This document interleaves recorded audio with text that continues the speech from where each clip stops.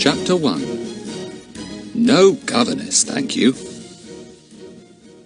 Do you know, it's May the 5th already, said Jack in a very gloomy voice. All the fellows will be back at school today. What a pity, what a pity, said Kiki the parrot, in just as gloomy a voice as Jack's. This awful measles, said Lucy Ann. First Philip had it as soon as he came home for the hols, then Dinah, then she gave it to me, and then you had it. Well, we're all out of quarantine now, said Dinah from her corner of the room. It's just silly of the doctor to say we ought to go away and have a change before we go back to school.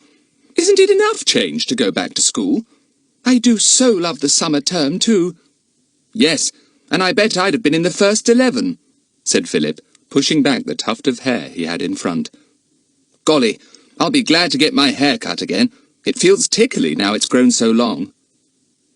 The 4 children had all had a bad attack of measles in the holidays. Jack especially had had a very nasty time, and Dinah's eyes had given her a lot of trouble. This was partly her own fault, for she had been forbidden to read, and had disobeyed the doctor's orders. Now her eyes kept watering, and she blinked in any bright light. Certainly no schoolwork for Dinah yet, the doctor had said sternly. I suppose you thought you knew better than I did, young lady, when you disobeyed orders. Think yourself lucky if you don't have to wear glasses a little later on. I hope Mother won't send us away to some awful boarding house by the sea, said Dinah. She can't come with us herself because she's taken on some kind of important job for the summer. I hope she doesn't get us a governess or something to take us away. A governess? Said Philip in scorn. I jolly well wouldn't go. And anyway, she wouldn't stay now that I'm training young rats. His sister Dinah looked at him in disgust. Philip always had some kind of creature about him, for he had a great love of animals. He could do anything he liked with them, and Lucy Ann secretly thought that if he met a roaring tiger in a jungle, he would simply hold out his hand, and the tiger would lick it like a dog, and purr happily like a cat. I've told you, Philip, that if you so much as let me see one of your young rats, I'll scream, Dinah said. All right then, scream, said Philip obligingly. Hey, Squeaker, where are you? Squeaker appeared above the neck of Philip's jersey collar, and true to his name, squeaked loudly. Dinah screamed. You beast, Philip! How many of those things have you got down your neck? If we had a cat, I'd give them all to her. Well, we haven't, said Philip, and poked Squeaker's head down his collar again. 3 blind mice, remarked Kiki the parrot, with great interest, cocking her head on one side and watching for Squeaker to appear again. Wrong, Kiki, old bird, said Jack, lazily putting out a hand and pulling at his parrot's tail feathers. Far from being 3 blind mice, it's 1 very wide-awake rat. I say, Kiki, why didn't you catch measles from us? Kiki was quite prepared to have a conversation with Jack. She gave a loud cackle and then put her head down to be scratched. How many times have I told you to shut the door?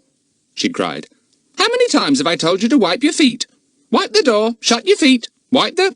Hey, you're getting muddled, said Jack, and the others laughed. It was always comical when Kiki mixed up the things she loved to say. The parrot liked to make people laugh. She raised her head, put up her crest, and made a noise like a mowing machine outside in the garden. That's enough, said Jack, tapping her on the beak. Now stop it, Kiki. But Kiki, pleased with the noise, flew up to the top of the curtains and went on being a mowing machine, one that wanted oiling. Mrs. Mannering put her head in at the door. Children, don't let Kiki make such a noise. I'm interviewing someone and it's very annoying. Who's come for an interview? Said Philip at once. Mother, you haven't gone and got a governess or something awful to take us away for a change, have you? Is she here? Yes, she is, said Mrs. Mannering. All the children groaned. Well, dears, you know I can't spare the time to take you myself, she went on. I've taken on this new job, though, of course, if I'd known you were going to be measly for so long, and then be so peaky afterwards. We're not peaky, said Philip indignantly. What an awful word! Peaky squeaky, said Kiki at once, and cackled with laughter. She loved putting the same sounding words together. Peaky squeaky. Shut up, Kiki, called Jack, and threw a cushion at her. Aunt Ally, we can quite well go away by ourselves. We're old enough to look after ourselves perfectly. Jack, as soon as I let you out of my sight in the holidays, you plunge into the middle of the most hair-raising adventures, said Mrs. Mannering. I shan't forget what happened in the last summer holidays. Going off in the wrong aeroplane and being lost for ages in a strange valley. Oh, that was a marvellous adventure, cried Philip. I wish we could have another. I'm fed up with being measly so long. Do let us go away by ourselves, Mother. There's a darling. No, said his mother. You're going to a perfectly safe seaside spot with a perfectly safe governess for a perfectly safe holiday. Safe, safe, safe, shrieked Kiki. Sound and safe, sound and safe. Other way round, Kiki, said Jack.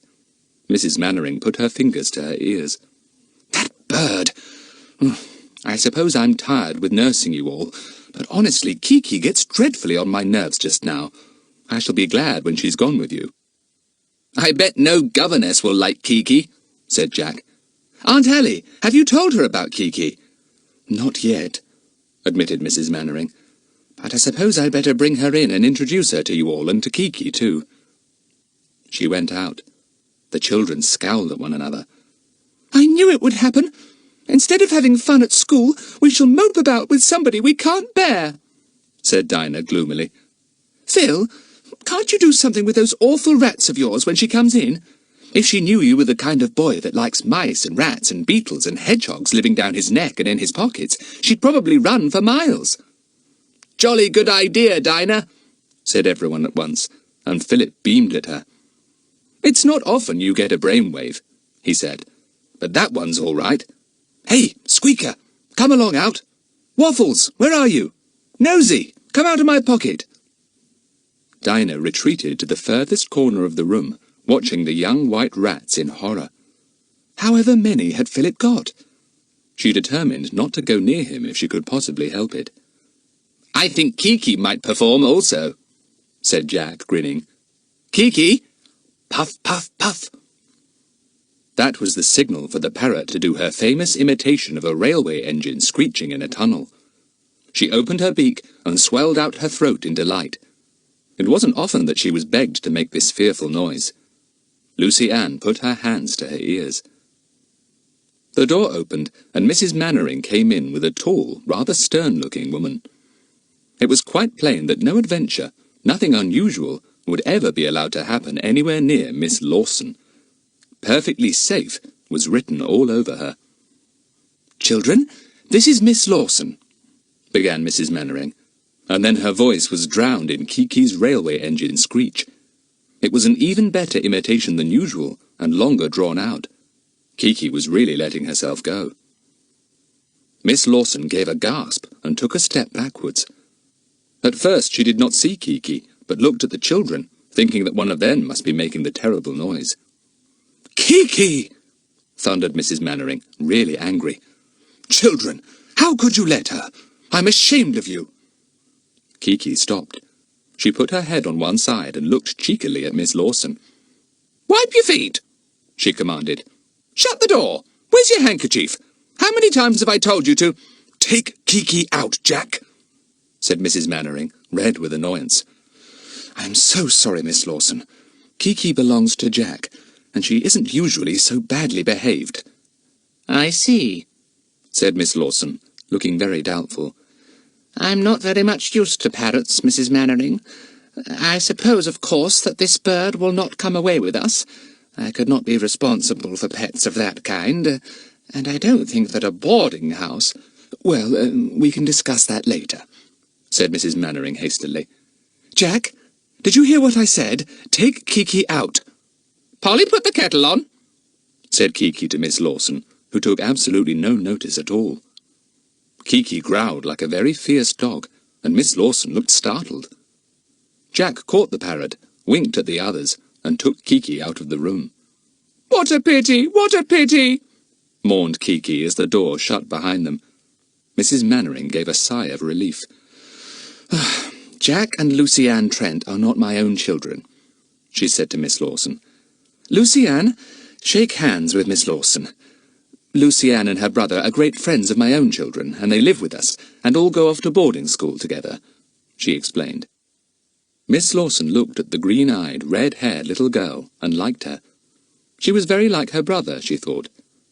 Then she looked at Philip and Dinah, each dark-eyed and dark-haired, with a queer tuft that stuck up in front. She would make them brush it down properly, thought Miss Lawson. Dinah came forward politely and shook hands.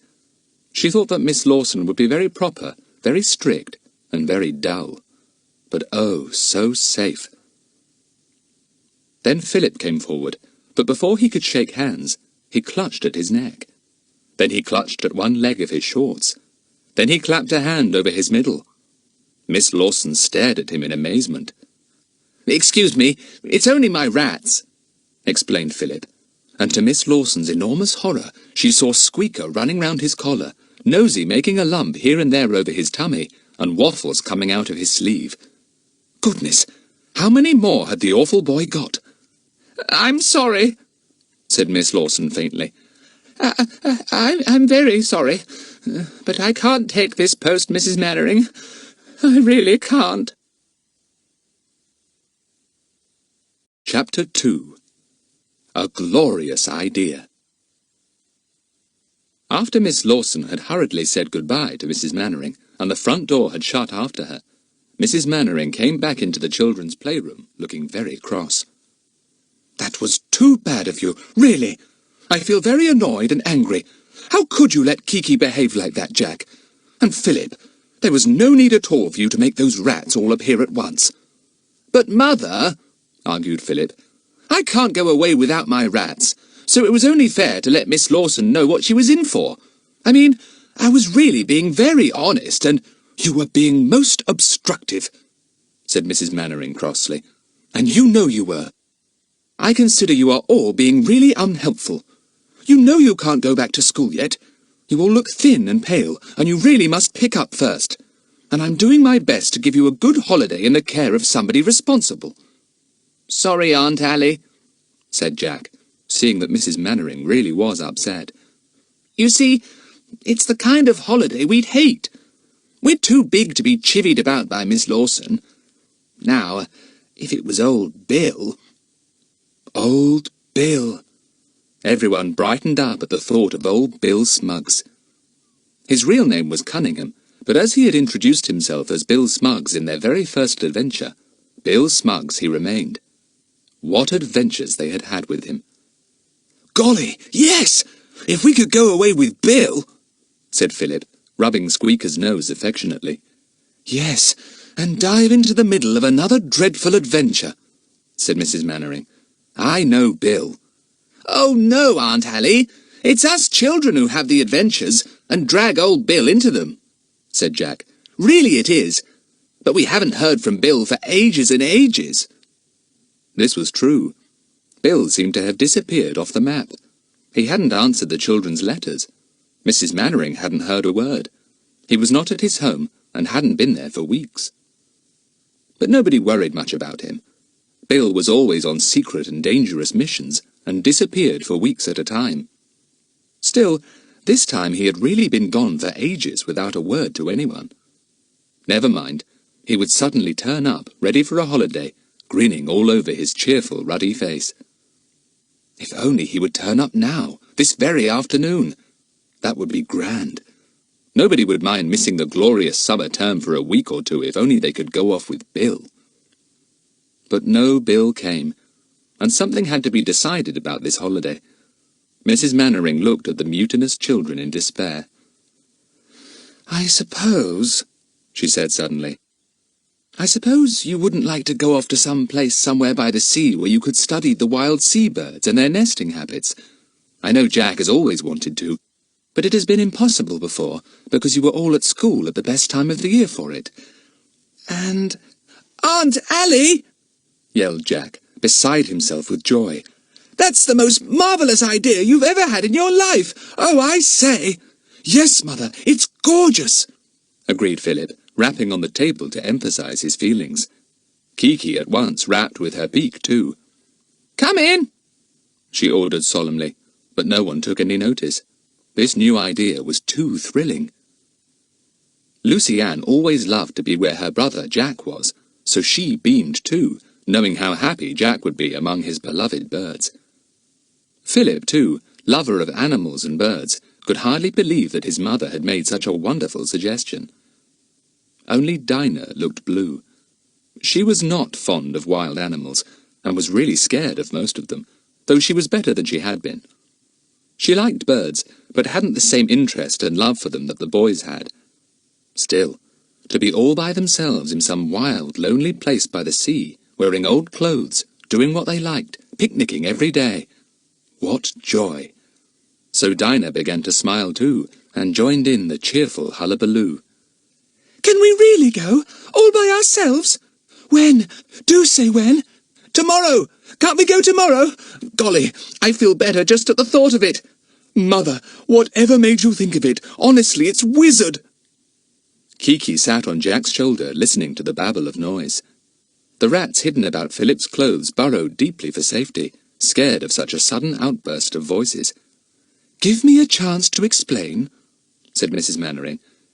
There's an expedition setting out in 2 days' time for some of the lonely coasts and islands off the north of Britain.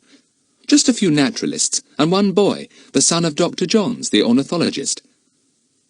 All the children knew what an ornithologist was, one who loved and studied birds and their ways. Philip's father had been a bird lover. He was dead now, and the boy often wished he had known him, for he was very like him in his love for all wild creatures. Dr. Johns? Said Philip. Why, that was one of Daddy's best friends. Yes, said his mother. I met him last week, and he was telling me about this expedition. His boy is going, and he wondered if there was any chance of you and Dinah going, Philip. You weren't at all well then, and I said no at once. But now... But now we can! Cried Philip, giving his mother a sudden hug. Fancy you thinking of somebody like Miss Lawson when you knew about this! How could you? Well, it seems a long way for you to go, said Mrs. Mannering, and it wasn't exactly the kind of holiday I had imagined for you. Still, if you think you'd like it, I'll ring up Dr. Johns and arrange for him to add 4 more to his bird expedition if he can manage it. Of course he'll be able to manage it, cried Lucy Ann. We shall be company for his boy too, Aunt Allie. I say, won't it be absolutely lovely to be up so far north in this glorious early summer weather? The children felt happy and cheerful that tea time as they discussed the expedition. To go exploring among the northern islands, some of them only inhabited by birds. To swim and sail and walk, and watch hundreds, no, thousands of wild birds in their daily lives. There'll be puffins up there, said Jack happily. Thousands of them. They go there in nesting time. I've always wanted to study them. They're such comical-looking birds. Puff, puff, puffin, said Kiki at once, thinking it was an invitation to let off her railway engine screech. But Jack stopped her sternly. No, Kiki, no more of that. Frighten the gulls and cormorants, the guillemots and the puffins all you like with that awful screech when we get to them, but you are not to let it off here. It gets on Aunt Allie's nerves. What a pity, said Kiki mournfully. Puff, puff, ch-ch-ch. Idiot, said Jack, and ruffled the parrot's feathers. She sidled towards him on the tea-table and rubbed her beak against his shoulder. Then she pecked a large strawberry out of the jar of jam. "Oh, Jack," began Mrs. Mannering, "you know I don't like Kiki on the table at mealtimes. And really, that's the 3rd time she's helped herself to strawberries out of the jam." "Put it back, Kiki," ordered Jack at once. But that didn't please Mrs. Mannering either. Really, she thought, it would be very nice and peaceful when the 4 children and the parrot were safely off on their holiday. The children spent a very happy evening talking about the coming holiday. The next day, Jack and Philip looked out of their field glasses and cleaned them up. Jack hunted for his camera, a very fine one indeed. "I shall take some unique pictures of the puffins," he told Lucy Ann. "I hope they'll be nesting when we get there, Lucy Ann, though I think we might be a bit too early to find eggs." "Do they nest in trees?" asked Lucy Ann. "Can you take pictures of their nests too, and the puffins sitting on them?" Jack smiled. "Puffins don't nest in trees," he explained. They nest in burrows underground." "Gracious," said Lucy-Anne. "Like rabbits." "Well, they even take rabbit burrows for nesting places sometimes," said Jack. "It will be fun to see puffins scuttling underground to their nests. I bet they will be as tame as anything, too, because on some of these bird islands, nobody has ever been known to set foot, so the birds don't know enough to fly off when people arrive." "You could have puffins for pets easily, then," said Lucy-Anne. "I bet Philip will. I bet he'll only just have to whistle, and all the puffins will come huffing and puffing to meet him." Everyone laughed at Lucy-Anne's comical way of putting things. "Huffin' and puffin'," said Kiki, scratching her head. "Huffin' and puffin', poor little piggy-wiggy pig." "Now what's she talking about?" said Jack. "Kiki, you do talk a lot of rubbish." "Poor little piggy-wiggy pig," repeated Kiki solemnly. "Huffin' and puffin', huffin' and—" Philip gave a shout of laughter. "I know! She's remembered hearing the tale of the wolf and the 3 little pigs. Don't you remember how the wolf came huffing and puffing to blow their house down? Oh, Kiki, you're a marvel." "She'll give the puffins something to think about," said Dinah. "Won't you, Kiki? They'll wonder what sort of a freak has come to visit them. Hello, is that the telephone bell?" "Yes," said Jack, thrilled. "Aunt Allie has put through a call to Dr. John's to tell him we'll join his expedition. But he was out, so she asked for him to ring back when he got home. I bet that's his call." The children crowded out into the hall where the telephone was. Mrs. Mannering was already there. The children pressed close to her, eager to hear everything. "Hello?" said Mrs. Mannering. "Is that Dr. John's?" "Oh, it's Mrs. John's. Yes, Mrs. Mannering here. What's that? Oh, I'm so dreadfully sorry. How terrible for you. Oh, I do so hope it isn't anything serious." Yes, of course, I quite understand. He will have to put the whole thing off. Till next year, perhaps. Well, I do hope you'll have good news soon. You'll be sure to let us know, won't you? Goodbye." She hung up the receiver and turned to the children with a solemn face. "I'm so sorry, children, but Dr. Johns has been in a car accident this morning. He's in hospital, so of course the whole expedition is off." Off! No bird islands after all. No glorious, carefree time in the wild seas of the north. What a terrible disappointment! Chapter 3. Very mysterious. Everyone was upset. They were sorry for Mrs. Johns, of course, and for her husband. But as they didn't know them at all, except as old friends of Mr. Mannering long ago, the children felt far, far more miserable about their own disappointment. "We'd talked about it such a lot, and made such plans, and got everything ready," groaned Philip, looking sadly at the field glasses hanging nearby in their brown leather cases. "Now Mother will look for another Miss Lawson." "No, I won't," said Mrs. Mannering. "I'll give up my new job and take you away myself. I can't bear to see you so disappointed, poor things." "No, darling Aunt Allie, you shan't do that," said Lucy-Anne, flinging herself on Mrs. Mannering. "We wouldn't let you. Oh dear, whatever can we do?" Nobody knew. It seemed as if their sudden disappointment made everyone incapable of further planning. The bird holiday or nothing. The bird holiday or nothing. That was the thought in all the children's minds. They spent the rest of the day pottering about miserably, getting on each other's nerves. One of their sudden quarrels blew up between Philip and Dinah, and with yells and shouts, they belaboured one another in a way they had not done for at least a year. Lucy-Anne began to cry. Jack yelled angrily, "Stop hitting Dinah, Philip! You'll hurt her!" But Dinah could give as good as she got, and there was a loud crack as she slapped Philip full across his cheek. Philip caught her hands angrily, and she kicked him. He tripped her up, and down she went on the floor, with her brother rolling over and over too. Lucy-Anne got out of their way, still crying. Kiki flew up to the electric light and cackled loudly. She thought Philip and Dinah were playing. There was such a noise that nobody heard the telephone bell ringing again. Mrs. Mannering, frowning at the yells and bumps from the playroom, went to answer it. Then she suddenly appeared at the door of the playroom, her face beaming. It changed when she saw Dinah and Philip fighting on the floor. "Dinah! Philip! Get up at once! You ought to be ashamed of yourselves quarrelling like this now that you are so big. I've a good mind not to tell you who that was on the telephone." Philip sat up, rubbing his flaming cheek. Dinah wriggled away, holding her arm. Lucy-Anne mopped her tears, and Jack scowled down at the pair on the floor. "What a collection of bad-tempered children," said Mrs. Mannering. Then she remembered that they had all had measles badly, and were probably feeling miserable and bad-tempered after their disappointment that day. "Listen," she said more gently. "Guess who that was on the telephone?" "Mrs. Johns, to say that Dr. Johns is all right after all," suggested Lucy-Anne hopefully. Mrs. Mannering shook her head. "No, it was old Bill."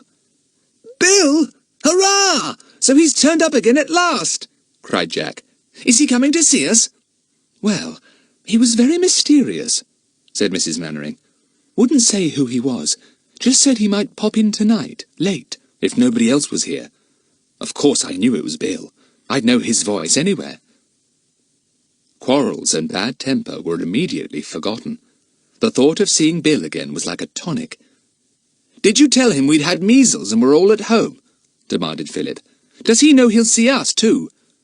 "No, I hadn't time to tell him anything," said Mrs. Mannering. "I tell you, he was most mysterious.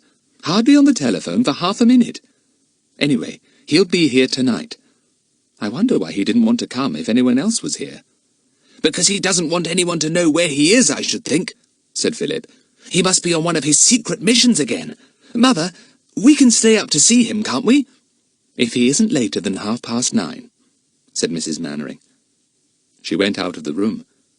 The four looked at one another. "Good old Bill," said Philip. "We haven't seen him for ages. Hope he comes before 9:30. "Well, I jolly well shan't go to sleep till I hear him come," said Jack. "Wonder why he was so mysterious." The children expected to see Bill all the evening, and were most disappointed when no car drove up and nobody walked up to the front door. 9:30 came, and no Bill. "I'm afraid you must all go to bed," said Mrs. Mannering. "I'm sorry, but really you all look so tired and pale. That horrid measles. I do feel so sorry that that expedition is off. It would have done you all the good in the world." The children went off to bed, grumbling. The girls had a bedroom at the back, and the boys at the front. Jack opened the window and looked out.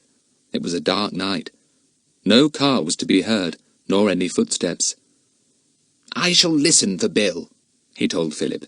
"I shall sit here by the window till he comes. You get into bed. I'll wake you if I hear him." "We'll take it in turns," said Philip, getting into bed. "You watch for an hour, then wake me up and I'll watch." In the back bedroom, the girls were already in bed. Lucy-Anne wished she could see Bill. She loved him very much. He was so safe and strong and wise.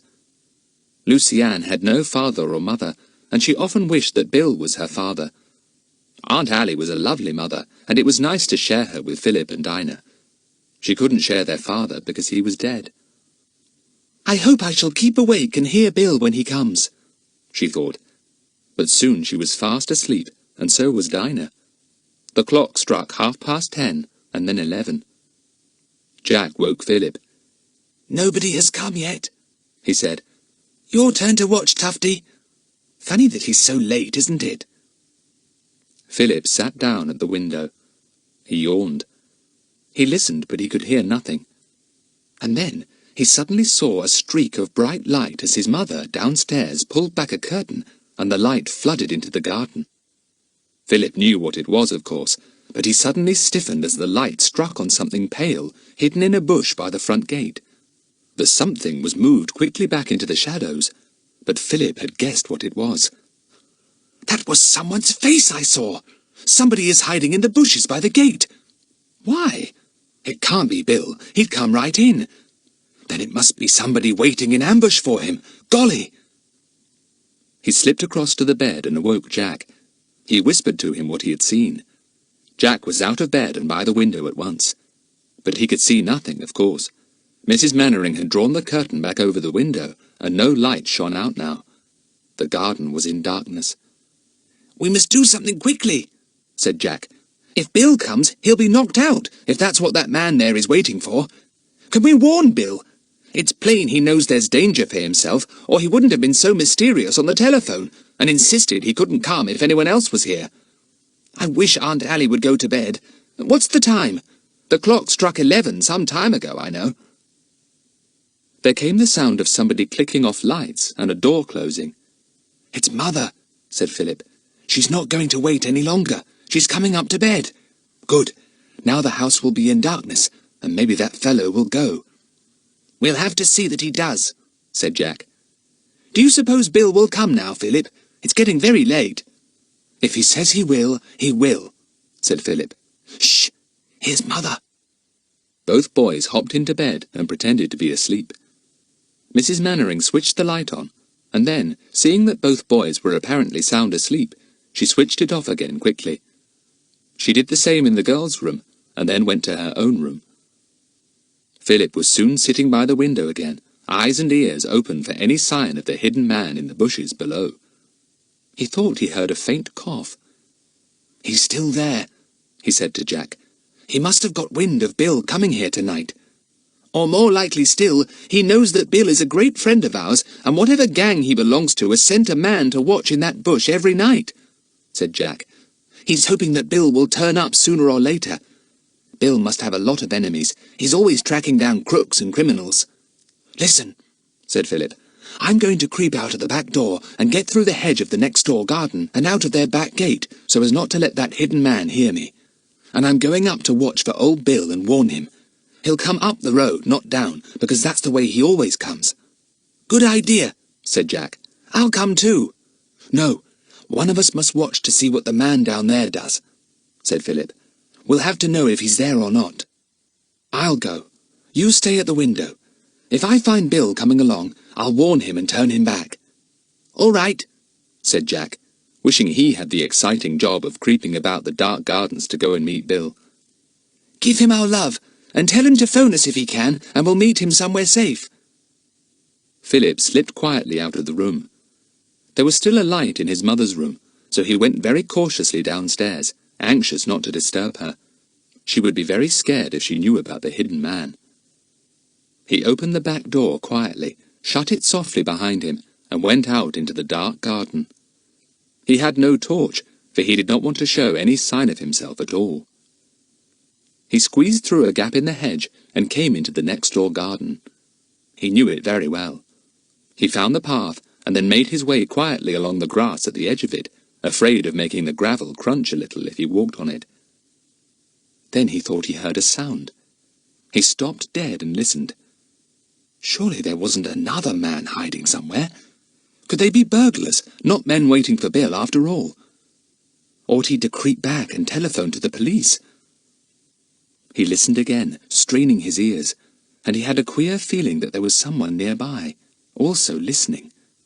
Listening for him, Philip, perhaps. It was not a nice thought, there in the darkness.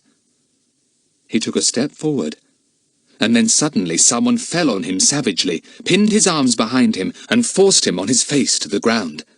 Philip bit deep into the soft earth of a flower bed and choked. He could not even shout for help. Chapter 4. A Visit from Bill, and a Great Idea. Philip's captor was remarkably quiet in his movements. He had captured Philip with hardly a sound, and as the boy had not had time to utter a single cry, nobody had heard anything at all. Philip struggled frantically, for he was half choked with the soft earth that his face was buried in. He was twisted over quickly, and a gag of some sort was put right across his mouth.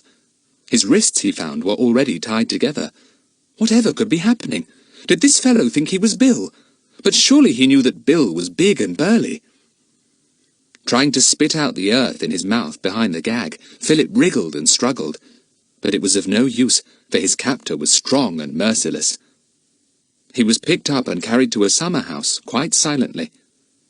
"And now," hissed a voice close to his ear, "how many more of you are there here? Tell me that, or you'll be sorry. Grunt twice if there are more of you." Philip made no answer.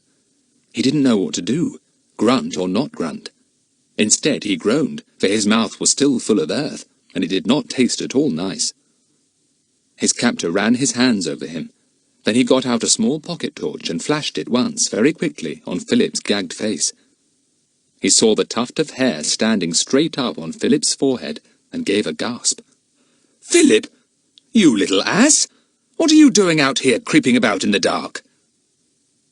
With a shock of amazement and delight, Philip recognized Bill's voice. Gosh! So it was Bill! Well, he didn't mind his mouth being full of earth then. He pulled at the gag, making gurgling sounds. "Shut up!" whispered Bill urgently, and he took off the gag. "There may be others about. Don't make a sound. If you've anything to say, whisper it right into my ear like this."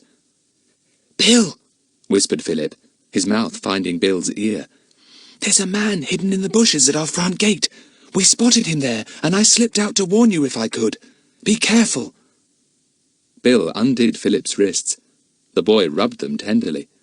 Bill knew how to tie people up, no doubt about that. Good thing he hadn't knocked him out. "The back door's open," he whispered into Bill's ear. "As far as I know, there's nobody waiting about at the back. Let's try and get into the house. We can talk there." Very silently, the two made their way back to the gap in the hedge that Philip knew so well. Neither of them trod on the gravel, in case the slight crunch might warn any hidden watcher. They squeezed through the gap slowly and carefully. Now they were in Philip's own garden. Taking Bill by the arm, he led him slowly over the dark lawn, under the trees, towards the house. There was no light in it anywhere now. Mrs. Mannering had gone to bed. The back door was still unlocked. Philip pushed it open, and the two of them went in. "Don't put on the light," whispered Bill. "We don't want anyone to know that we're awake here. I'll lock this door." They went cautiously upstairs. One of the stairs creaked loudly, and Jack, who was waiting in the bedroom, shot at the door. Luckily he didn't switch the light on. "It's all right, it's only me," whispered Philip. "And I've got old Bill." "Good egg," said Jack in delight, and dragged them into his room. Bill gave his hand a hearty shake. He was very fond of the whole family. "I must rinse my mouth out," said Philip. "It's full of earth still. I didn't dare to do any spitting out in the garden because of the noise. Ugh, it's horrible." "Poor Philip," said Bill remorsefully. "I didn't know it was you, old fellow. I thought it was somebody lying in wait for me, and I meant to get him before he got me." "You did it jolly well," said Philip, rinsing his mouth out. "Now where's my toothpaste? I really must clean my teeth. Oh, blow!" His hand, seeking for his toothpaste in the dark, had knocked over a glass. It fell into the basin and smashed. It made a tremendous noise in the silent night. "Go and warn the girls not to put their light on if this has woken them," said Bill urgently to Jack. "Quick, and see if it has waked Aunt Allie. If it has, warn her too." Lucy Ann was awake, and Jack just managed to stop her switching on the light. His mother did not stir. Her room was further away, and she had not heard the sound of breaking glass. Lucy Ann was astonished to hear Jack's urgent voice. "What's up?" she asked. "Anything gone wrong? Are you or Philip ill?" "Of course not," said Jack impatiently. "Get your dressing gown on and wake Dinah. Bill's here, but we're not to put on any lights, see?" Something fluttered by his head with a low squawk. "Oh, Kiki, I wondered where you were," said Jack. "What made you sleep in the girls' room tonight? Come along and see Bill." Lucy Ann awoke and astonished Dinah. The two girls put on their dressing gowns and went to the boys' room. Kiki was already there, nibbling Bill's ear in delight, making soft noises in his ear. "Hello, hello," said Bill when the girls crept softly into the room. "Which is which? I can only feel you. Ah, this must be Lucy Ann. I can smell your freckles." "You can't smell freckles," said Lucy Ann, giggling. "But you're right, it is me all the same. Oh, Bill, where have you been so long? You didn't answer any of our letters at all." "I know," said Bill. "You see, I was on a peculiar job, hunting down a gang of rogues, and then, before I knew what was happening, They got wind of what I was doing and began to hunt me down. So I had to go into hiding and keep dark. Why? Would they have kidnapped you or something, Bill? Asked Lucy Ann, scared. Oh, there's no knowing what they would have done to me, said Bill airily. I should certainly have disappeared for good. But here I am, as you see. So that's what that man at the front gate was there for, hoping to get you, said Philip. Why have you come to see us now, Bill? Do you want us to do anything? Well, said Bill, I've got to disappear for some time, and I wanted to see your mother particularly, to give her a few things to keep for me, just in case I didn't turn up again. I'm what is called a marked man now, as far as this particular gang is concerned. I know too much about them for their own comfort. Oh, Bill, but where are you going to disappear to? Asked Lucy Ann forlornly. I don't like you to disappear into the blue. Can't you tell us? Oh, I'll probably lead the simple life somewhere in the wilds, said Bill, till these fellows have given up hunting for me or get themselves caught. I don't want to disappear. Don't think that. I'm not afraid of any of them, but my chiefs can't afford to let anyone get hold of me. So I've got to vanish completely for a time, and not even get into touch with you or my family. There was a silence. It wasn't nice to hear all this, told in a low voice in the darkness of midnight. Lucy Ann groped for Bill's hand. He squeezed her fingers. Cheer up. You'll hear from me again some day. Next year or the year after. I shall take some kind of disguise. Become a miner somewhere in the wilds of Alaska. Or a lonely ornithologist on some desolate island. Or... Jack gave a gasp. Something clicked in his mind as a really brilliant idea slid into place there. Bill! Oh, Bill! I've thought of something grand! Shh! Not so loud, said Bill. And just take Kiki on your shoulder now, will you, before she nibbles away the whole of my left ear. Listen, Bill, said Jack urgently. I've thought of something. We had a great disappointment today. I'll tell you about it first. Go on, then, said Bill, thankful that Kiki was no longer on his shoulder. I don't expect you know, but we've all had measles pretty badly, said Jack. That's why we're not back at school. Well, the doctor said we ought to go away for a change, and Aunt Allie decided we could go on a bird-watching expedition with Dr. Johns and his party to some lonely coasts and islands off the north of Britain. You know, places that only birds live on, and only bird-lovers visit. I know, said Bill, listening intently.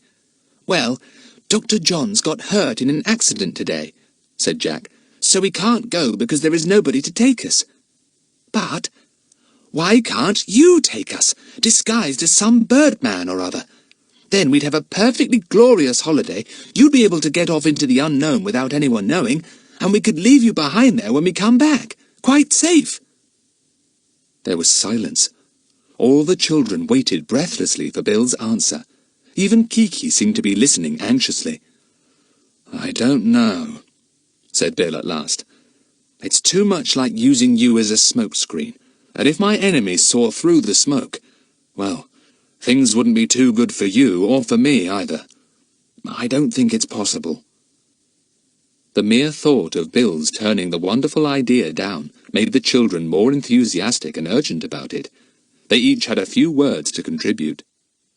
We were so disappointed not to go, and now this does seem a way.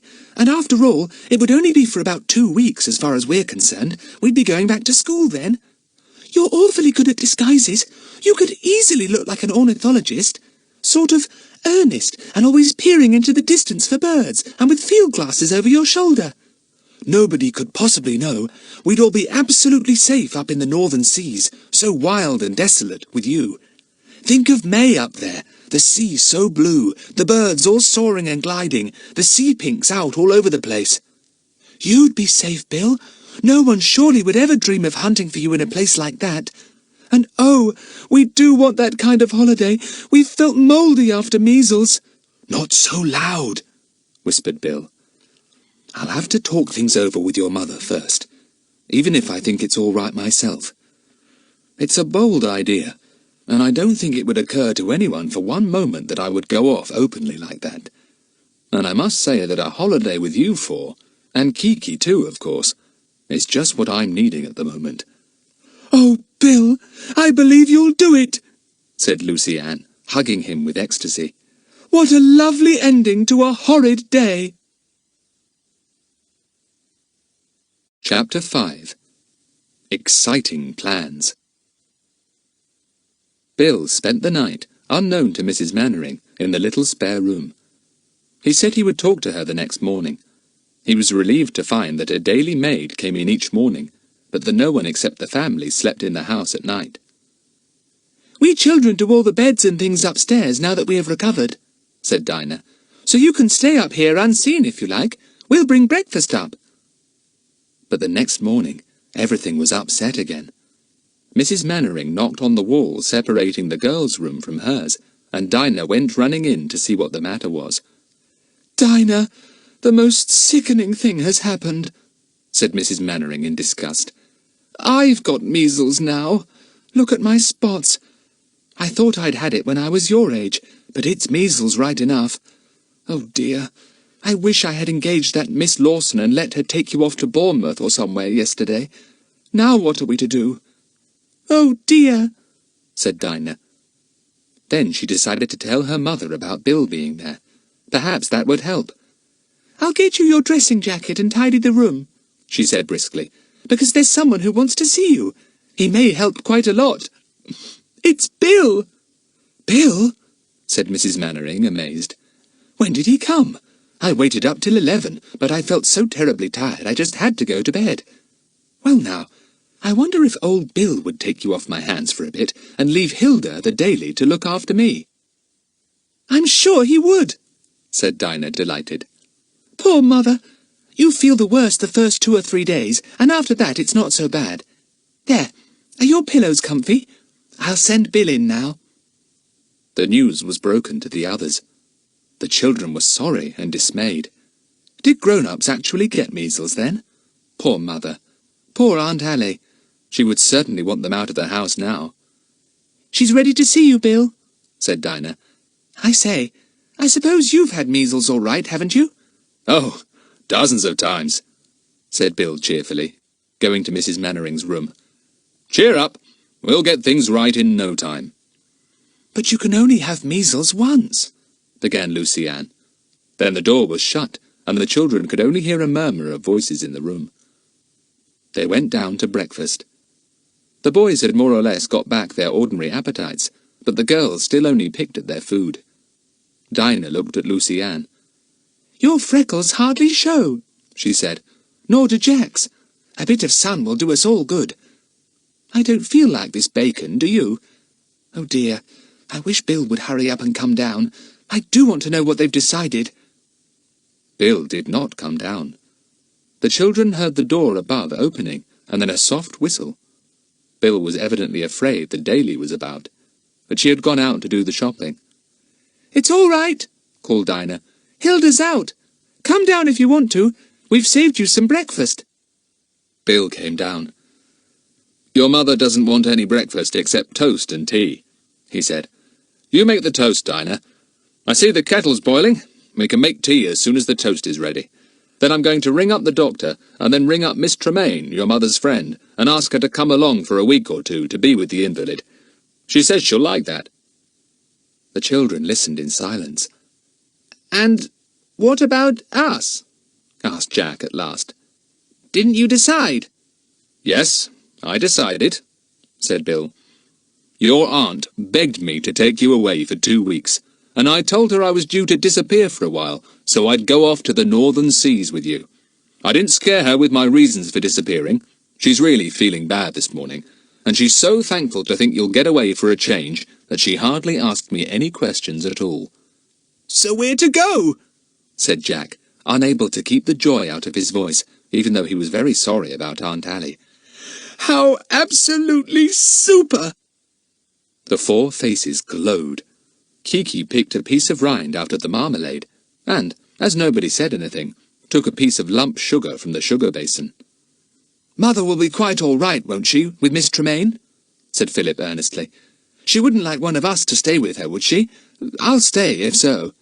"She would be much better with you all out of the house," said Bill, helping himself to bacon. She's tired out and wants a really peaceful time. Measles is beastly, but at least it will make her rest in bed for a while. Well then, we can really look forward to going off with a light heart, said Jack cheerfully. Oh, Bill, you always turn up just exactly at the right moment. Here's Hilda, said Philip suddenly. You'd better hop upstairs, Bill. Take your plate. I'll bring you more toast and tea when we take Mother's up. Isn't that toast finished yet, Dinah? Just, said Dinah, and put the last piece in the toast rack. No, Kiki, leave it alone. Oh, Jack, look at Kiki's beak, just dripping with marmalade. There won't be any left for us. Greedy bird. Bill disappeared upstairs. Hilda went into the kitchen and began to fill up the kitchen stove. Dinah went out to tell her about Mrs. Mannering having the measles. Hilda was most sympathetic, but looked very worried. Well, I dare say I can manage, she said. But what with all you children here, too? Oh, but we shan't be, said Dinah. We're going off on a bird expedition as soon as we can, and Miss Tremaine is coming to see to Mother, so... Hilda! Hilda! Hilda! called a voice, and Hilda jumped. My, that's the missus calling, she said. And you told me she was in bed. Come in, madam. But it was only Kiki, of course, doing one of her imitations. She cackled with laughter when Hilda came running into the dining room. Wipe your feet, she ordered. Don't sniff. How many times have I told you to? Hilda went out and banged the door. I don't mind taking orders from them as has the right to give 'em, she said to a giggling Dinah. But take orders from that ridiculous bird I will not. I hope, miss, that you're taking that parrot with you. I don't want the minding of her whilst you're gone. Drive me crazy, she would. Oh, of course we'll take her, said Dinah. Jack would never dream of going without her. The doctor came. Miss Tremaine arrived. Hilda agreed to sleep in. Everything seemed to be going well. Bill, ensconced in the spare room, whose door he kept locked in case Hilda should come barging in, made a few quick plans. Pack up your things. Order a taxi for 8 o'clock tomorrow night. We'll catch the night train to the north. I'll slip out tonight and make the rest of the plans for the journey and the holiday. I'll meet you at Euston, and it won't be as the Bill Smuggs you know. I shall then be Dr. Walker, the naturalist. I'll come over and introduce myself in a loud voice as soon as I see you arrive, in case there's anyone about that knows you, or me either. Then off we'll go. It all sounded very thrilling. What a mysterious way to begin a holiday. It sounded as if they were setting off for a first-class adventure. But of course they weren't. It would be fun if they were. But what could happen on lonely bird islands? Nothing at all except birds, and more birds, and yet more birds. Bill slipped off that night. No one had known he was in the house, not even Miss Tremaine, who had been given the little dressing room leading off Mrs. Mannering's room. Mrs. Mannering had promised not to say that Bill had been there, in case it meant danger to him. But she was so heavy and sleepy that day that she really began to wonder if Bill had actually been there at all, or if she had dreamt it. The children packed. No need to take best dresses or anything like that. Shorts and jerseys, rubber shoes, bathing suits and mackintoshes were the things they would want. And a few cardigans, some towels, and what about some rugs? Were they going to sleep under a roof or not? Bill hadn't said. For all they knew, they might be sleeping in tents. What fun! They decided not to take rugs. Bill would be sure to take things like that if they needed them. Field glasses, notebooks, pencils, my camera, and a rope, said Jack, trying to think of everything. Lucy Ann looked astonished.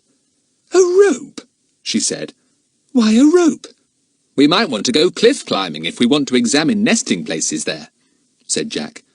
Well, you can go cliff climbing if you like. I shan't, said Lucy Ann with a shiver. I'd hate to climb down steep cliffs with just a rope round me and hardly anything to put my feet on. Kiki's taken your pencil, said Dinah. Kiki, don't be such a nuisance. We shan't take you to see the puffins if you behave like this. Huffin' and puffin', puffin' and huffin', muffin and puffin', muffins and crumpets, pronounced Kiki, and cracked her beak in delight at having said something new. Huffing and puff! Oh, stop huffing and puffing, called Dinah. God save the Queen, said Kiki, and stood up very straight. Goodness knows what the birds up there will think of you, said Luciane. Jack, shall we put her into a basket to take her with us on the train? You know how she will keep shouting, "Guard, guard," and pretending to blow a whistle and telling everyone to wipe their feet. She can go on my shoulder, said Jack. We shall be sleeping on the train in beds or berths, and she'll be quite all right. Stop cracking your beak, Kiki. It's not clever to keep on making a nuisance of yourself. Naughty Polly, said Kiki. Sing, Polly Wolly, oodle all the day. Philip threw a cushion at her, and she retired to the top of the curtains and sulked. The children went on discussing their coming holiday. Fancy having the luck to be with Bill after all, said Jack. Much better than Dr. John's. I wonder if he'll have a boat and go exploring round. Golly, I'm going to enjoy the next week or two. We might even see a great auk. You and your great auks, said Philip. You know quite well they're extinct. Don't start all that again, Jack. We might find little auks up there, though, and razorbills, and thousands of guillemots on the cliffs. The next day came at last, and then dragged on till the evening. Mrs. Mannering slept most of the time, and Miss Tremaine would not let them go in and wake her to say good-bye. Better not, she said. I'll say good-bye for you. Mind you write to her from wherever you're going. Is that the taxi I hear now? I'll come and see you off. It was the taxi. They bundled in with all their luggage.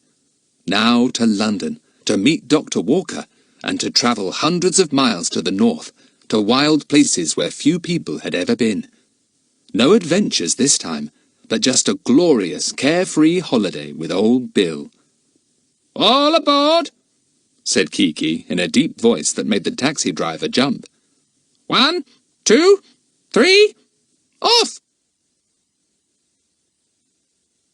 Chapter 6. Travelling Far. Bill had told the children exactly where to wait for him at Euston Station, so, each carrying a bag and a mackintosh, they went to the spot. They stood there waiting. Suppose, said Philip in a mysterious voice, just suppose that one of the gang that Bill is after knew Bill was going to meet us here, and came up and told us he was Bill, and took us all off with him so that we were never heard of again. Poor Lucy Ann stared at him in the greatest alarm. Her eyes nearly popped out of her head. Oh, Philip, do you think that might happen? Gracious, I hope to goodness we recognize Bill when we see him. I shall be scared stiff of going with him if we don't. A very fat man approached them, smiling. He was big all over. Big head, big body, big feet, and big teeth that showed when he smiled. Lucy Ann felt her heart sink. This couldn't be Bill. Nobody could make himself as big as that if he wasn't fat to begin with. She clutched Philip's hand. Was it one of the gang? "Little girl," said the big man to Lucy Ann, "you've dropped your mackintosh behind you. You'll lose it if you don't pick it up." Lucy Ann had gone pale when he first began to speak. Then she looked round and saw her mac on the ground. She picked it up. Then, scarlet in the face, she stammered out a few words of thanks. The big man smiled again, showing all his fine teeth. "Don't look so scared," he said. "I shan't eat you." He looks just as if he might, thought Lucy Ann, retreating behind Jack. Pop goes the weasel, said Kiki in a polite conversational tone. Pop, pop, pop. "What a remarkably clever bird," said the big man, and put out his hand to pat Kiki. She gave him a vicious nip with her beak, and then whistled like an engine. The big man's smile vanished, and he scowled. "Dangerous bird, that," he said, and disappeared into the crowd. The children were relieved. They didn't think, of course, that he was one of the gang. That had only been Philip's make-up. But they were worried in case he kept them talking and prevented Bill from coming up and fetching them. They stood there under the clock, looking all round for Bill. They couldn't see anyone even remotely resembling him. Then a rather shambling, round-shouldered man came up, wearing thick glasses through which his eyes peered sharply. He wore a thick, long coat, had field glasses slung across his back, and a curious black-checked cap. He also had a black beard. But he spoke in Bill's voice. "Good evening, children. I am glad to see you are punctual. Now at last we start on our little expedition." Lucy Ann beamed. That was Bill's nice warm voice all right, in spite of the beard and the strange get-up. She was just about to fling herself on him, crying, "Oh, Bill, it's good to see you," when Jack, feeling sure that Lucy Ann was going to do something impulsive like that, pushed her away and held out his hand politely. "Good evening, Dr. Walker. How are you?" The others took their cue from Jack, and anyone looking on would have thought that here were 4 children greeting a tutor or a guardian who was going to take them on a journey somewhere. "Come this way," said Dr. Walker. "I have a porter for your things.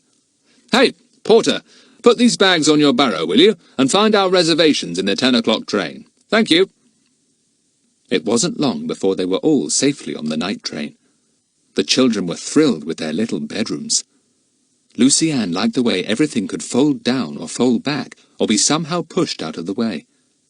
"Now, you must sleep all night," said Bill, his eyes smiling at them from behind his thick glasses. "Dr. Walker will see that you are awake in time for breakfast." "How do we get to the place we're going to, and where exactly is it?" asked Jack. "Well, we get there by this train and another, and then by motorboat," said Bill. The children looked thrilled. They loved travelling. "I've got a map here," said Bill, making sure that the door was shut. "It's a map of all the many little islands dotted off the northwest coast of Scotland. Hundreds of them. Some are too small to map. I don't expect anyone has ever visited all of them. Only the birds live there. I thought we'd make one of them our headquarters, and then cruise around a bit, taking photographs and watching the birds in their daily life." The eyes of the 2 boys gleamed. What a glorious thing to do! They visualized days of sunshine on the water, chugging to and from tiny islands inhabited by half-tame birds, picnicking hungrily in the breeze, sitting on rocks with their feet dangling in the clear water. Their hearts lifted in happiness at the thought. "What I should really like," said Philip, "would be a tame puffin or 2. I've never seen a live puffin, only a stuffed one, but they look real characters." "I suppose you would teach them to sit up and beg," said Bill, amused. "Huffin' and puffin'," announced Kiki. "God save the Queen." Nobody took any notice. They were all too much absorbed in thinking of the unusual holiday. "I shall remain behind there, once you have gone back," said Bill. "It'll be a bit lonely without you all, but no doubt you will leave me your tame puffins for company." "I shall hate leaving you," said Lucy Ann. "Will you have to be there all alone for long, Bill?" "A goodish time, I expect," said Bill. "Long enough for my enemies to forget about me, or to think I'm dead and gone." "Oh dear," said Lucy Ann. "I wish you didn't have to lead such a dangerous life, Bill. Can't you do something else instead?" "What? Be a gardener, or a tram conductor, or something safe like that, do you mean?" asked Bill, grinning at Lucy Ann's serious face. "No, Lucy Ann. This kind of life suits me. I'm on the side of law and order and right, and to my mind, they're worthwhile running any risk for. Evil is strong and powerful, but I'm strong and powerful too, and it's good to try one's strength against bad men and their ways." "Well, I think you're marvellous," said Lucy Ann stoutly, "and I'm sure you'll always win. Don't you hate having to hide now?" "I'm furious about it," said Bill, looking anything but furious, but with a note in his voice that made the others realize how desperate he felt, having to disappear when there was work to be done. "But orders are orders. And anyway, my disappearance means a perfectly glorious holiday for all of us. Well, boys, have you finished studying that map?" The 2 boys had been poring over the map of islands. Jack put his finger on one. "Look! That sounds a good one. The Isle of Wings. It must be full of birds." "We'll try and go there," said Bill. "We shall probably get well and truly lost, but never mind. Who minds being lost on the blue-green sea in Maytime, with all kinds of little enchanted islands ready to welcome you?" "It sounds glorious," said Dinah. "Oh, look at Kiki. She's trying to pull the plug off its chain in that basin." Kiki had thoroughly explored the whole of the bedroom, and had had a good drink out of one of the water decanters. Now she settled down on the little towel rail, and, with a remarkably human yawn, put her head under her wing. At the same moment there came a loud banging of doors all down the train. She took her head out again. "Shut the door," she remarked. "Pop goes the door. Send for the doctor."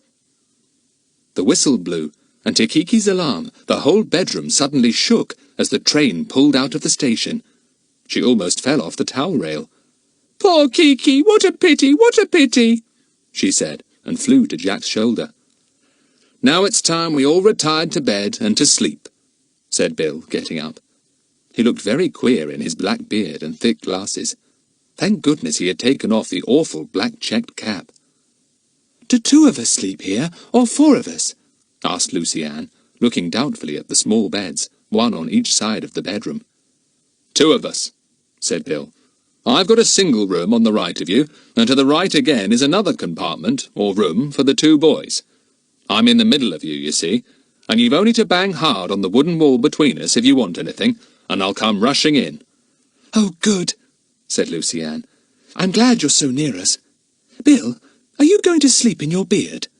"Well, as it's rather painful to remove at the moment, being well and truly stuck on, I think I will," said Bill. "I'll take it off when we're safely among our little islands. No one will see us there. Don't you like me in my beautiful beard?" "Not much," said Lucy Ann. "I feel as if you're not you when I look at you, but when I hear your voice it's all right." "Well, my child, look at me with your eyes shut, and you'll have no horrid feelings," said Bill with a grin. "Now, good night, and sleep well. Come on, boys, I'll take you to your compartment. I'll wake you in the morning, and we'll dress and go along to the restaurant car for breakfast." "I feel a bit hungry now," said Philip, "although we had a jolly good supper, but that's ages ago." "Well, I've got some sandwiches and some bananas," said Bill. "I'll get them, but don't be long turning in, because it's getting late." "Only just gone 10, said Dinah, but she yawned loudly as she spoke. Kiki promptly imitated her, and that set everyone else yawning too. Bill went into his own compartment and fetched sandwiches and ripe bananas. Then he said good night to the girls and took the boys to their own bedroom. It really was very exciting to go to bed in a train.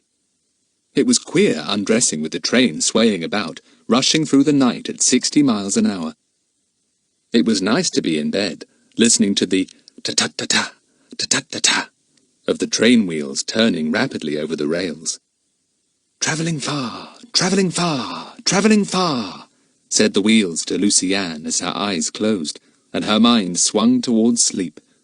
"Travelling far."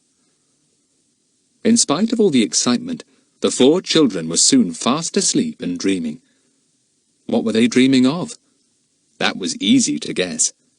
Blue-green water, clear as crystal, enchanting little islands, big white clouds flying across an enormous blue sky, and birds, birds, birds. Travelling far, travelling far, travelling far. Chapter 7. On the Sea at Last. The journey was half over before the children awoke again. Bill banged on the walls, and they woke with a jump. They dressed and walked staggeringly along to the restaurant car, feeling very hungry. Lucy Ann didn't much like walking across the bits that joined 2 carriages together. She clutched Bill's hand then. "I'm always afraid the train might come in too, just when I'm walking through the bit where 2 carriages are joined," she explained. Bill quite understood, though the others were very scornful of Lucy Ann's extraordinary idea. Kiki behaved very badly at breakfast, throwing the toast about and squawking because she was not allowed any of the rather small helping of marmalade. She made rude noises at the sunflower seeds Jack offered her. The other passengers were amused at her and laughed, but that only made Kiki show off all the more. "Stop it, Kiki," said Bill, exasperated, and tapped her smartly on the beak. Kiki screeched and made a pounce at his beard. A vicious tug, and some of it came away. Kiki hadn't been able to understand why Bill had arrived with a strange mass of hair under his chin and round his cheeks. Now, having got some of it, she retired under the table and began to peck it gently, separating the hairs one by one and murmuring to herself all the time. "Let her be," said Bill. "She'll be happy pulling that bit of my beard to pieces." He rubbed his chin. "That hurt. I hope I don't look too peculiar now." "Oh, no, it doesn't really show much," Jack assured him. "Kiki always gets excited on a journey like this. She's awful when I bring her back from school. Whistles like the guard, and tells all the people in the carriage to blow their noses and wipe their feet, and screeches in the tunnels till we're almost deafened." "But she's a darling, really," said Lucy Ann loyally, and didn't say a word about Kiki undoing her shoelaces and pulling them out of her shoes at that very moment. The journey was a long one.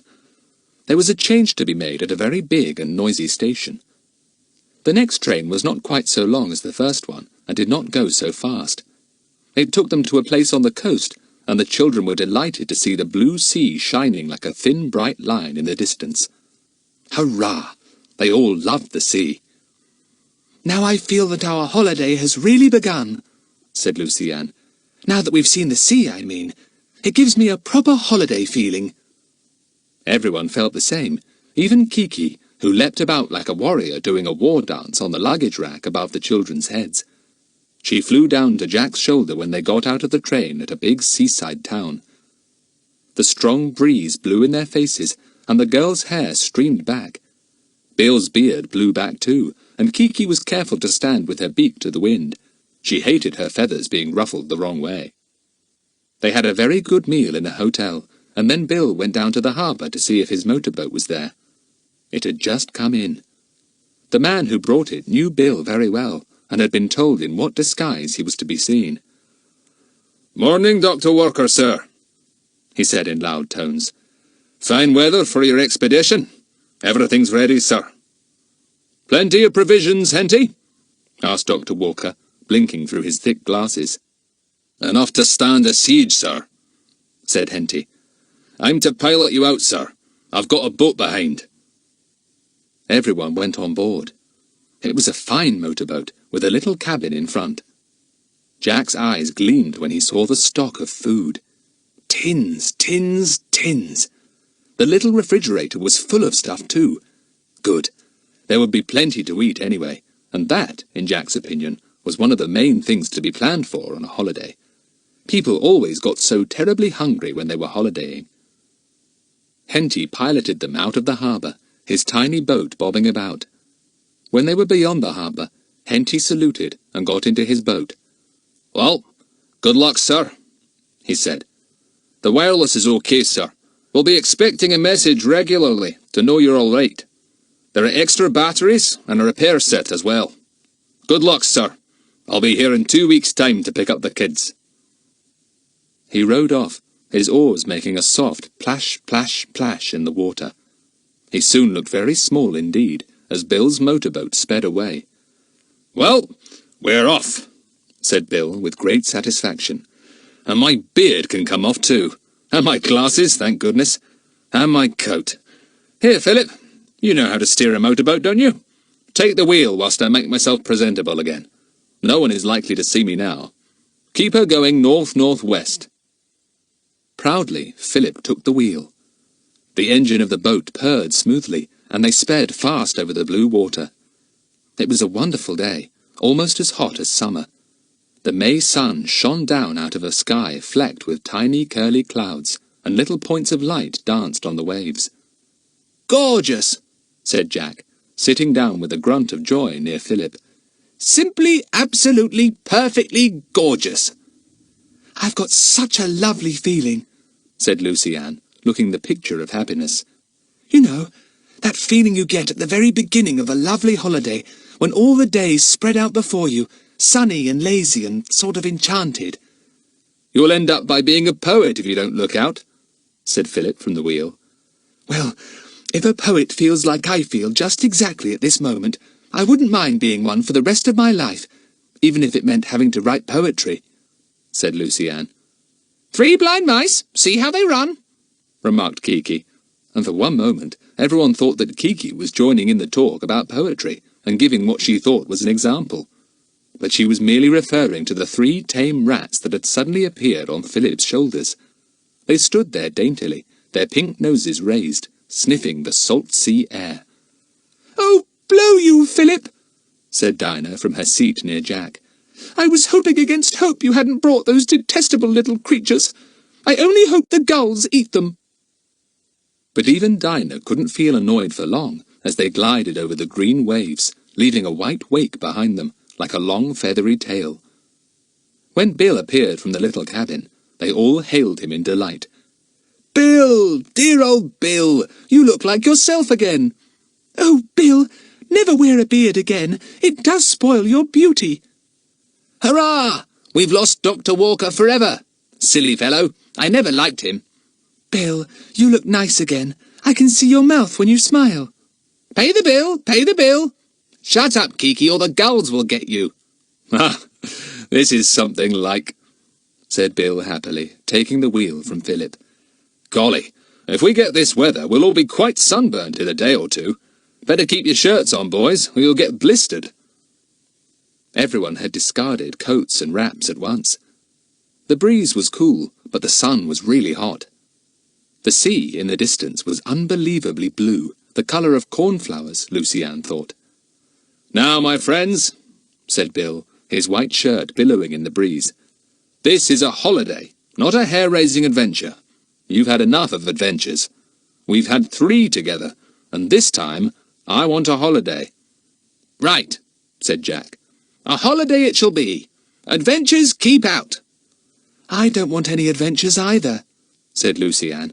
"I've had plenty. This is adventure enough for me. I like this kind best, not the kind where we have to hide and creep through secret tunnels and live in caves. I just want a sunny, lazy, windy time with the people I like best. It would be nice if Aunt Allie was here too, but perhaps she wouldn't enjoy it very much." "I hope she's feeling better," said Dinah. "I say, where's the land? I can't see a bit, not even an island." "You'll see plenty tomorrow," said Bill. "You can choose one for your own." That was a wonderful afternoon and evening. They had a fine tea on board, prepared by the 2 girls, who found new bread, strawberry jam, and a big chocolate cake in the cabin larder. "Make the most of this," said Bill. "You won't get new bread often now.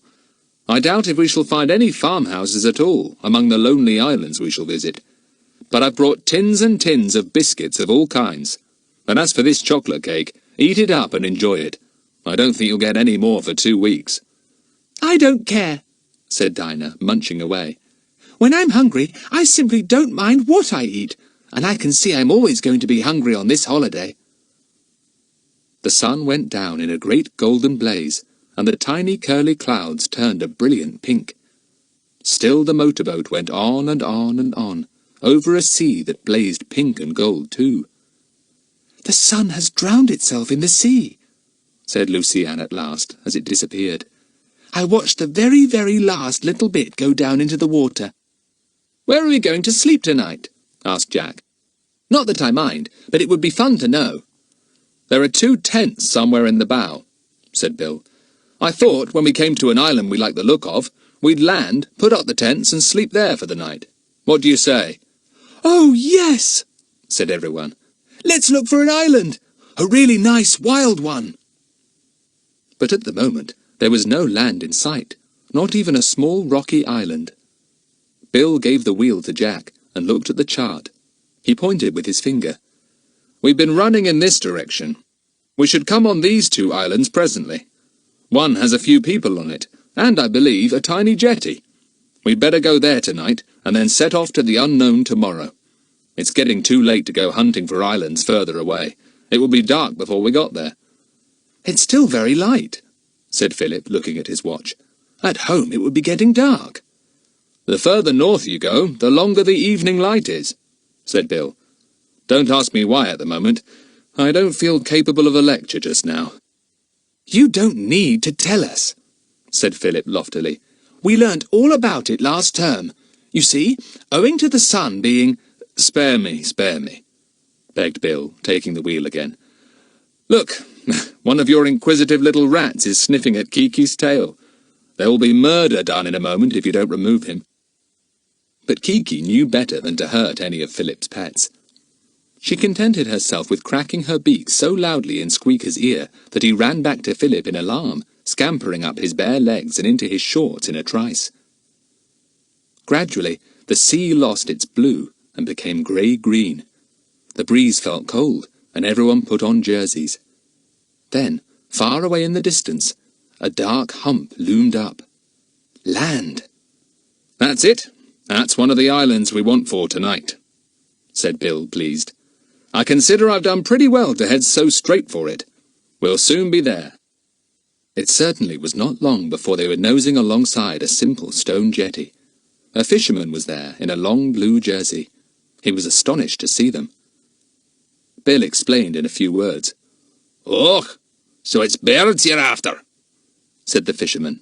"Well, there's plenty for you out yon." And he nodded towards the sea. "Where'll you be sleeping the night? My bit cottage won't take so many."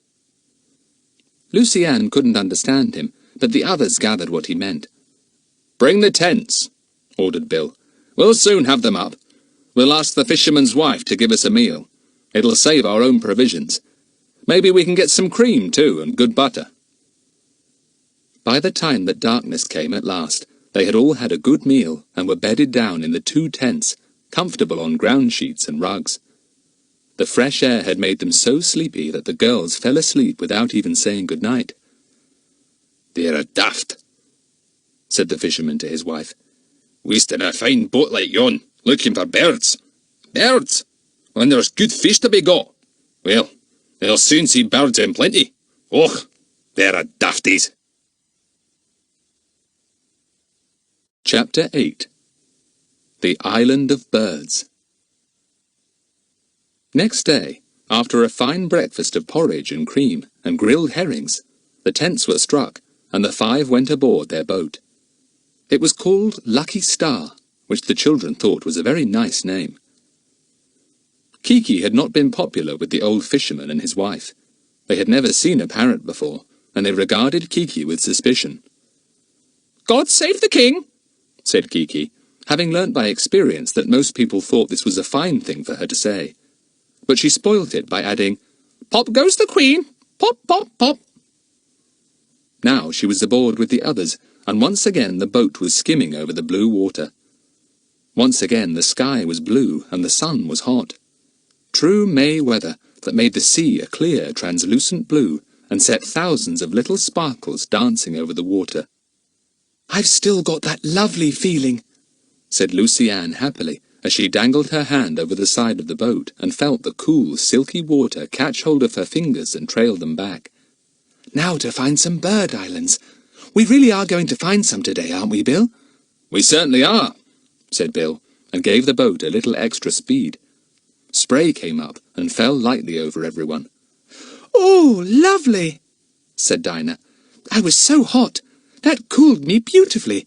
Let her out again, Bill. I could do with some more of that." For 5 hours they sped over the water, and then Jack gave a shout. "The islands! Look, you can see little blobs here and there on the horizon. They must be the islands." And now the children began to see a great many different birds on the water and in the air. Jack called out their names excitedly. "There's a shearwater. Jolly good name for it. And look, Philip, that's a razorbill. And gosh, is that a little auk?" The boys, well versed in the appearance of the wild seabirds, almost fell overboard in their excitement. Many of the birds seemed to have no fear of the noisy boat at all, but went bobbing on their way, hardly bothering to swerve when it neared them. "There's a shag diving," shouted Jack. "Look, you can see it swimming under water. It's caught a fish. Here it comes. It's clumsy getting out of the water to fly.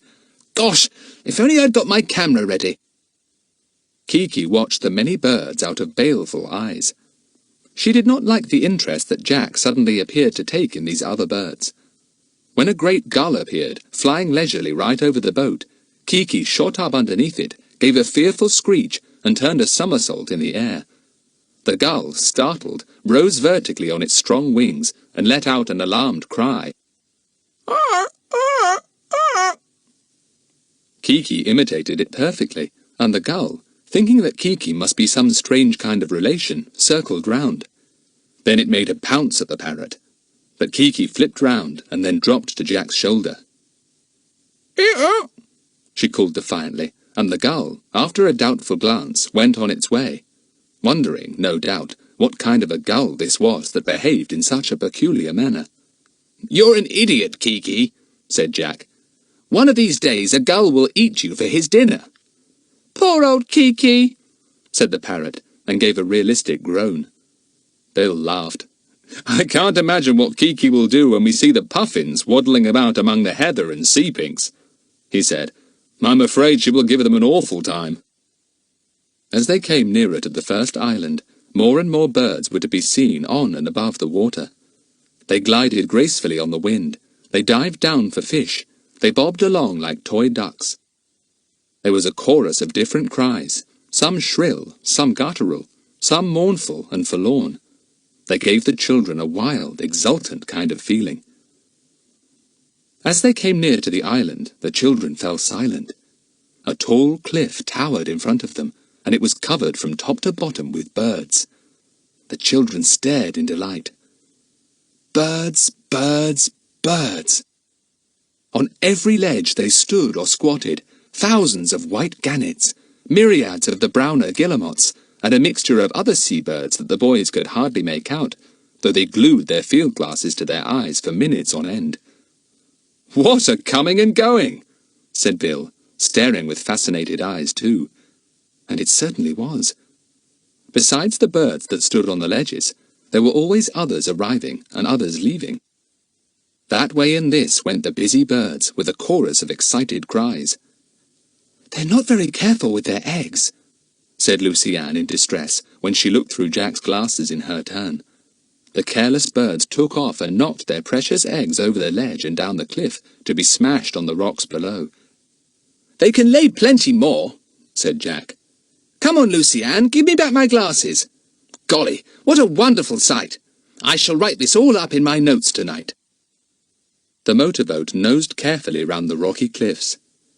Bill stopped looking at the birds and kept a sharp lookout instead for rocks. Once round the steep cliffs, the land sloped downwards, and Bill spotted a place that seemed suitable for the boat. It was a little sheltered sandy cove. He ran the boat in, and it grounded softly. He sprang out with the boys and made it safe by running the anchor well up the beach and digging it in. "Is this going to be our headquarters?" asked Dinah, looking round. "Oh, no," said Jack at once. "We want to cruise round a bit, don't we, Bill, and find a puffin island. I'd really like to be in the midst of the bird islands and be able to go from one to the other as we pleased. But we could stay here for tonight, couldn't we?" That was a wonderful day for the 4 children, and for Bill too. With thousands of birds screaming round their heads, but apparently not in the least afraid of them, the children made their way to the steep cliffs they had seen from the other side of the island. Birds were nesting on the ground, and it was difficult to tread sometimes without disturbing sitting birds or squashing eggs. Some of the birds made vicious jabs at the children's legs, but nobody was touched. It was just a threatening gesture, nothing more. Kiki was rather silent. She sat on Jack's shoulder, her head hunched into her neck. So many birds at once seemed to overwhelm her. But Jack knew that she would soon recover, and startle the surrounding birds by telling them to wipe their feet and shut the door. They reached the top of the cliffs, and were almost deafened by the cries and calls around them. Birds rose and fell in the air, glided and soared, weaving endless patterns in the blue sky. "It's funny they never bump into one another," said Lucy Ann, astonished. "There's never a single collision. I've been watching." "Probably got a traffic policeman," said Philip solemnly. "For all you know, some of them may have licenses under their wings." "Don't be silly," said Lucy Ann. "All the same, it is clever of them not to collide, when there's so many thousands. What a row! I can hardly hear myself speak." They came to the very edge of the cliff. Bill took Lucy Ann's arm. "Not too near," he said. "The cliffs are almost sheer here." They were. When the children lay down on their tummies and looked cautiously over, it gave them a queer feeling to see the sea so very, very far below, moving slowly in and out, with only a far-off rumble to mark the breaking of the waves. Lucy Ann found herself clutching the cushions of sea pink beside her. "I somehow feel I'm not safe on the ground," she said with a laugh. "I feel as if I've got to hold on. I feel sort of upside down." Bill held on to her tightly after that speech. He knew that she felt giddy, and he wasn't going to risk anything with little Lucy Ann. He liked all the children very much, but Lucy Ann was his favourite. The children watched the birds going and coming endlessly to and from the narrow cliff ledges. It was a marvellous sight. Jack looked through his glasses and chuckled at the squabbling and pushing that was going on some of the narrower shelves. "Just like naughty children," he said, "telling each other to move up and make room, or I'll push you off. And off somebody goes, sure enough. But it doesn't matter, because out go their wings, and they have a lovely glide through the air. My word, I wouldn't mind being a seabird, able to stride along on the seashore, or bob on the sea, or dive for fish, or glide for miles on the strong breeze. I shouldn't mind being—" "What's that?" said Philip suddenly, hearing a noise that wasn't made by seabirds. "Listen! An aeroplane, surely!" They all listened, straining their eyes through the sun-washed air. And, far away, they saw a speck, steadily moving through the sky, and heard the roar of an engine. "A plane? Right off all the routes," said Bill. "Well, that's the last thing I expected to see here." Chapter 9. Hurrah for Puffin Island. Bill seemed so astonished that the children stared at him. Surely it wasn't so surprising to see an aeroplane, even near these desolate bird islands. Bill took Jack's glasses and looked through them, but it was too late to make out anything. "I wonder if it was a seaplane or an ordinary plane," he said, half to himself. "How strange." "Why is it strange?" asked Dinah. "Aeroplanes go everywhere now." Bill said no more. He handed back the glasses to Jack. "I think we'd better have a meal and then put up our tents," he said. "What about putting them by that little stream we saw on our way here, about 1/4 of a mile from the shore? It wouldn't be too far to carry everything if we all give a hand." The tents were set up.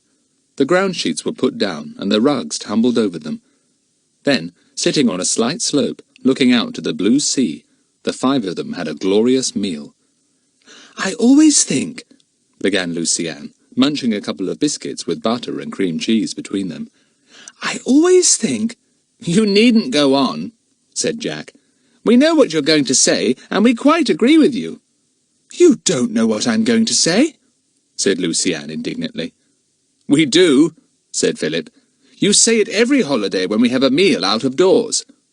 "You're going to say, 'I always think food tastes much nicer when it's eaten out of doors,'" said Dinah. "Aren't you?" "Well, I was," said Lucy Ann. "Do I really always say it? Anyway, it's quite true. I do think—" "Yes, we know," said Jack. "You're an awful repeater, Lucy Ann. You tell us the same things over and over again. Never mind. We think the same, even if we don't keep on saying it. Kiki, take your fat beak out of the cream cheese." "Kiki's awful," said Dinah. "She really is. She's pinched 3 biscuits already. I don't think you give her enough sunflower seeds, Jack." "Golly, I like that," said Jack. "She won't even look at sunflower seeds when there's a spread like this. Anyway, Philip, your rats can always eat them. I found Squeaker in my pocket a little while ago, nibbling one of them as fast as he could." "I hope it won't make him ill," said Philip in alarm. "I say, look, here comes a gull, tame as anything. It wants a biscuit too, I should think." It did. It had watched Kiki pecking at a biscuit and enjoying it, and it didn't see why it shouldn't have a share. Kiki saw the gull out of the corner of her eye and sidled away. The gull made a pounce, got the biscuit and rose into the air, making a loud laughing noise. Kiki flew up angrily, calling out all kinds of things to the gull. They were meant to be very rude, but unfortunately the gull didn't understand. Kiki could not catch the strong-winged bird, and flew disconsolately back to the children. "You can't complain, Kiki," said Jack. "You shouldn't have pinched that biscuit out of the tin, and the gull shouldn't have pinched it from you. It's 6 of one and half a dozen of the other." "What a pity, what a pity," said Kiki, and sidled near the biscuit tin again. "That bird is a real clown," said Bill, shaking the crumbs off his jersey. "Now, who's coming back to the boat with me to hear the news on the radio? Also, I must send out a few messages, especially one for your mother, Philip, who will be sure to want to know if we've got here safely." They all wanted to stretch their legs, so they walked back over the soft cushions of the sea pinks, whose bold little pink heads nodded everywhere in the wind. They watched Bill as he put up his little radio mast and fiddled about with the set. It was a transmitter as well as a receiver. "I suppose if you send messages home every night, we shan't need to post letters off to Aunt Allie," said Lucy-Anne. Everyone roared. "And where would you post a letter, pray?" asked Jack. "I haven't seen a pillar box anywhere about. Lucy-Anne, you're an idiot." "Yes, I am," said Lucy-Anne, going red. "Of course we can't post anything here. How useful that you can send messages, Bill. Then if any of us wanted help, you could get it." "Quite so," said Bill. "But I hope if you wanted help I could whiz you off in the motorboat. Anyway, I wouldn't have consented to bring you all the way into the wilds like this if I hadn't a transmitter with me, so that I could send messages every night. I send them to headquarters, and they telephone them to your aunt, so she'll follow our travels and adventures each night." They watched for a while, and then listened to part of the program. Then Lucy-Anne yawned, and Kiki imitated her. "Flo, you make me feel sleepy," said Dinah, rubbing her eyes. "Look, it's getting dark." So back they went to their tents, and were soon cuddled into their rugs. The birds called incessantly from the cliffs and the sea. "I believe they keep awake all night," thought Dinah. But they didn't. They slept too when the darkness came at last. The next day was very warm and close.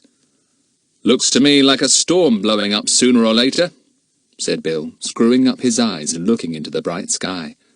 "I almost think we'd better try and find our headquarters today, so that we have some shelter if a storm does blow up. This sort of holiday needs fine weather if it's going to be successful. A storm wouldn't be at all pleasant, with only tents to sleep in. We'd be blown to bits." "I just want to take a few photographs of these cliffs and the birds on them," said Jack. "I'll do that whilst you're getting down the tents, if you don't mind my not helping you." So off he went with Kiki towards the steep cliffs. Bill called after him that he was not to try any climbing down the cliffs, and he shouted back that he wouldn't. Soon everything was packed away again on the motorboat, which was just being floated by the rising tide, and they waited patiently for Jack. He soon appeared, his glasses and his camera slung round his neck, and his face beaming. "Got some beauties," he said. Kiki was awfully useful to me. I got her to parade up and down so that all the birds stayed still in amazement watching her. And then, click! I got them beautifully. I ought to have some fine pictures." "Good," said Bill, smiling at the enthusiastic boy. "You'll have to have a book of bird photographs published. Masterpieces by Jack Trent. Price 30 shillings. "I'd like that," said Jack, his face shining. "Not the 30 shillings, I mean, but having a book about birds with my name on it."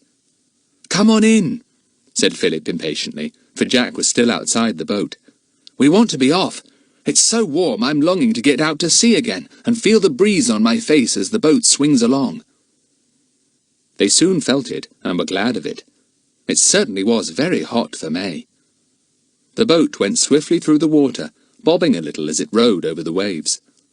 Lucy-Anne let her fingers run through the water again, lovely and cool.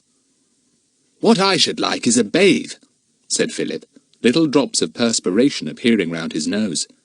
"Can we bathe from the boat, Bill?" "Wait till we get to another island," said Bill. "I don't particularly want to stop out at sea with a storm in the offing. It's so jolly hot I feel there must be thunder about.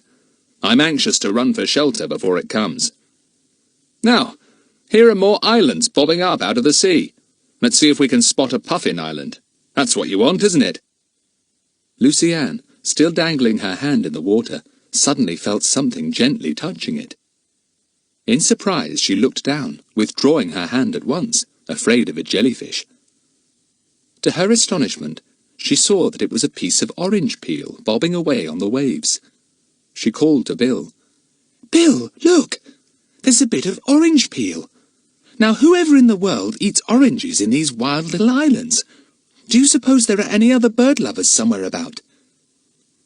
Everyone looked at the tiny bit of orange peel bobbing rapidly away. It did seem very much out of place there. Bill stared at it hard. He was puzzled. The fishermen, if there were any on the islands they were coming to, would not be at all likely to have oranges. A naturalist surely would not bother to load themselves up with them. Then how did that bit of peel come to be there? No ships went anywhere near where they were. It was a wild and lonely part of the sea, where sudden storms blew up, and great gales made enormous waves. "Beats me," said Bill at last. "I shall expect to see a pineapple or something next. Now look, here is an island, fairly flattish. Probably has puffins on it all right. Shall we make for it?" "No! Cruise round a bit," begged Jack. "Let's have a look at a few of the islands here. There is quite a colony of them round about." They cruised round, looking at first this island and then that. They came to one that had steep cliffs at the east side, then ran down into a kind of valley, then up again into cliffs. Jack put his glasses to his eyes and yelled out excitedly. "Puffins! Plenty of them! Can you see them, Philip? I bet the island is full of their burrows. Let's land here, Bill. There'll be masses of birds on the cliffs and hundreds of puffins inland. It's quite a big island. We could probably find good shelter here and water too. The cliffs would protect us from both the east and west. What ho for Puffin Island!" "Right," said Bill. He looked all round and about, and guided the boat towards the island. There were many other islands not far off, but as far as he could see they were inhabited only by birds. The sea chopped about between the islands, making little rippling waves. Round Puffin Island went the boat, and Philip gave a shout. "Here's a fine place to put the boat in, Bill. See, where that channel of water goes into a cleft of the cliff. It'll be deep there, and we can just tie the boat up to a rock. We'll put out the fenders so that she doesn't bump against the rock sides." The boat nosed into the channel. As Philip said, the water was deep there. It was a natural little harbour. There was a ledge of rock on which they could land. Could anything be better? Hurrah for Puffin Island! Chapter 10. A Little Exploring. "Isn't this a gorgeous place?" said Jack, as the boat glided gently into the little channel. There was just room for it. "It might be a boathouse made specially for the lucky star." Bill leapt out onto the rocky ledge, which did very well for a landing stage. Sheer above them on each side rose rocky cliffs. Rows and rows of birds sat on the ledges, and there was a continual dropping of eggs, knocked off by the careless birds. One broke near Bill, and splashed its yellow yolk over his foot. "Good shot!" he yelled up to the circling birds, and the children roared. They made the boat fast by tying the mooring rope round a convenient rock. The boat bobbed up and down gently as waves ran up the little channel and back. "Tide's up now," said Bill. "When it goes down, there will still be plenty of water in this channel. The boat will look much lower down then. Now, is there a way up the cliff from here? We don't want to have to walk down the ledge and clamber round the cliffs over hundreds of rocks before we get onto the island proper." They looked round. Jack ran up the rocky ledge, and then turned and gave a shout. "Hi! We can get up here, I think. There are rocky shelves like rough steps going up the cliff, and there's a break in it a bit above. We could probably clamber out all right, and find ourselves right on the island." "Well, you four go and explore," said Bill. "I'd better stay with the boat and see that she doesn't get her side smashed in against these rocks. You look round the island and see if you can spot a sheltered cove somewhere that I can take the boat round to." The children left the boat and followed Jack. Kiki flew on ahead, calling like a gull. Up the rocky ledges went Jack. They were almost like giant steps, roughly hewn by the great wintry seas for century after century. As Jack said, the cliff had a deep cleft in it just there, and the children found that they could make their way through it and come out onto the cushions of sea-pinks beyond. It needed a bit of clambering, and they were out of breath when they reached the top, but it was worth it. The sea spread bright blue all round the island. The sky looked enormous. Other islands, blue in the distance, loomed up everywhere. A real colony of them, it seemed, and their island was in the centre. Then Jack gave such a yell that everyone jumped. "Puffins! Look! Hundreds and hundreds of them!" The children looked to where Jack pointed, and there, among the sea-pinks and the old heather tufts, were the most curious-looking birds they had ever seen. They were dressed in black and white. Their legs were orange, but it was their extraordinary bills that held the children's attention. "Look at their beaks!" cried Dinah, laughing. "Blue at the base, and then striped red and yellow." "But what enormous beaks!" cried Lucy-Anne. "They remind me a bit of Kiki's." "Puffins are called sea parrots," remarked Jack, amused to see the crowd of solemn-looking puffins. "Their eyes are so comical," said Philip. "They stare at us with such a fixed expression, and look at the way they walk, so upright." The colony of puffins was as good as a pantomime to watch. There were hundreds, thousands of birds there. Some stood about, watching, their crimson-ringed eyes fixed seriously on their neighbours. Others walked about, rolling from side to side like a sailor. Some took off like small aeroplanes, eager to get to the sea. "Look! What's that one doing?" asked Lucy-Anne, as a puffin began to scrape vigorously at the soil, sending a shower of it backwards. "It's digging a burrow, I should think," said Dinah.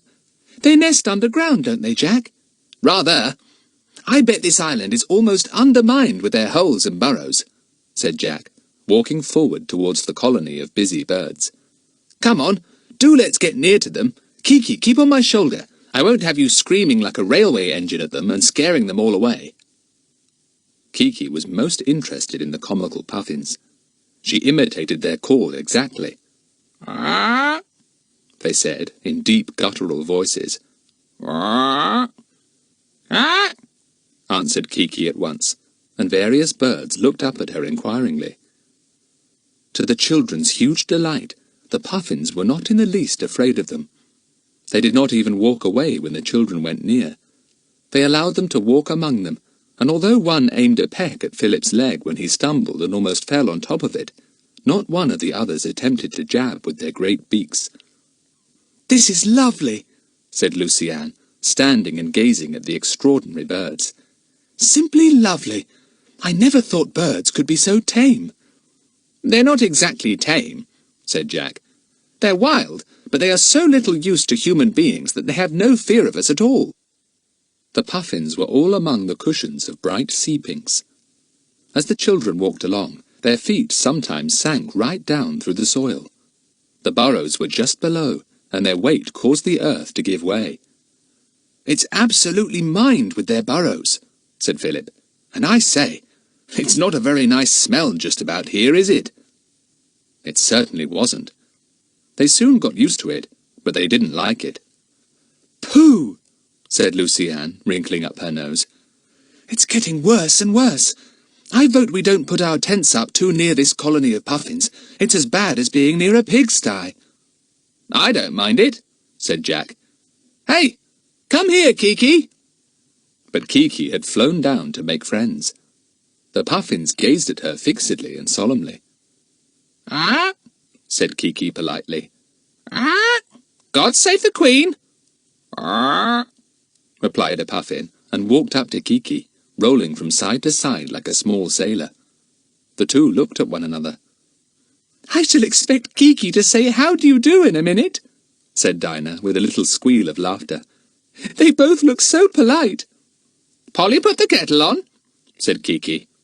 "Ah!" said the puffin, and waddled off to its hole.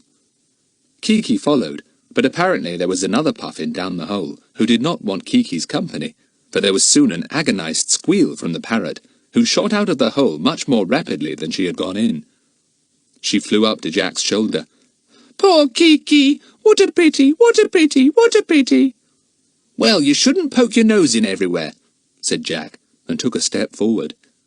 He trod on a tuft of sea pinks, which immediately gave way, and he found his leg going down into quite a deep burrow. Whoever lived in it didn't like his leg at all, and gave a vicious nip. "Oh!" said Jack, sitting down suddenly and rubbing his leg. "Oh, look at that! Nearly had a bit right out of my calf." They went on through the amazing puffin colony. There were puffins on the ground, in the air, and on the sea too. Their deep calls sounded everywhere. "I'll be able to take some magnificent photographs," said Jack happily. "It's a pity it's too early for young ones to be about. I don't expect there are many puffin eggs yet either." The puffins were living mainly in the green valley between the two high cliffs. Philip looked about to see if there was any good place to pitch their tents. "I suppose we all want to make Puffin Island our headquarters," he said. "I imagine that nothing will drag Jack away from here now.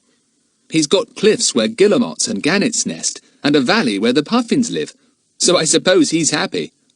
"Oh, yes," said Jack. "We'll stay here. This shall be our island. We'll share it with the puffins."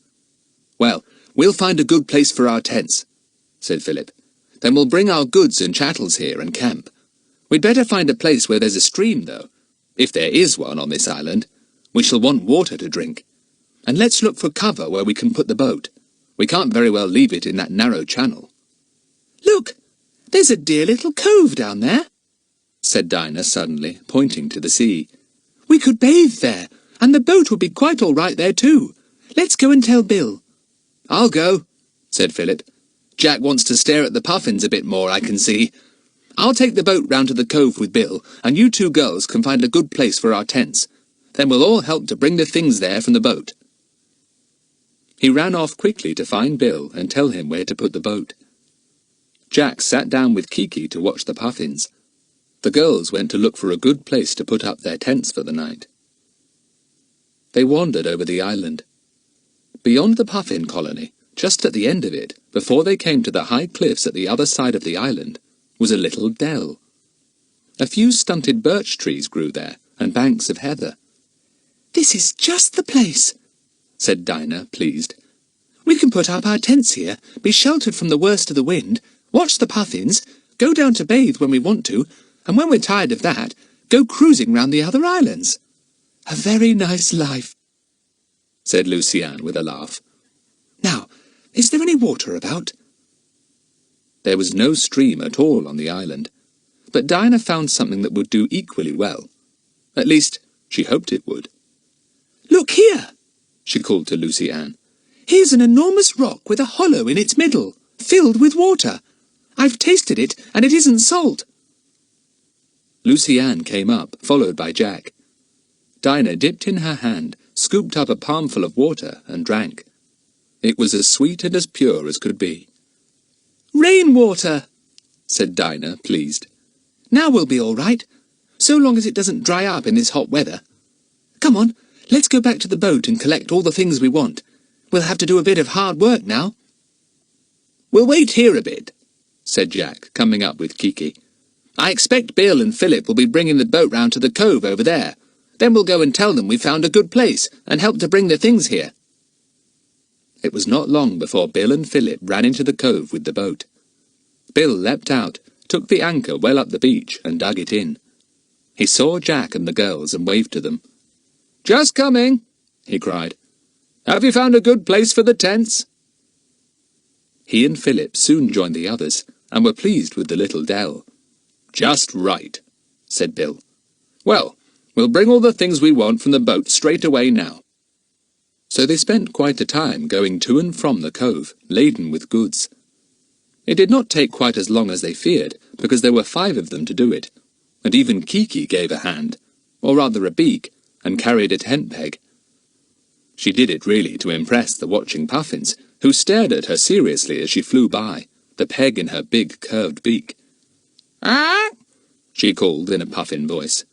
"You're showing off, Kiki," said Jack severely. "You're a conceited bird." "Ah!" said Kiki, and dropped the tent peg on Jack's head. It was fun arranging their new home. The boys and Bill were to have one tent. The girls were to have the other. Behind the tents, Lucy-Anne found a ledge of rock, and below it was a very large dry space. "Just the spot for storing everything in," said Lucy-Anne proudly. "Jack, bring the tins here, and the extra clothes. There's room for heaps of things. Oh, we are going to have a lovely time here." Chapter 11. Huffin and Puffin. "Isn't it time we had a meal?" complained Jack, staggering over with a great pile of things in his arms. "It makes my mouth water to read Spam and Best Tinned Peaches and see that milk chocolate." Bill looked at his watch and then at the sun. My word, it certainly is time. The sun is setting already. How the time has flown. It wasn't long before they were all sitting peacefully on tufts of sea pink and heather, munching biscuits and potted meat, and looking forward to a plate of tinned peaches each. Bill had brought bottles of ginger beer from the boat, and these were voted better than boiling a kettle to make tea or cocoa. It was very warm indeed. "I feel so happy," said Lucy-Anne, looking over the island to the deep blue sea beyond. "I feel so very, very far away from everywhere. Honestly, I hardly believe there is such a thing as school just at this very minute, and this potted meat tastes heavenly." Philip's white rats also thought it did. They came out from his clothes at once when they smelt the food. One sat daintily upright on his knee, nibbling. Another took his titbit into a dark pocket. The third perched on Philip's shoulder. "You tickled the lobe of my ear," said Philip. Dinah moved as far from him as she could, but, like Lucy-Anne, she was too happy to find fault with anything just then. They all ate hungrily. Bill, too, their eyes fixed on the setting sun and the gold-splashed sea, which was now losing its blue and taking on sunset colours. Lucy-Anne glanced at Bill. "Do you like disappearing, Bill?" she asked. "Don't you think it's fun?" Well, for a fortnight, yes, said Bill. But I'm not looking forward to living in these wild islands all alone once you've gone. It's not my idea of fun. I'd rather live dangerously than like one of these puffins here. "Poor Bill," said Dinah, thinking of him left by himself with only books to read and the radio and nobody to talk to. "I'll leave you my rats if you like," offered Philip generously. No, thanks, said Bill promptly. I know your rats. They'd have umpteen babies, and by the time I left this would be Rat Island, not Puffin Island. Besides, I'm not so much in love with the rat and mouse tribe as you are. "Oh, look! Do look!" suddenly said Dinah. Everyone looked. A puffin had left its nearby burrow and was walking solemnly towards them, rolling a little from side to side, as all the puffins did when they walked. "It's come for its supper." "Then sing, Puffin, sing!" commanded Jack. "Sing for your supper!" "Ah," said the puffin deeply. Everyone laughed. The puffin advanced right up to Philip. It stood close against the boy's knee and looked at him fixedly. "Philip's spell is working again," said Lucy-Anne enviously. "Philip, what makes all animals and birds want you to be friends with them? Just look at that puffin. It's going all goofy over you." "Don't know," said Philip, pleased with his odd new friend. He stroked the bird's head softly, and the puffin gave a little "arr" of pleasure. Then Philip gave it a bit of potted meat sandwich, and the bird tossed it off at once and turned for more. "Now I suppose you'll be followed round by a devoted puffin," said Dinah. "Well, a puffin is better than 3 rats any day, or mice, or that awful hedgehog with fleas that you had, or that pair of stag beetles, or—" "Spare us, Dinah, spare us," begged Bill. "We all know that Philip is a walking zoo. Personally, if he likes a goofy puffin, he can have it. I don't mind it a bit. It's a pity we haven't brought a collar and lead." The puffin said "arr" again, a little more loudly, and then walked off, perfectly upright, its brilliant beak gleaming in the setting sun. "Well, you didn't pay us a very long visit, old thing," said Philip, quite disappointed. The puffin disappeared into its burrow, but reappeared again almost immediately with another puffin, a little smaller, but with an even more brilliant beak. "Darby and Joan," said Jack. The two birds waddled side by side to Philip. The children looked at them in delighted amusement. "What shall we call them?" said Dinah. "If they are going to join our little company, they'll have to have names. Funny little puffins." "Huffin and Puffin, Huffin and Puffin," remarked Kiki, remembering the words suddenly. "Huffin and—" "Yes, of course. Huffin and Puffin," cried Lucy Ann in delight. "Clever old bird, Kiki. You've been talking about Huffin and Puffin ever since we started out on our holiday. And here they are, Huffin and Puffin, as large as life." Everyone laughed. Huffin and Puffin did seem to be perfectly lovely names for the two birds. They came close to Philip, and, to the boys' amusement, squatted down by him contentedly. Kiki was not too pleased. She eyed them with her head on one side. They stared back at her with their crimson-ringed eyes. Kiki looked away and yawned. "They've outstared Kiki," said Jack. "It takes a lot to do that." The three rats had prudently decided that it was best to keep as far away from Huffin and Puffin as possible. They sat round Philip's neck, gazing down at the two birds. Then, at a movement from Huffin, they shot down the boy's shirt. Bill stretched himself. "Well, I don't know about you kids, but I'm tired," he said. "The sun is already dipping itself into the west. Let's clear up and turn in. We'll have a lovely day tomorrow, bathing and sunning ourselves and watching the birds. I'm getting used to their eternal chorus of cries now. At first I was almost deafened." The girls cleared up. Lucy Ann dipped a bowl into the clear pool of water and handed it round for washing in. "We oughtn't to wash in that pool, ought we, Bill?" she said seriously. "Good gracious, no," said Bill. "It would be absolutely black after the boys had gone in. We'll keep it for drinking water only, or just take our water from it when we want it for boiling or washing." "I think I'll go and have a dip now," said Jack, getting up. "No, not in the rock pool, Lucy Ann, so don't look so upset. I'll go down to the little cove where the boat is. Coming, Philip." "Right," said Philip, and pushed Huffin and Puffin away from his knees. "Move up, you! I'm not growing here." "I'll come too," said Bill, and knocked out the pipe he had been smoking. "I feel dirty. You girls want to come?" "No," said Lucy Ann. "I'll get the rugs and things ready for you in the tents." Dinah didn't want to go either, for she felt very tired. Measles had certainly taken some of the energy out of the two girls. They stayed behind whilst the others set off to the cove to bathe. The valley sloped right down to the sea just there, and the small sandy cove was just right for bathing. The boys and Bill threw off their things and plunged into the sea. It felt lovely and warm, and rippled over their limbs like silk.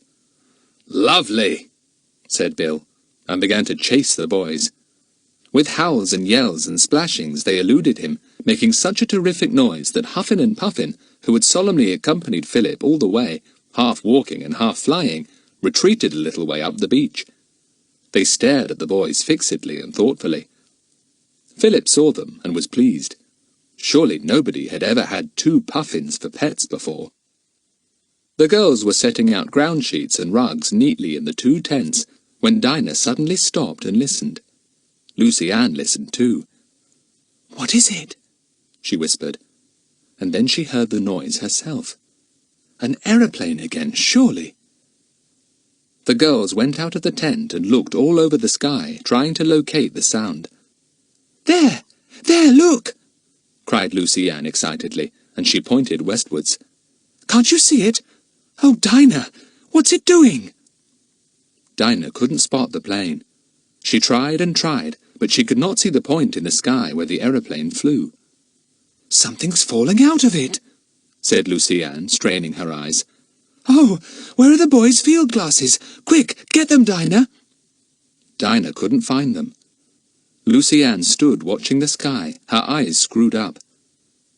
Something dropped slowly from it, she said. Something white. I saw it. Whatever could it have been?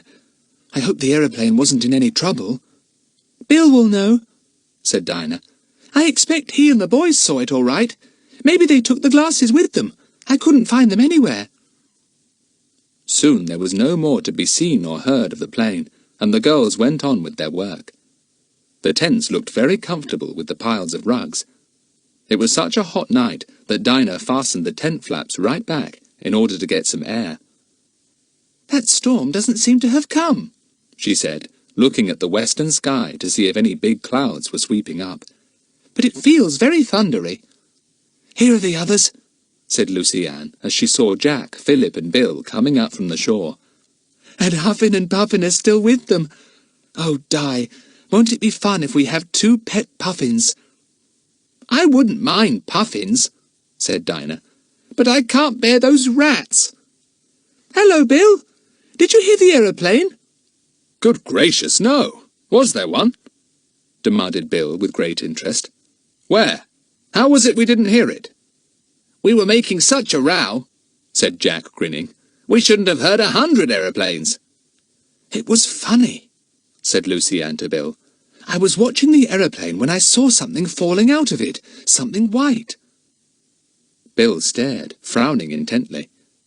A parachute, he said. Could you see? No, it was too far away, said Lucy Ann. It might have been a parachute, or a puff of smoke. I don't know. But it did look as if something was falling slowly from the plane. Why do you look so serious, Bill? Because I've a feeling there's something, well, just a bit strange about these planes, said Bill. I think I'll pop down to the motorboat and send a message through on the radio. Maybe it's nothing at all, but it just might be important. Chapter 12. Bill goes off on his own. Bill went off down the valley to the cove where the motorboat was moored. His feet sank deeply into the soft earth. The children stared after him. Lucy looked solemn, as solemn as Huffin and Puffin, who were leaning against Philip, standing upright, their big beaks looking heavy and clumsy. Oh dear, what does Bill mean? Surely we're not going to tumble into an adventure again. Up here, where there's nothing but the sea, the wind and the birds. What could happen, I wonder? Well, Bill isn't likely to tell us much, said Philip, so don't bother him with questions. I'm going to turn in. Oh, it's getting a bit cold now. Me for that big pile of rugs. Huffin and Puffin, you'd better keep outside for the night. There'll be little enough room in this tent for you, as well as us 3, Kiki and the rats. Huffin and Puffin looked at one another. Then, with one accord, they began to scrape the earth just outside the tent, sending the soil up behind them. Lucy Ann giggled.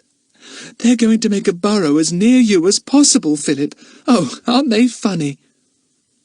Kiki walked round to examine what the 2 Puffins were doing. She got a shower of earth all over her and was very indignant. She growled, and the 2 Puffins agreed politely. Bill came back in about half an hour. All the children were cuddled up in their rugs, and Lucy Ann was asleep. Dinah called out to him. Everything all right, Bill? Yes. I got a message from London to tell me that your mother is getting on as well as can be expected, said Bill. But she's got measles pretty badly, apparently. Good thing you're all off her hands. What about your own message, Bill? About the aeroplane? Said Dinah, who was very curious over Bill's great interest in it. Did that get through? Yes, said Bill shortly. It did. It's nothing to worry your head about. Good night, Dinah. In 2 minutes' time, everyone was asleep. Squeaker and his relations were only to be seen as bumps about Philip's person. Kiki was sitting on Jack's tummy, though he had already pushed her off several times. Huffin and Puffin were squatting in their new-made tunnel, their big coloured beaks touching. Everything was very peaceful as the moon slid across the sky, making a silvery path on the restless waters. The morning dawned bright and beautiful, and it seemed as if the storm was not coming, for there was no longer any closeness in the air. Instead, it was fresh and invigorating. The children ran down to the shore to bathe as soon as they got up. They ran so fast that Huffin and Puffin could not keep up, but had to fly. They went into the water with the children and bobbed up and down, looking quite ridiculous. Then they dived for fish, swimming with their wings under the water. They were very quick indeed, and soon came up with fish in their enormous beaks. "What about giving us one for breakfast, Huffin?" called Philip, and tried to take a fish from the nearest Puffin's beak, but it held on to it, and then swallowed it whole. "You ought to teach them to catch fish for us," said Jack, giggling. "We could have grilled fish for breakfast then." "Hey, get away, Puffin! That's my foot, not a fish!" At breakfast, they discussed their plans for the day. "What shall we do? Let's explore the whole island and give bits of it proper names. This glen, where we are now, is Sleepy Hollow, because it's where we sleep," said Lucy-Anne. "And the shore where we bathe is Splash Cove," said Dinah. "And where we first moored our motorboat is Hidden Harbour." Bill had been rather silent at breakfast. Jack turned to him. "Bill, what do you want to do? Will you come and explore the island with us?" "Well," said Bill very surprisingly, "if you don't mind, as you'll be very busy and happy on your own, I'll take the motorboat and go cruising about a bit, round all these islands, you know." "What? Without us?" said Dinah in astonishment. "We'll come with you then, if you want to do that." "I'm going alone this first time," said Bill. "Take you another time, old thing. But today I'll go alone." Is there anything up?" asked Jack, feeling that something wasn't quite right. "Has something happened, Bill?" "Not that I know of," said Bill cheerfully. "I just want to go off on my own a bit, that's all. And if I do a bit of exploring round on my own account, I shall know the best places to take you to, shan't I?" "All right, Bill," said Jack, still puzzled. "You do what you want. It's your holiday too, even if it is a disappearing one." So Bill went off on his own that day, and the children heard the purr of the motorboat as it went out to sea, and then set off apparently to explore all the islands round about. "Bill's up to something," said Philip, "and I bet it's to do with those aeroplanes. I wish he'd tell us, but he never will talk." "I hope he comes back safely," said Lucy-Anne anxiously. "It would be awful to be stranded here on a bird island and nobody knowing where we were." "Gosh, so it would," said Jack. "I never thought of that." "Cheer up, Lucy-Anne. Bill isn't likely to run into danger. He's got his head screwed on all right." The day passed happily. The children went to the cliffs and watched the great companies of seabirds there. They sat down in the midst of the puffin colony and watched the colourful, big-beaked birds going about their daily business. Lucy-Anne wore a hanky tied round her nose. She couldn't bear the smell of the colony, but the others soon got used to the heavy sourness of the air, and anyway, the wind blew strongly. Huffin and Puffin did not leave them. They walked or ran with the children. They flew round them, and they went to bathe with them. Kiki was half jealous, but having had one hard jab from Huffin's multicoloured beak, she kept at a safe distance and contented herself with making rude remarks. "Blow your nose! How many times have I told you to wipe your feet? You bad boy! Huffin and Puffin all the time. Pop goes Huffin!" The children sat in Sleepy Hollow after their tea and watched for Bill to come back. The sun began to set. Lucy-Anne looked pale and worried. Where was Bill? "He'll be along soon, don't worry," said Philip. "We'll hear his boat presently." But the sun went right down into the sea, and still there was no Bill. The darkness closed down on the island, and there was no longer any point in sitting up and waiting. It was 4 anxious children who went into their tents and lay down to sleep, but none of them could sleep a wink. In the end, the girls went into the boys' tent and sat there talking. Then suddenly they heard a welcome sound. They all leapt up at once and rushed from the tent. "That's Bill! It must be! Where's the torch? Come on down the cove." They stumbled through the puffin colony, waking up many a furious bird. They got to the beach just as Bill came walking up. They flung themselves on him in delight. "Bill! Dear Bill! What happened to you? We honestly thought you'd got lost. Oh, Bill, we shan't let you go off alone again." "Sorry to have worried you so," said Bill, "but I didn't want to return in the daylight in case I was spotted by an aeroplane. I had to wait till it was dark, though I knew you'd be worried. Still, here I am." "But, Bill, aren't you going to tell us anything?" cried Dinah. "Why didn't you want to come back in daylight? Who would see you, and why would it matter?" "Well," said Bill slowly, "there's something peculiar going on up here in these lonely waters. I don't know quite what. I'd like to find out. I didn't see a soul today, anywhere, though I nosed round umpteen islands. Not that I really expected to, because nobody would be fool enough to come up here for something secret and let anything of it be seen. Still, I thought I might find some sign." "I suppose that bit of orange peel was a sign that someone's here besides ourselves, on some other island," said Lucy-Anne, remembering the piece that had bobbed against her fingers. "But what are they doing? Surely they can't do much in this desolate stretch of waters, with nothing but islands of birds around." "That's what I'm puzzled about," said Bill. "Can't be smuggling, because the coasts of the mainland are very well patrolled at the moment, and nothing could get through. Then what is it?" "Bill, you're sure nobody saw you?" asked Dinah anxiously. "There might be hidden watchers on one of the islands, you know, and one might see you without you seeing him." "That's true," said Bill, "but I had to risk that. It's not very likely, though. The risk of anyone coming to these islands and disturbing whatever secret game is going on is very remote, and I don't think there would be sentinels posted anywhere." "Still, you might have been seen or heard," persisted Dinah. "Oh, Bill, and you were supposed to be disappearing completely. Now perhaps your enemies have spotted you." "They would hardly be the same enemies that I've disappeared from," said Bill with a laugh. "I don't think anyone else would recognize me here, seen at a distance in a motorboat. In any case, they would just think I was a birdman or a naturalist of some kind who likes the solitude of these seas." They were soon back in their tents again, happy to have Bill with them in safety. The stars shone down from a clear sky.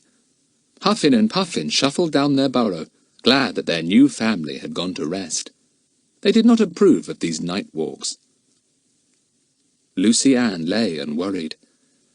"I can feel an adventure coming. It's on the way. Oh dear, and I did think this would be the very, very last place for one." Lucy-Anne was quite right. An adventure was on the way, and had very nearly arrived. Chapter 13. What happened in the night?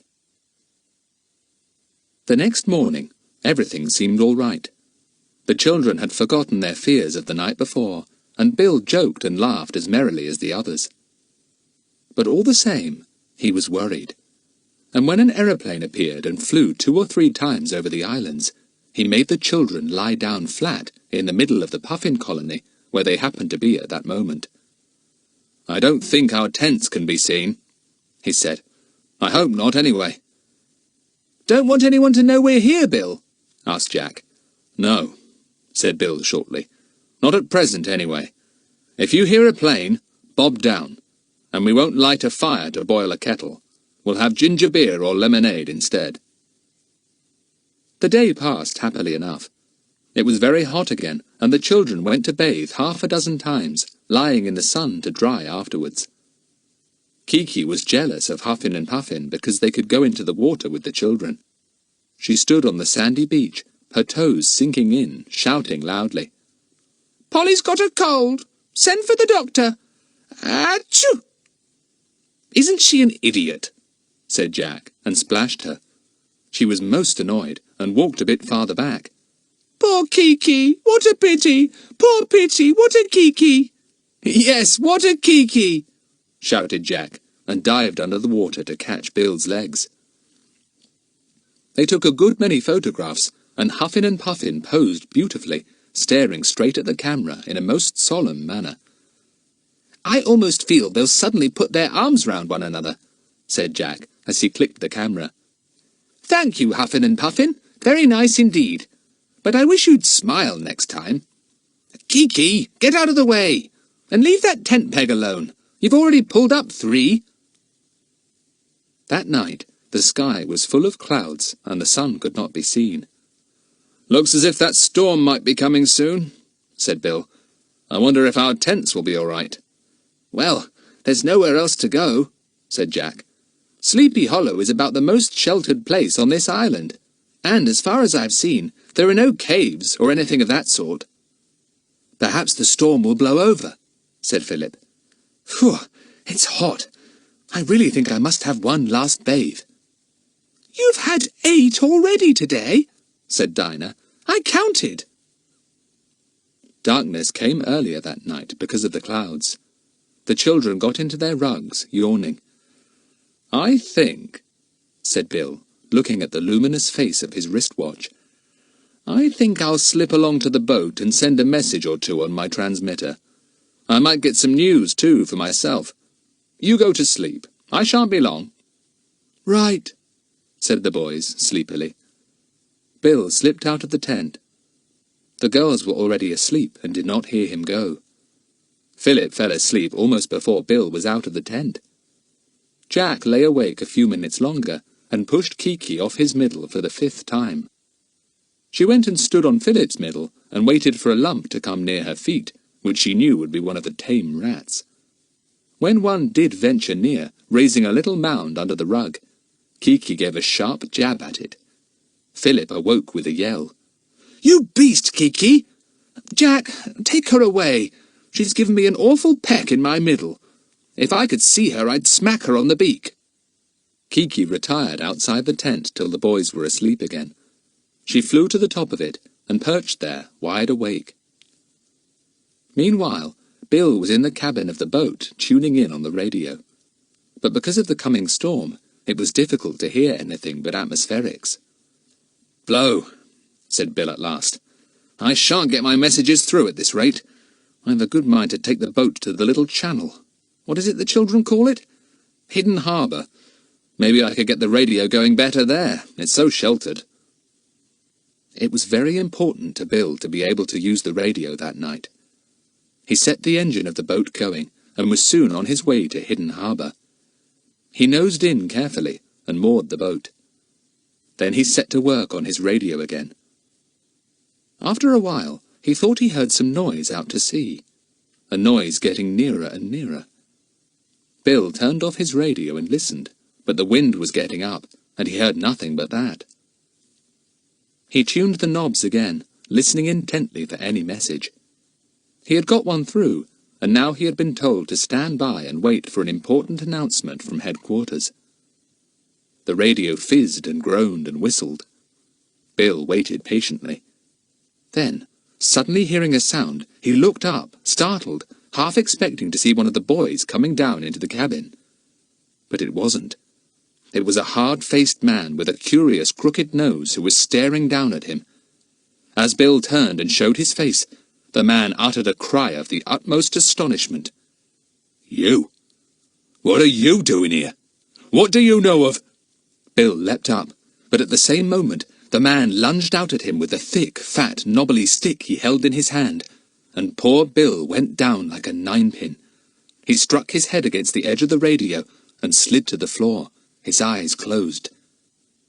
The man with the crooked nose whistled loudly. Another man came to the small cabin and looked in. "See that?" said the first man, pointing to Bill. "Bit of a surprise, eh, to find him up here? Do you suppose he guessed anything?" "Must have if he's here," said the second man, who had a short, thick beard hiding a very cruel mouth.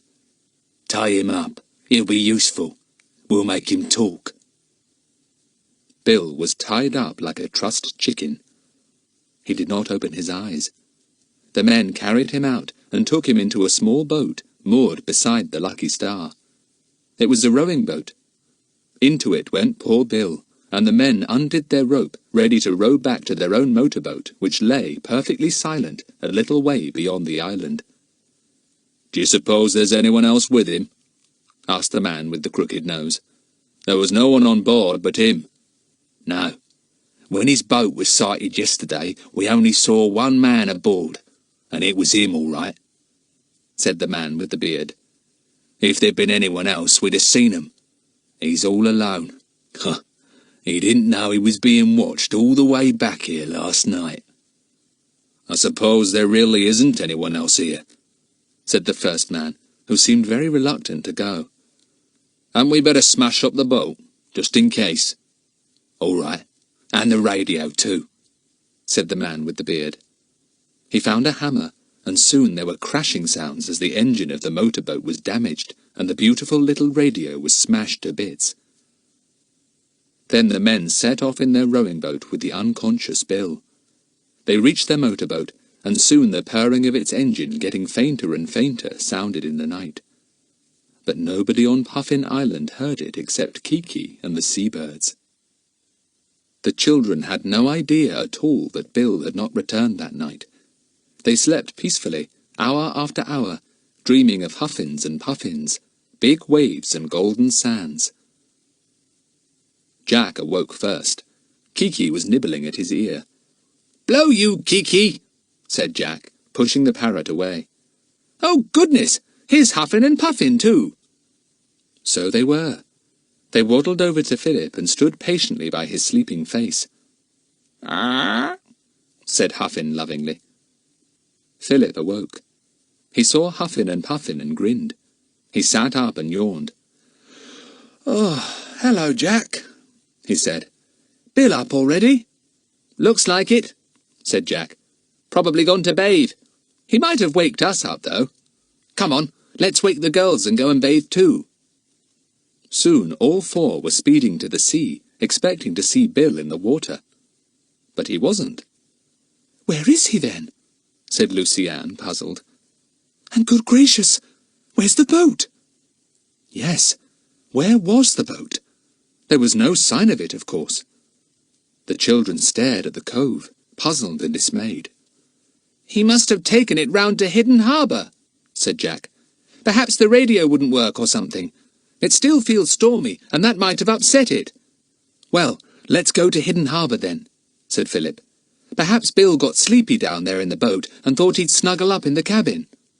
"He's probably there," said Dinah. "Fast asleep, too. Let's go and give him a shock. We'll halloo down into the cabin and make him jump, the sleepy head." "Oh, I do hope he's there," said Lucy-Anne, shivering as much with worry as with cold. They dressed quickly, shivering a little, for the sun was hidden behind angry-looking clouds. "I do hope the weather isn't going to break up, just as we've begun such a lovely holiday," said Dinah. "Oh, Huffin, I'm sorry, but you got right under my feet. Did I knock you over?" The Puffin didn't seem to mind having Dinah tread on it.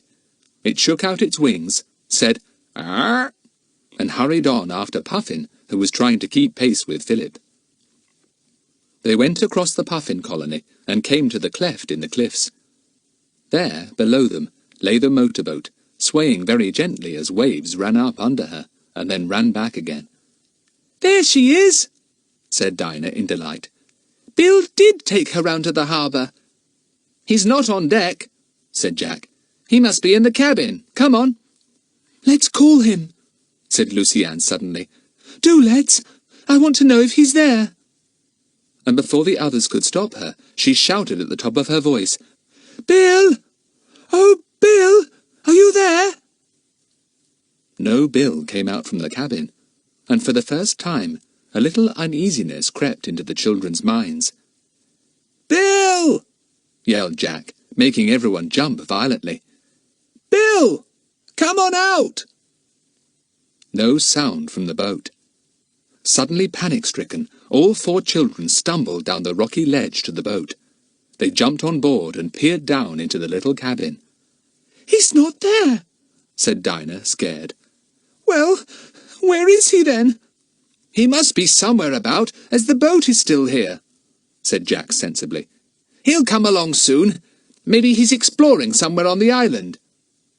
They were just turning away when Philip caught sight of something.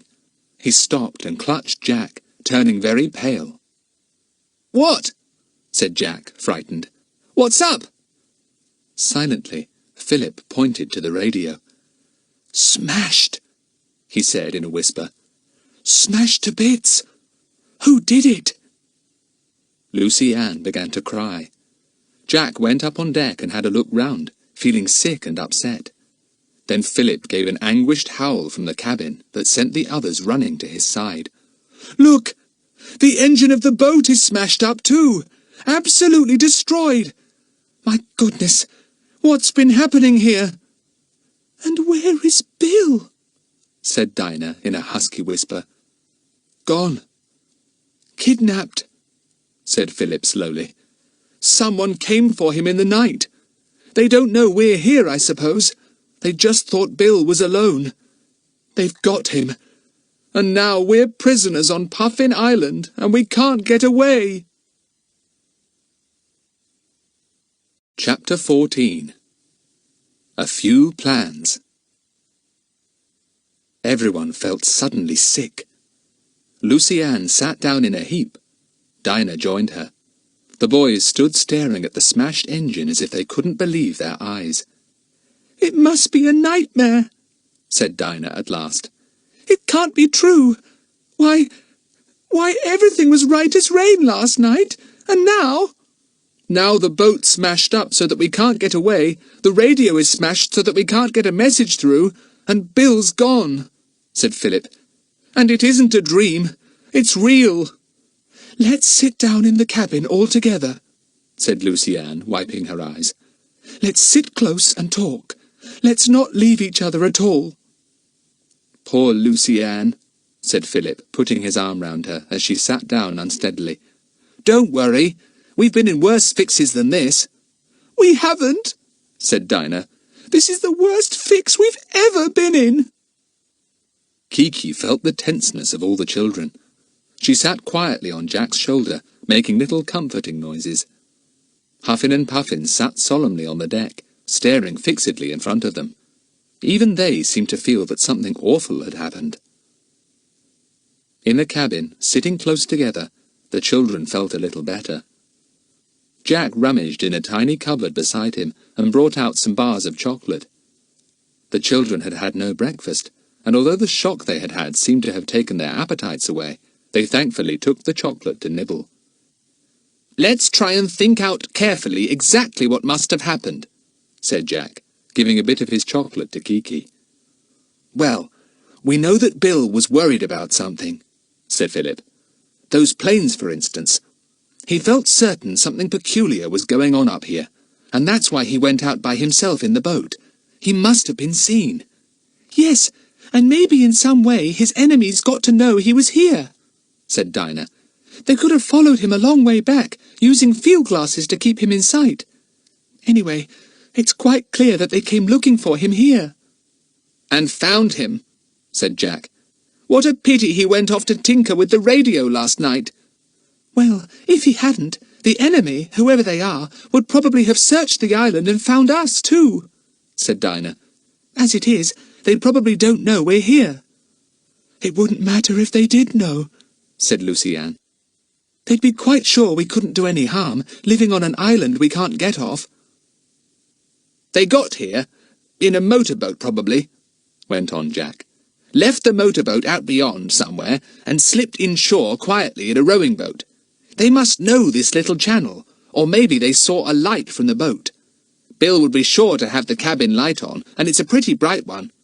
"Yes, and they surprised him and knocked him out, I suppose," said Philip gloomily. "They've taken him away. Goodness knows what'll happen to him." They won't hurt him, will they?" said Lucy Ann in a rather trembly voice. Nobody answered. "Cheer up, Lucy Ann," said Philip. "We've been in worse scrapes before, whatever Dinah says.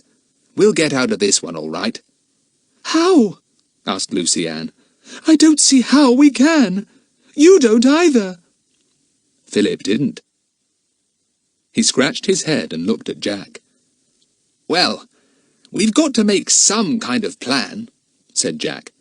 I mean, we must make up our minds what we are going to do to try and escape, and what we are going to do till we escape. Won't Bill's friends come and look for us when they don't get Bill's messages through? Asked Dinah suddenly. Pooh! What would be the good of that? Said Philip at once. There are hundreds of these little bird islands here. It might take years visiting and exploring every single one to find us. We could light a fire on the cliff and keep it burning so that any searcher could see the smoke in the daytime and the flames at night, said Dinah excitedly. You know, like shipwrecked sailors do. Yes, we could, said Jack. Only the enemy might see it too, and come along and find us before anyone else does. There was a silence. Nobody knew who the enemy were. They seemed mysterious and powerful and frightening. Well, I can't help it. I think we ought to follow Dinah's plan and light a fire, said Philip at last. We've got to run the risk of the enemy seeing it and coming to find us, but we simply must do something to help anyone searching for us. We can keep a lookout for the enemy and hide if they come. Hide? Where can we hide? Asked Dinah scornfully. There isn't a single place on this island for anyone to hide. No, that's true, said Jack. No caves, no trees, except for those few little birches, and the cliff's too steep to explore. We really are in a fix. Can't we do anything to help Bill? Asked Lucy Ann dolefully. I keep on and on thinking of him. So do I, said Jack. But I don't see that we can do much to help ourselves, let alone Bill. Now, if we could escape from here, or radio for help and get some of Bill's friends along, it would be something. But there doesn't seem anything at all to do except stay here and wait. There's plenty of food anyway, said Dinah. Stacks of tin stuff, and biscuits and potted meat, and Nestlé's milk and sardines. I think we'd better strip the boat of them, said Jack. I'm surprised the enemy didn't take what they could with them. Maybe they'll come back for them, so we'll take them first. We can hide them down some of the puffin burrows. Let's have a bit of breakfast now, said Philip, feeling better now that they had all talked the matter over and made a few plans. Open some tins and get some ginger beer. Come on. They all felt better still when they had had something to eat and drink. They had put a cover over the poor smashed radio. They couldn't bear to look at it. Jack went up on deck when they had finished their meal. It was very close again, and even the wind seemed warm. The sun shone through a thin veiling of cloud, and had a reddish hue. That storm is still about, said Jack. Come on, everyone, let's get to work before it comes. It was decided that Philip and Dinah should hunt for driftwood to make a fire up on the cliff. We don't know that those aeroplanes we sometimes see belong to the enemy, said Philip. If they don't, they may see our signal and come to circle round. Then they will send help. One might come today even. So we'll get a fire alight. We'll bank it with dry seaweed. That will smoulder well and send up plenty of smoke. Jack and Lucy Ann were to carry things from the boat to the tents in Sleepy Hollow. Take all the tins and food you can, said Philip. If the enemy happened to come back at night and take it, we'd be done. We should starve. As it is, we've got heaps to last us for weeks. The 4 children worked very hard indeed. Jack and Lucy Ann carried sacks of tins from the boat to Sleepy Hollow. For the time being, they bundled them in a heap by the tents. Kiki examined them with interest and pecked at one or two. It's a good thing your beak isn't a tin opener, Kiki, said Jack, making the first little joke that day to try and make Lucy Ann smile. We shouldn't have much food left if it was.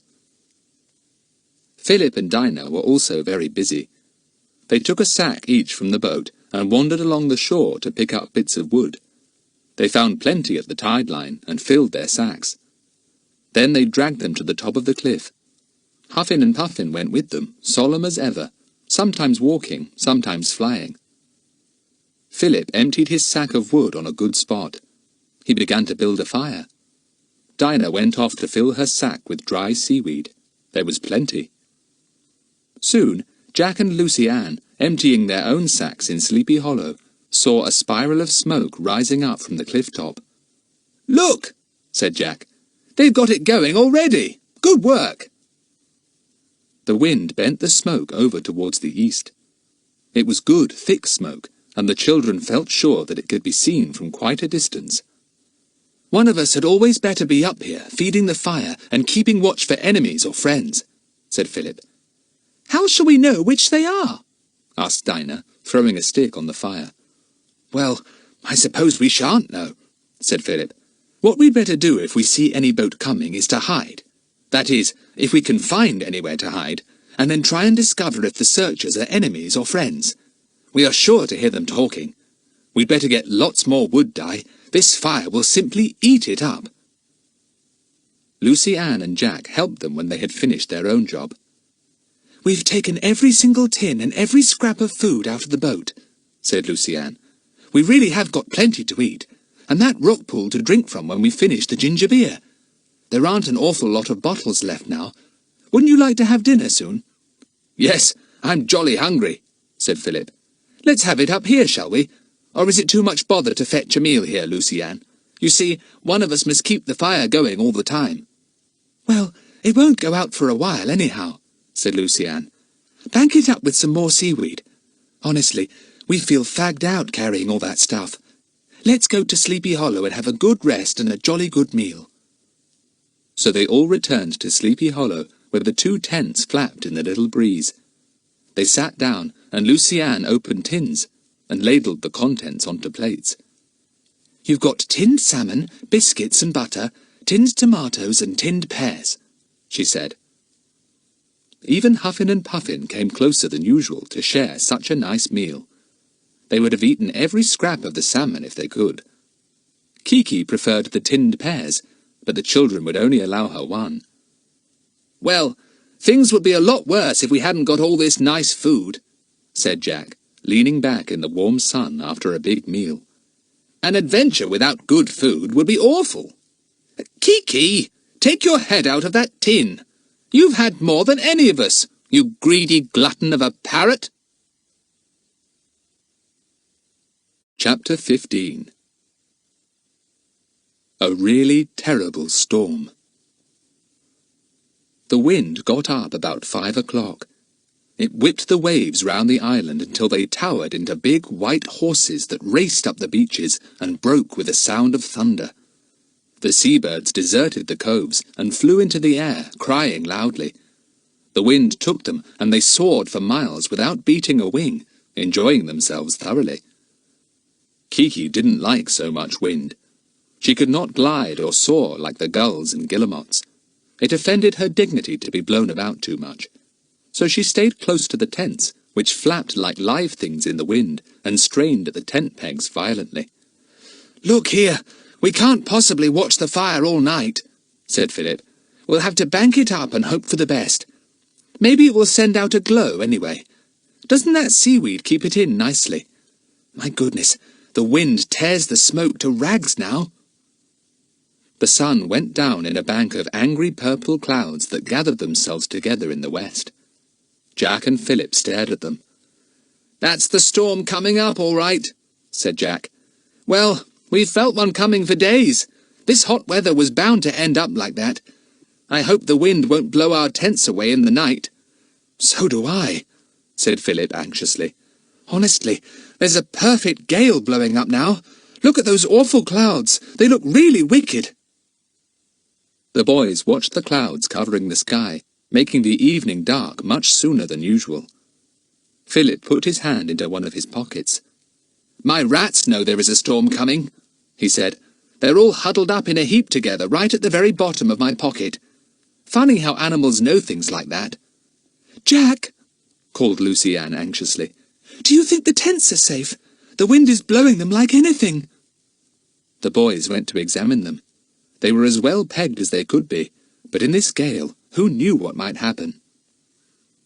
"We just can't do anything about it but hope for the best," said Jack rather gloomily. "Philip, have you got your torch? We'd better be prepared to be disturbed in the night if this gale goes on. We might have to re-peg one of the tents." Both boys had torches with new batteries, so that was all right. They put them down beside their beds when they cuddled up into their rugs that night. They all went early because for one thing it was getting very dark, for another thing it had begun to rain heavily, and for a third thing they were all very tired with the day's work. Kiki retired with the boys as usual, and Huffin and Puffin scuttled into their burrows nearby. "Wonder what poor old Bill is doing," said Jack to Philip, as they lay listening to the wind howling round them. "I bet he's worried stiff about us.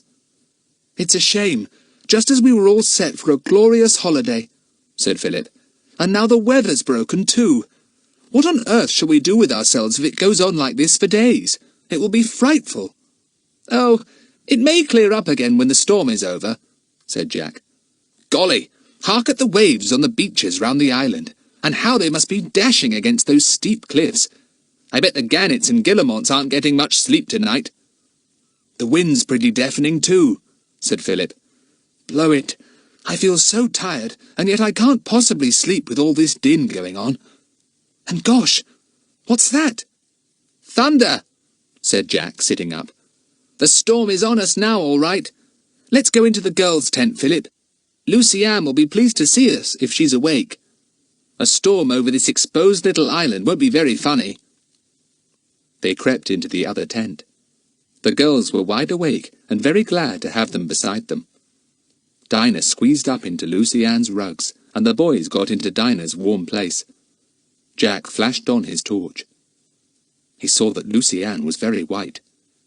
"There's nothing to be afraid of, old thing," he said gently. "It's only a storm, and you're never frightened of those, Lucy Ann. You know you aren't." "I know," gulped Lucy Ann.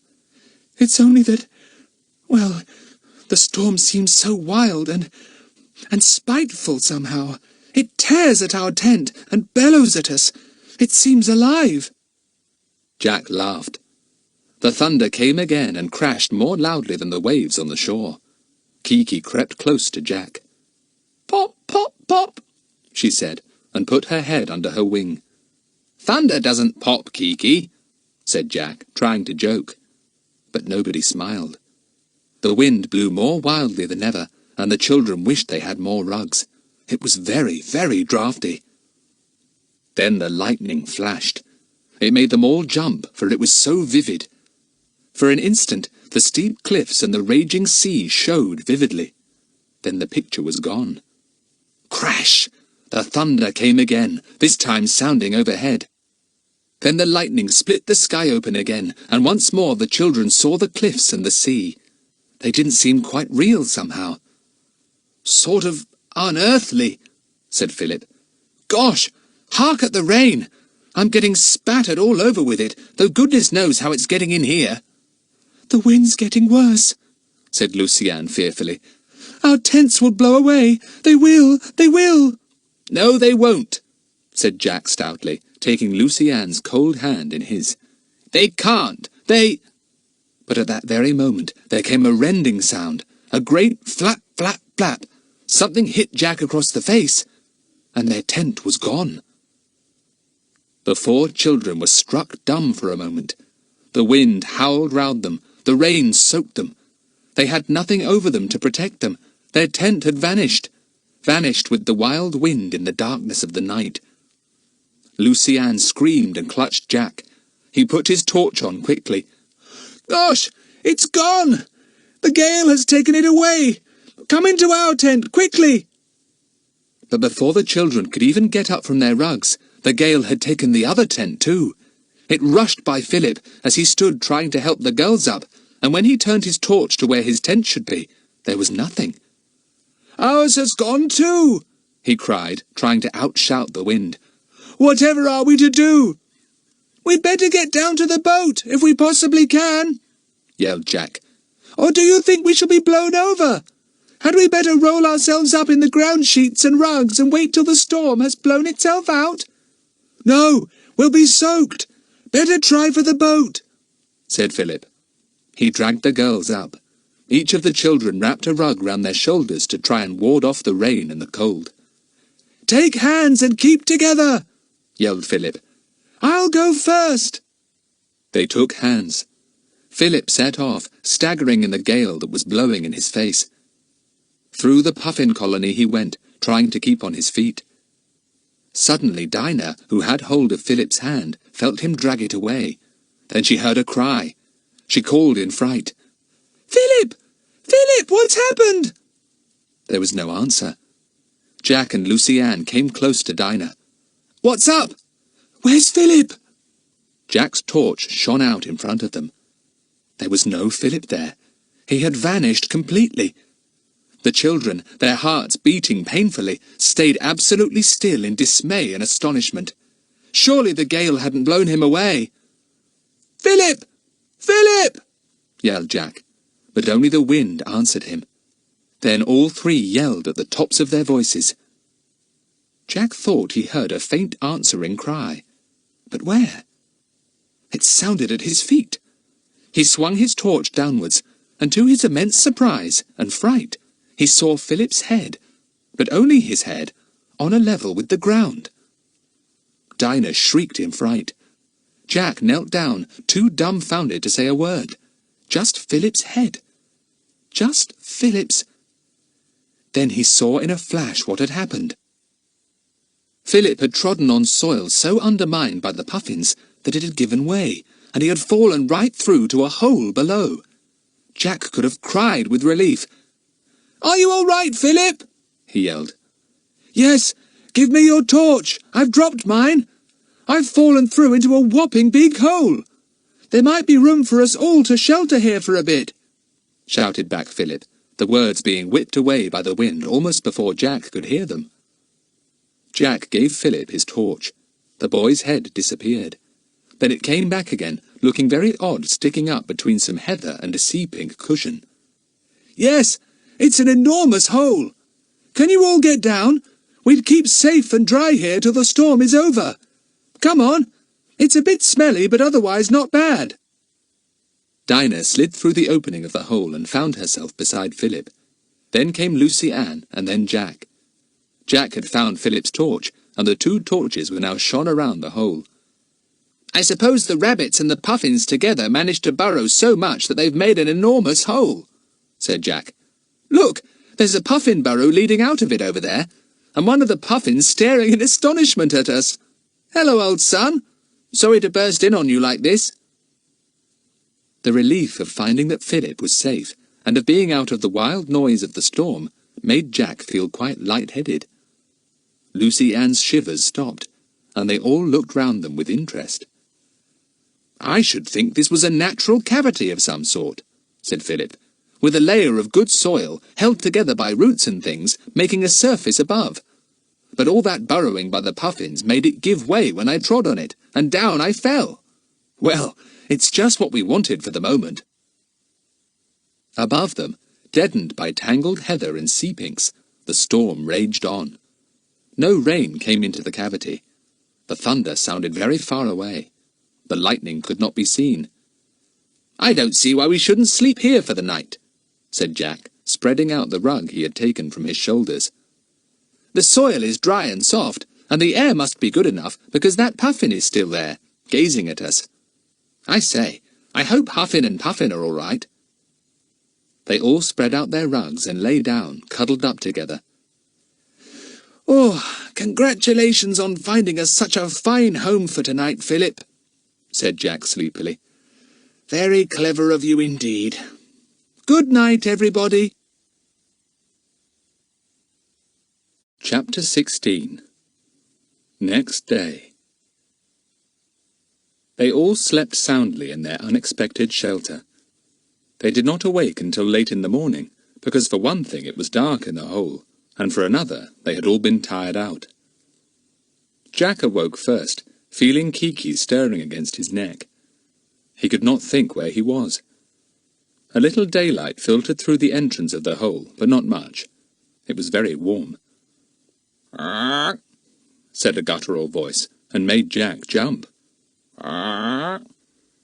It was the puffin which had come down its burrow to see them the night before. Jack switched on his torch and grinned at it. "Good morning, if it is morning. Sorry to have disturbed you. I'll get Huffin and Puffin to explain to you when we see them again." Philip woke and sat up. Then the girls stirred. Soon they were all wide awake, looking round the curious cavity, and remembering the events of the night before. "What a night!" said Dinah, shuddering. "Oh, when our tents blew away, I really did feel awful. And when Philip disappeared, I felt worse," said Lucy-Anne. "What time is it, Jack?" Jack looked at his watch and whistled. "My word! It's almost 10 o'clock. How we've slept! Come on, let's see if the storm is still going strong." He stood up and pulled away the overhanging heather that blocked up the narrow entrance to the hole. At once, a shaft of blinding sunlight entered, and the children blinked. Jack put his head out of the hole in delight. "Golly, it's a perfect day! The sky is blue again, and there's sunshine everywhere. Not a sign of the storm left. Come on, let's go up into the sunlight and have a look around." Up they went, giving each other a hand. Once they were out of the hole, and the heather fell back into place again, there was no sign of where they had spent the night. "Wouldn't it make an absolutely marvellous hiding place?" said Jack. The others looked at him, the same thought occurring to everyone at once. "Yes, and if the enemy come, that's where we'll go," said Dinah.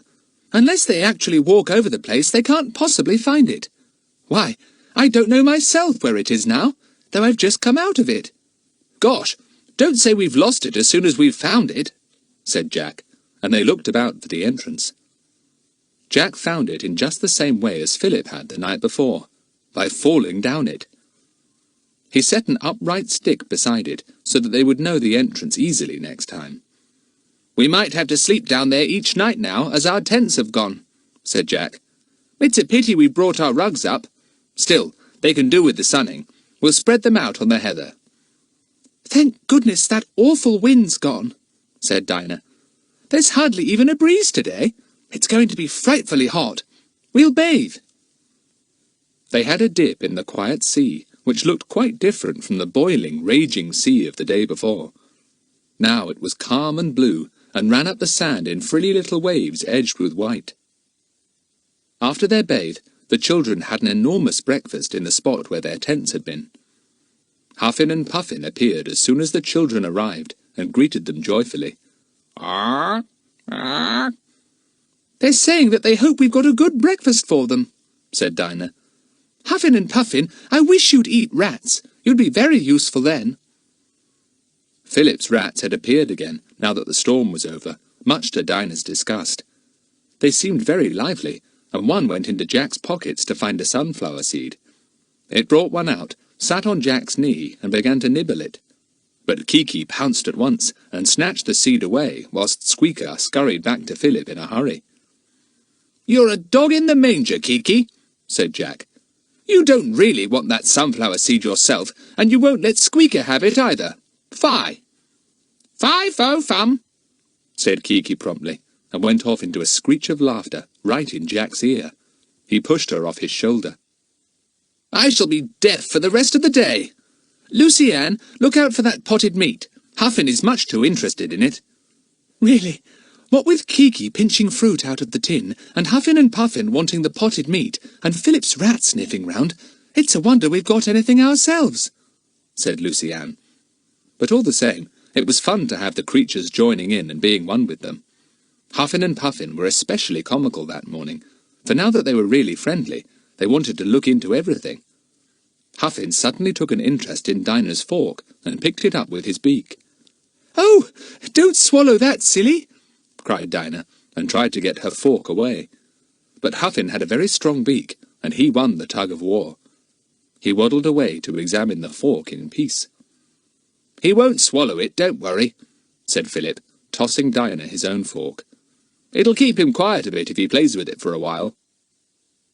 The children's fire was, of course, completely out. It had to be pulled to pieces and lighted all over again. This was not so easy as before, because everything had been soaked during the night. Still, the sun was so very hot that it wouldn't be long before the wood and the seaweed were bone dry again.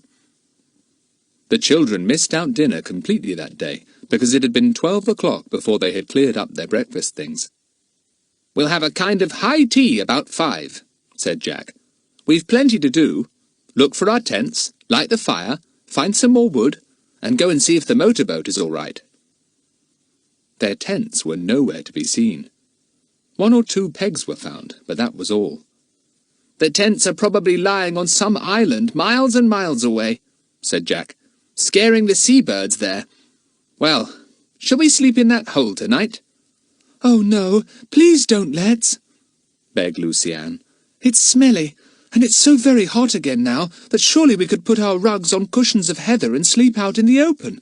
I should like that." Philip looked up at the clear blue sky. Not a cloud was to be seen. "Well," he said, "if it's like this tonight, it would be quite comfortable to sleep in the open. We'll plan to do that unless the weather changes. Let's find a nice cushiony place and put our rugs there, and our other clothes, with the ground sheets over them. Good thing the ground sheets only blew up against those birch trees and got stuck there." They found a nice heathery place, not too far from where Luciane kept the stores beneath the big ledge of stone, and piled their extra jerseys, their mackintoshes, their rugs and their ground sheets there. Luciane had stored their spare clothes with the food under the ledge, but the rain had driven in and had made them damp. So it was decided that it would be better to use them as extra bedclothes at night, and keep them under the ground sheets during the daytime. After they had done all this, they went to see their fire, which was burning well now. They sat on the top of the cliff, with the birds crying all round them, and looked out on the calm, brilliantly blue sea. "What's that?" said Luciane suddenly, pointing to something floating not far off. "Looks like a heap of wood or something," said Philip. "Wreckage of some sort. Hope it comes inshore. We can use it for our fire." It came slowly in with the tide. Philip put his glasses to his eyes. Then he lowered them again, looking so taken aback that the others were scared. "Do you know," he said, "that wreckage looks awfully like bits of the lucky star. And there's more bits over there, look. And I dare say we should find some down on the rocks." There was a shocked silence. Nobody had even thought that the motorboat might have been taken by the storm and battered. Jack swallowed hard. That would be a blow. He got up. "Come on, we'd better go and see. Of course, I suppose it was bound to be smashed up, but anyhow, we couldn't have moved it. Gosh, what bad luck if the boat's gone. Even if the engine was smashed, it was still a boat. We might have rigged up a sail or something."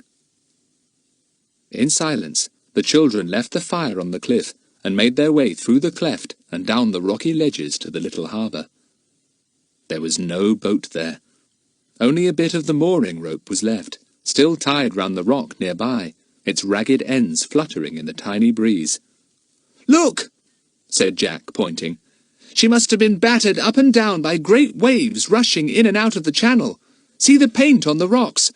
And look at the bits of wood about. When the rope broke, she must have been taken right out of the channel and then beaten to bits against the cliffs. What a frightful shame!" The girls had tears in their eyes, and Philip had to turn away too. Such a lovely boat.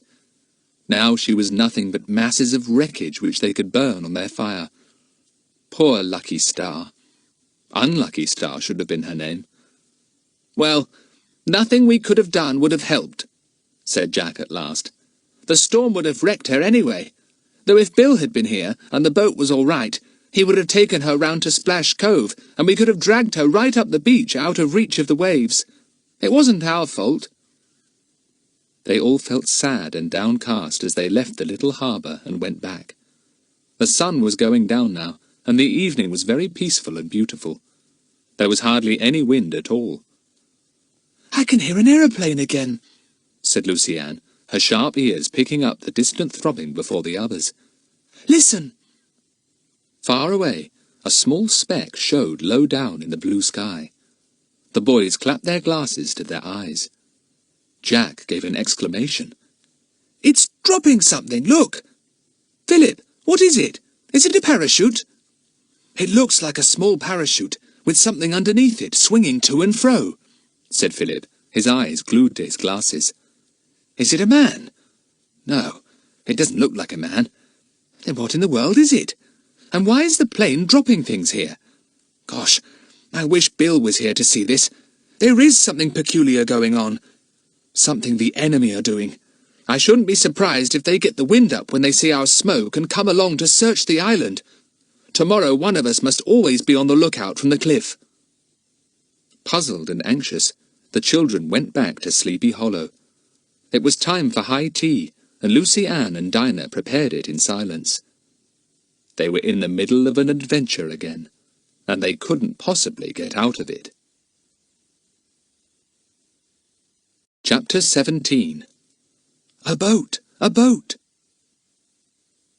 "Do you think it's worthwhile keeping the fire going if the aeroplanes belong to the enemy?" asked Lucy Ann at first. "Well, if we're ever to be rescued, we shall have to show some kind of signal," said Jack. "We'll have to risk the aeroplane seeing it. Perhaps, when no messages come through from Bill, motorboats will come looking for us. Then they will see our signal and come to the island." "I hope they do," said Dinah. "I don't want to be here for months, and it would be awful in the winter." "Good gracious, don't talk about being here for the winter," said Lucy Ann in alarm. "Why, it's only May." "Dinah's looking on the black side of things as usual," said Philip. Dinah flared up. "I'm not. I'm being sensible. You always call being sensible looking on the black side of things." "Oh, don't quarrel just now when we all ought to stick by each other," begged Lucy Ann. "And don't put those rats near Dinah, Philip. Don't be mean just now." Philip snapped his fingers, and the rats scurried back to his pockets. Kiki snorted. "3 blind mice. See how they run. Pop goes Kiki." "Ah," said Huffin, agreeing politely. It was really very comical the way he and Puffin seemed to talk to Kiki.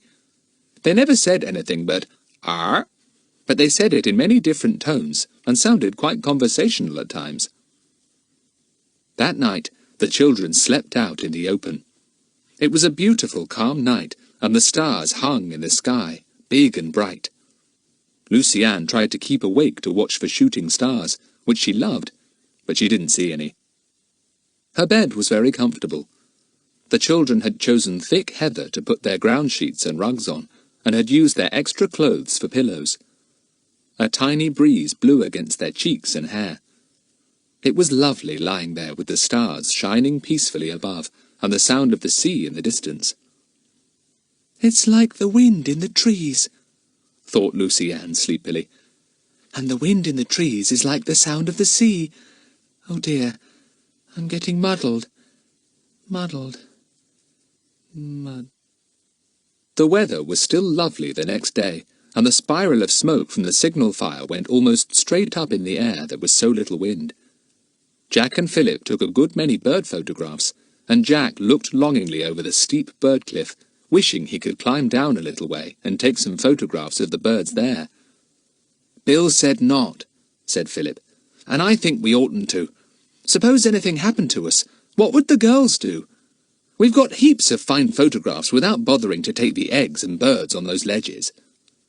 "I wish that puffins had laid eggs," said Jack. "I haven't found a single puffin egg yet. It's a bit too early, I suppose. How sweet baby puffins must look. I wish I could see some." "Well, you're likely to, as things have turned out," said Philip with a half-comical groan. "We may be here for quite a long time." It was arranged that one or other of the children should always be on the lookout somewhere on the bird cliff. From there, it was possible to see nearly all round the island, and no enemy could approach without being seen when still far off. That would give plenty of time for the others to be warned, and for all of them to go into hiding. "We'd really better hide all the tins and things that are under our ledge down in that hole, hadn't we?" said Lucy Ann when the plans were made. "They might easily be found." "We'll stuff heather round them," said Jack. "It would be an awful bore to have to keep going down into the hole to fetch all the food each time we wanted something to eat." So clumps of heather were most realistically tucked under the rocky ledge where Lucy Ann kept the tins. Nobody would guess it wasn't growing, it looked so natural there. "We'd have plenty of time to chuck our clothes and things down into the hidey hole if we saw anyone coming," said Jack. "I'll take first watch. I shan't be a bit bored because there are so many birds up there, and Kiki is such a clown with them. It's as good as a pantomime to watch her." 2 days went by without anything exciting happening at all. Once they heard another aeroplane, but didn't see it. More wreckage was thrown up on the beach from the unfortunate Lucky Star. The children bathed and ate and slept, and took it in turns to keep watch, but they saw nothing to worry them at all. Kiki always kept watch with Jack. Huffin and Puffin kept watch with Philip. Once another Puffin came too near Philip for Huffin's liking, and the bird ran at it with his head down, growling "Arr!" like an infuriated dog. Their big beaks locked together, and Philip almost cried with laughter as he watched the curious battle. "The Battle of Beaks," he called it when he described it to the others afterwards. "Talk about stags locking their antlers together and fighting. Those 2 Puffins were every bit as fierce with their huge beaks." Who won? asked Lucy Ann with great interest. Huffin, I suppose. "Of course," said Philip. "He not only won, he chased the other one right into its burrow, and they both came out again at another entrance, with Huffin winning the race. I'm surprised the other poor bird had any feathers left by the time Huffin had finished with him." On the afternoon of the 3rd day, Jack was sitting up on the top of the bird cliff. It was his turn to look out. He gazed lazily out to sea. There was just a little more breeze that day, and the waves had frills of white as they came in to shore. Jack was thinking about Bill. Where was he? What had happened to him? Had he been able to escape? And if so, would he come quickly to rescue the 4 children? And what was Aunt Allie thinking? Had she heard that there was no word from Bill, and was she worried? Jack thought deeply about all these things, listening to the different cries of the seabirds about him, and watching their graceful flight over the sea. Then his eyes suddenly picked out something far off on the water. He stiffened like a dog that suddenly sees something unusual. He reached down for his field glasses and put them to his eyes. He had soon got the something out there into focus, and he saw that it was a small motorboat. "Enemies!" he thought, and was about to leap to his feet when he remembered that whoever was in the boat might also have glasses and might see him. So he wriggled away on his tummy, and not until he was well down into the little valley did he jump up and run to the others. "Hi!" he called breathlessly as he tore down to Sleepy Hollow where the others were having a laze. "There's a boat coming!" They all sat up at once. Lucy Ann's green eyes were wide with excitement and fright. "Where? How far away?" "Quite a way off. It'll take them about 10 minutes to come in and tie up. We'd better chuck everything down into the hole at once." "What about the fire?" said Dinah, grabbing her pile of jerseys and coats. "Have to leave that. They've already seen the smoke anyway," said Jack. "Come on, quick! Get a move on, Lucy Ann!" It didn't take long to part the heather over the narrow entrance to the hole and hurl everything down. Jack removed the stick he had put there to mark the place.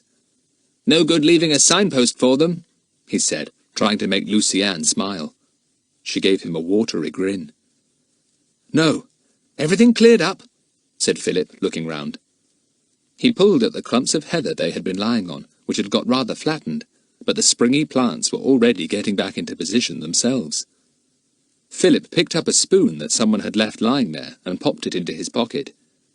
There really did seem to be nothing left now that would show that the children had been there a few minutes before. "Come on, Tufty, don't wait about," said Jack, in a fever of impatience to get below ground. The girls were already safely in the hole. Jack slid down himself, and Philip followed almost at once. Jack pulled the heather neatly over the hole. "There. Now, unless anybody actually treads in the hole, as Philip did the other night, we're safe. Nobody would ever know there was a big cavity underground." "I feel like a puffin," said Philip. "I feel I'd like to burrow. What about digging a nice little burrow for each of us to lie in?" "Oh, don't make jokes now," begged Lucy Ann. "I don't feel like jokes. I feel all sort of tight and breathless, and my heart simply couldn't beat any louder. Can you hear it?" Nobody could. But then, their own hearts were beating so fast and so loudly that it was no wonder they could not hear anybody else's. "Can we whisper?" asked Dinah, in a loud whisper that made everyone jump. "I should think so. But don't talk out loud," said Jack, And if we hear anyone coming, listen with all your might, so that we shall know if it's friends or enemies. It would be too awful if it was friends, and we let them go away without finding us." That was indeed an awful thought, almost worse than the thought of being found by an enemy. Everyone sat quietly, holding their breaths, listening with all their might. "Friend or enemy, friend or enemy, friend or enemy," said a voice in Lucian's mind, and she couldn't stop it saying the words over and over again. "Friend or—" "Psst!" came Jack's whisper suddenly. "I can hear something." But it was only Huffin and Puffin arriving in the hole. They pushed the heather aside and flopped in, giving the children a terrible shock. The heather swung back, and the puffins stared in the darkness, trying to find Philip. "You wretched birds!" scolded Philip. "You might have shown them our hiding place. Don't you dare to say a word." "Brrr," said Huffin deeply. Philip gave him an angry push, and the bird walked away in astonishment. It was the first time he had ever had an angry word or gesture from his beloved Philip. He hopped up to the beginning of a nearby burrow, followed by Puffin, and began to walk up it, very much offended. The children were glad to hear them go. "Shh!" came Jack's whisper again, and the others clutched one another. "They're really coming now. Shh!" Chapter 18. The Enemy and Kiki. The thud of footsteps could be felt in the dark hole below ground. Then came the sound of voices. "We'll search the whole place. Somebody must be keeping that fire going." "There's nowhere much to hide on this small island," said another voice. "Nobody could get down those sheer cliffs, so that rules them out. And there's obviously nobody in this valley, except these ridiculous birds." There came the sound of a match being struck. One of the men was evidently lighting a cigarette. He tossed the match away, and it came trickling through the heather into the hole where the trembling children crouched. It fell onto Dinah's knee, and she almost squealed. "They're dreadfully near," everyone was thinking. "Dreadfully, dreadfully near." "Look here," said one of the men's voices suddenly. "What's this? A bit of chocolate wrapping paper? I bet the hiding place isn't far off." The children's hearts almost stopped beating. Philip remembered that a bit of his chocolate paper had blown away on the wind, and he hadn't bothered to go and pick it up. Blow, blow, blow! Jack felt about for Kiki. Where was she? She had slid off his shoulder, but he couldn't feel her anywhere near. He did hope she wouldn't suddenly make one of her loud remarks just under the very feet of the men. Kiki had gone up the burrow after Huffin and Puffin. The two Puffins were now staring at the men who had come to hunt. They stood at the entrance of a burrow, looking fixedly with their crimson-circled eyes. "Look at those silly chaps," said one man. "Whatever are these ridiculous birds with beaks like fireworks about to go off?" "Don't know. Puffins or sea parrots or something," said the other man. "Huffin and Puffin," said Kiki in a loud, conversational sort of voice. The men jumped violently and looked all round. Kiki was in the burrow behind Huffin and Puffin and could not be seen. She did not want to push past them in case they nipped her. "Did you hear that?" said the first man. "Well, I thought I heard something," said the other.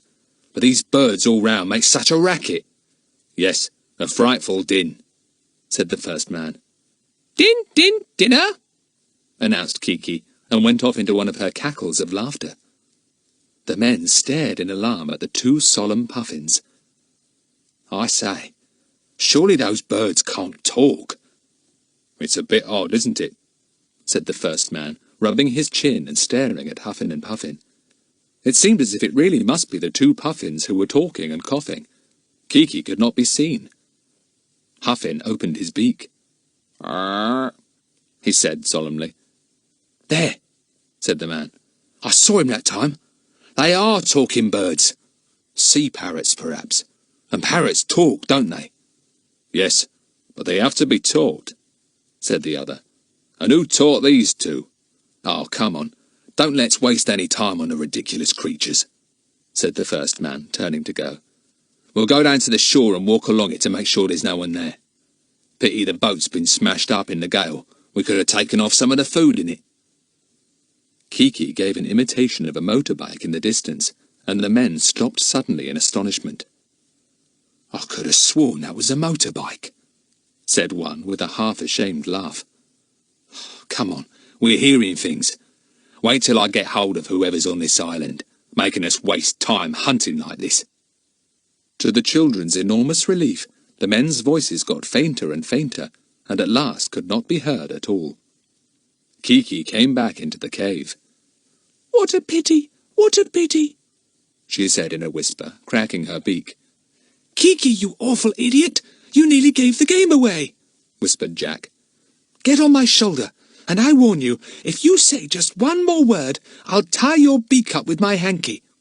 Ah, said Kiki, and settled down with her head under her wing. She was offended. For what seemed like hours, the children sat silently in the hole underground. They heard no more voices, and no more footsteps shook the ground nearby. How long have we got to stay here like this? Whispered Dinah at last. She was always the first to get impatient. I'm cramped. I don't know, said Jack, in a whisper that seemed to fill the underground cavity. It would be dangerous to pop my head out and take a look-see. I'm hungry, said Lucy-Anne. I wish we'd brought something to eat down with us, and I'm thirsty too. Jack wondered whether or not to risk sticking his head out. Just as he was making up his mind that he would, everyone in the hole heard a far-off, very welcome noise. It's the engine of their motorboat being started up, said Jack in relief. They must have given up the hunt, thank goodness. We'll give them a few minutes, then I'll hop out. They waited for 5 minutes. The motorboat's engine sounded for a little while, then grew fainter, and finally could not be heard at all. Jack cautiously put his head out. He could see and hear nothing but puffins.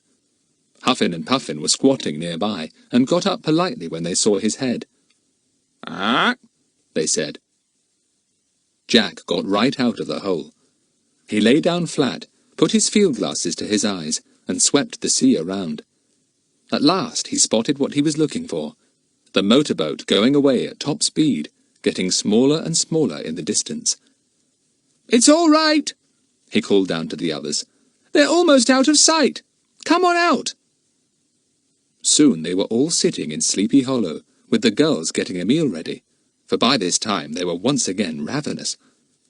The ginger beer had now all been drunk, so they drank the water from the rock pool, which was rather warm from the sun, but tasted very sweet. The rain from the storm had swelled it considerably. Well, that was a jolly narrow escape, said Philip, his spirits rising as he tucked into slices of spam. I really did think one of them would tumble in on top of us. Well, what do you suppose I felt like when the match one of them used fell through the hole and bounced on my knee? Said Dinah. I nearly let out a yell. Kiki almost gave the game away too, said Jack, putting potted meat on a biscuit. Calling out, din, din, dinner like that. I'm ashamed of you, Kiki. She's sulking, said Dinah, laughing. Look at her, standing with her back to you, pretending not to take any notice. That's because you were cross with her. Jack grinned. He called to Huffin and Puffin, who were, as usual, standing patiently beside Philip. Hey, Huff and Puff, come and have a titbit. Nice birds. Good birds, dear Huff and Puff. Huffin and Puffin walked over to Jack, doing their sailor roll from side to side. They solemnly took a bit of biscuit from Jack's fingers. But that was more than Kiki could stand. She whisked round and screeched at the top of her voice. Naughty boy! Naughty boy! Naughty boy! Poor Polly! Poor Polly! Polly's got a cold! Put the kettle on! Naughty boy! Naughty boy! She rushed at the startled Puffins and gave them a sharp jab with her curved beak. Huffin retaliated at once, and Kiki stepped back. She began to screech like a railway train, and the two Puffins hurriedly returned to Philip's knees, where they stood and stared in alarm at Kiki, ready to dart down a burrow at a moment's notice. The children roared with laughter at this little pantomime. Kiki went to Jack, sidling along in a comical manner. Poor Kiki, naughty boy, naughty boy.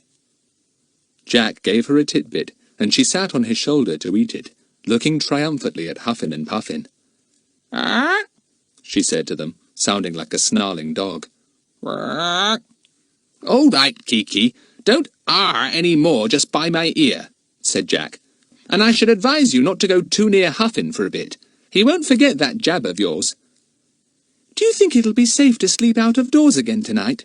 Asked Dinah, clearing up the meal. I don't fancy sleeping down that hole again somehow.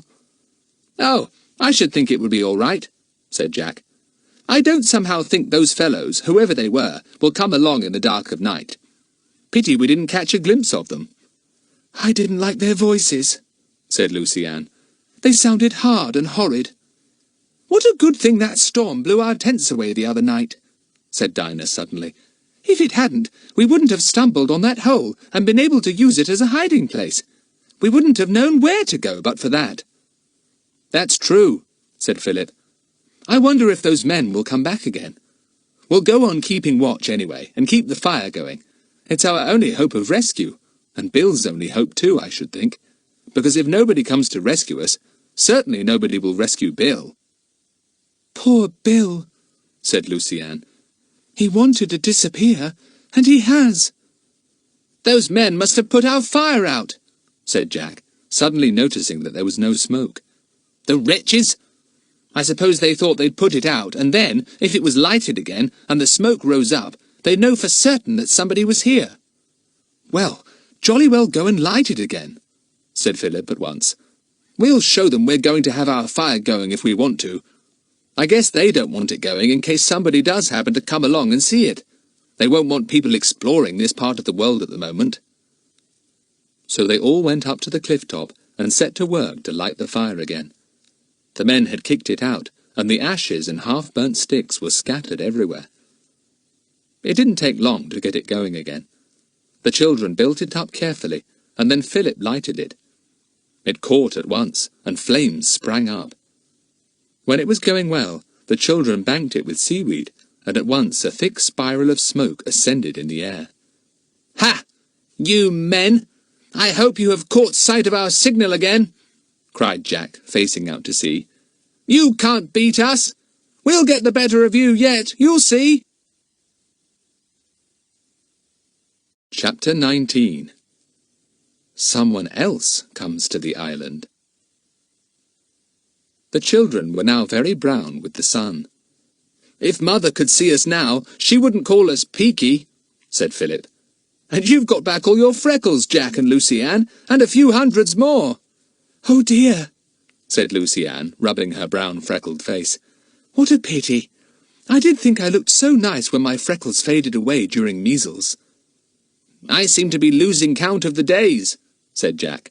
I can't for the life of me make out whether today is Tuesday or Wednesday. It's Friday, said Philip promptly.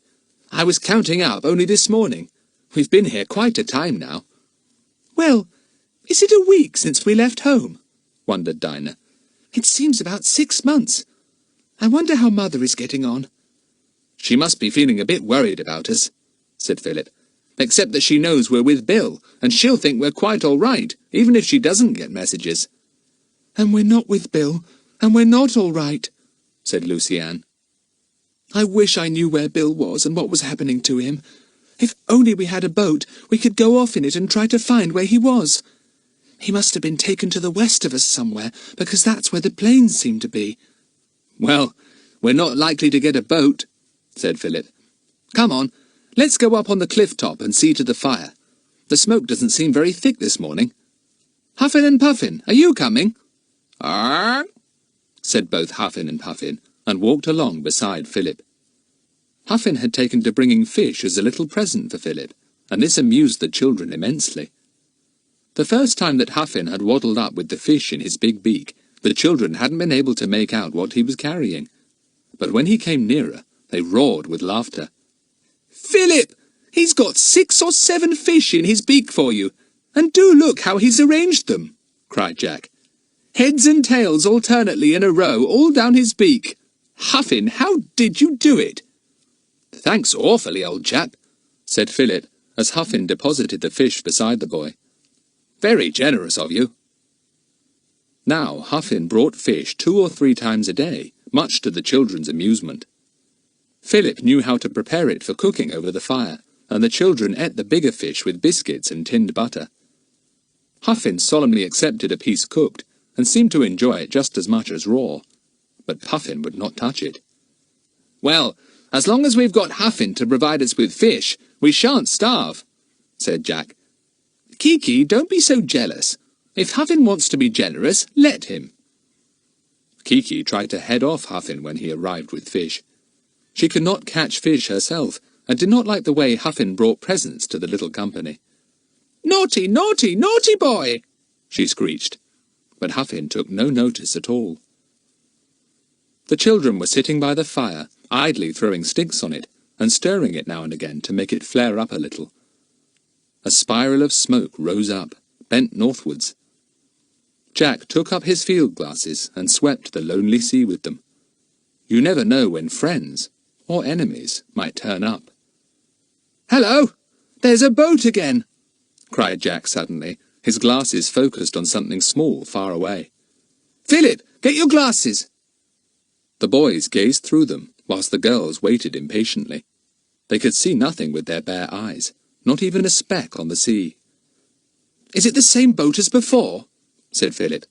"It's getting nearer. We shall soon be able to find out." "It looks a different one to me," said Jack. "Smaller, and it's coming from a different direction. That might just be a trick, though, to make us think it was a friend." "How shall we know?" said Luciane. "Have we got to go and hide again?" Jack gave his glasses to her to look through. He turned to Philip, a gleam in his eye. "Philip, there's only one man this time. He'll have to leave his boat moored somewhere if he's come to look for us. What about capturing it?" "Golly, if only we could," said Philip, his face glowing. "It's a motorboat, a small one, but big enough to take us all easily." "Capture it? But how?" demanded Dinah, her eyes glued on the approaching boat. "The man would see us easily, come running up and capture us." "Here, let me have my glasses back," said Philip, tugging them away from Dinah.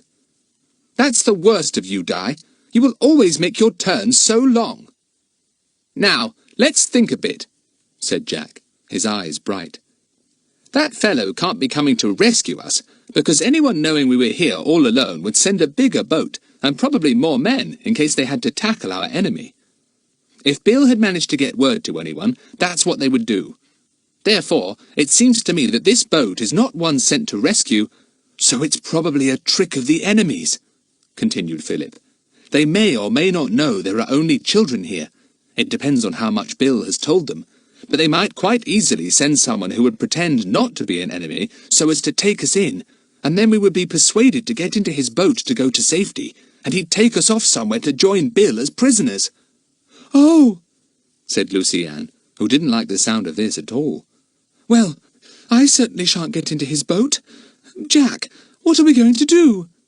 "Now listen," said Jack. "I really have got a good idea, but it needs all of us to carry it out. You girls, too." "Well, what have we got to do?" said Dinah impatiently. "Well, find out where he's going to moor his boat," said Jack. "He'll either go into that little channel where the Lucky Star was, or pull her up on a sandy beach. We shall soon know, because we shall watch." "Yes? What then?" asked Luciane, beginning to feel excited. "Well, Dinah and I will hide nearby," said Jack.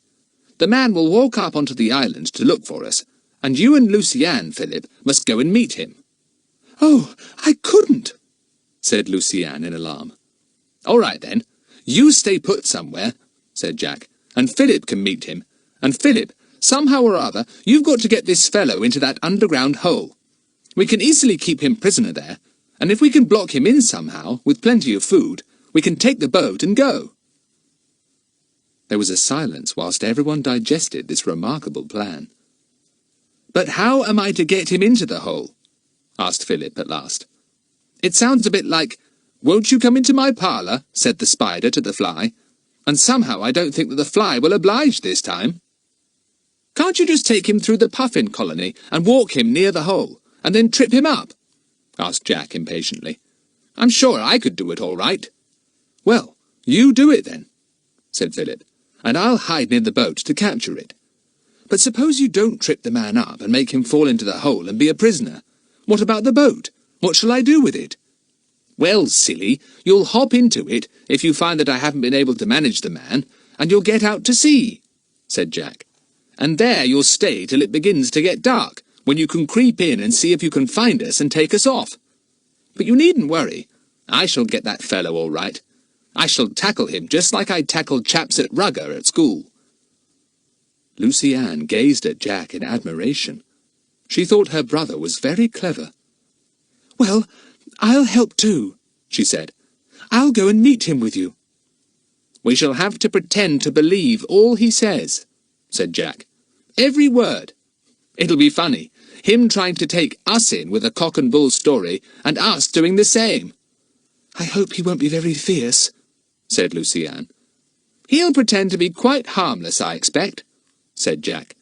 "Probably say he's a naturalist or something, and look very simple and friendly. Well, so shall I." "The boat's getting quite near," said Philip. "There is only one man. He's wearing dark glasses because of the sun." "To hide his fierce eyes, I expect," said Lucy Ann fearfully. "Not because of the sun. Do we show ourselves?" "Only two of us," said Jack. "You and I will get up, Lucy Ann, and wave like mad, standing beside the fire. And mind, whatever story I tell, you've got to back me up. Philip, you and Dinah mustn't show yourselves." "Where's he going to park his boat?" wondered Dinah. "Oh, he's making straight for the channel. He knows it then." "There you are, you see," said Jack. "Nobody would make straight for that hidden channel unless he had been here before. He's quite probably one of the men who came in that bigger boat." This did seem very likely indeed, for the boatman made straight for the little channel as if he had been there before. Just as he came near the cliffs, Jack and Lucy Ann stood up and waved. The man waved back. "Now, Dinah, you and Philip get down among the rocks that lead to the little harbour," said Jack. "There are some big ones there you can crouch behind till he's moored his boat and comes up to find us here. Then down you must go and hop into the boat, ready to go out to sea if we fail in our part. If we don't fail, things will be fine. We shall have a prisoner we can hold as hostage, and a boat to escape in." "Hooray!" said Philip, feeling suddenly excited. "Hip, hip, hip!" said Kiki, flying down to Jack's shoulder. She had been on an expedition of her own somewhere, probably chivying the gulls around, Jack thought. "You can join in the fun, Kiki," said Jack. "And mind you say all the right things." "Send for the doctor," answered Kiki solemnly. "Pop goes the doctor." "He's going into the channel," said Philip. "Come on, Dinah, time we hid. Good luck, Jack and Lucy Ann." Chapter 20. Mr. Horace Tipperlong Gets a Shock. The man guided the motorboat expertly into the narrow channel of water where the Lucky Star had been battered to pieces. He saw the bit of broken rope still round one of the rocks, and looked at it, puzzled. Dinah and Philip were crouching behind 2 or 3 large rocks further up the cliff. They could not see what the man was doing, for they were afraid of being spotted if they peeped out. Jack and Lucy Ann were waiting on the cliff top. Lucy Ann was nervous. "My knees feel funny," she complained to Jack. He laughed. "Don't worry. Buck up, knees. Now, here he comes. You needn't say a word if you don't want to." The man came up the rocky steps that led to the top of the cleft in the cliff. He was a thin fellow, rather weedy, with skinny legs. He wore shorts and a pullover. He had been burnt by the sun, and his skin was blistered. He had a thin little moustache and a high forehead on which the hair grew far back. He wore very dark glasses indeed, so that it was quite impossible to see his eyes. He did not look anybody to be very much feared, Jack thought. "Hello, hello, hello," said the man, as he and the children met. "I was astonished to know there were people on this island." "Who told you?" asked Jack at once. "Oh, nobody," said the man. "I saw your spire of smoke. Whatever are you doing here? Is there a camp of you or something?" "There might be," said Jack airily. "Why have you come here?" "I'm an ornithologist," said the man very earnestly. "You won't know what that means, of course." Jack grinned to himself. Considering that he and Philip thought themselves very fine ornithologists, this amused him. But he wasn't going to let this man know that. Ornithologist? He said innocently. What's that? "Well, my lad, it's a student of bird life," said the man. "A bird lover. One who wants to know all that he can about birds and their ways." "Is that why you've come here, then? To study birds?" asked Lucy Ann, thinking she ought to say something. Her knees had stopped shaking and feeling funny, now that she saw the man was not at all fearsome. "Yes, I've been to this island before, years and years ago, when I was a lad," said the man. "And I wanted to come again, though I had a job finding it. I was surprised to see your smoke going up. What's it for? Playing at shipwrecked sailors or something? I know what children are." It was plain that the man knew very little about children, and thought the two to be much younger than they were. "He'll be reciting Humpty Dumpty to us in a moment," thought Jack, with a secret grin. "Do you know a lot about birds?" said Jack, not answering the man's question. "Well, I don't know a great deal about sea-birds," said the man.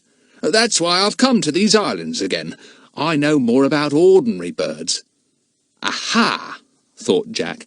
"He says that because he is afraid I'll ask him a few questions about the birds here." "We've got 2 tame puffins," said Lucy Ann suddenly. "Would you like to see them?" "Oh, very much, my dear, very much," said the man, beaming at her. "By the way, my name is Tipalong, Horace Tipalong." "Tripalong?" said Lucy Ann with a giggle, thinking it was a very good name for this man, who walked with curious mincing steps. Jack wanted to laugh. "No, Tipalong," said Horace, and smiled all over his face at Lucy Ann. "What is your name?" "My name's Lucy Ann," she said, "and my brother's name is Jack. Are you coming to see the puffins? It's this way." "I should also like to meet whoever is in charge of you," said Mr. Horace Tipalong.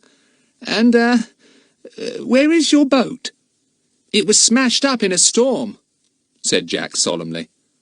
Mr. Tipalong tut-tutted with sympathy. "Oh, how dreadful! Then how are you going to get back home?" "Look out!" said Jack, just saving Horace as he was about to plunge down a puffin's burrow. "This place is undermined by the puffins. Mind where you go." "My word! What a lot of birds!" said Horace Tipalong, standing still.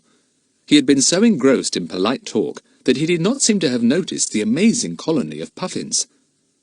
Another black mark against him. Jack could not believe that a real ornithologist would walk halfway through the puffins without exclaiming at them. "Extraordinary! Most astonishing! I don't remember ever seeing so many birds together before," said Horace. "And all those thousands on the cliffs, too. Well.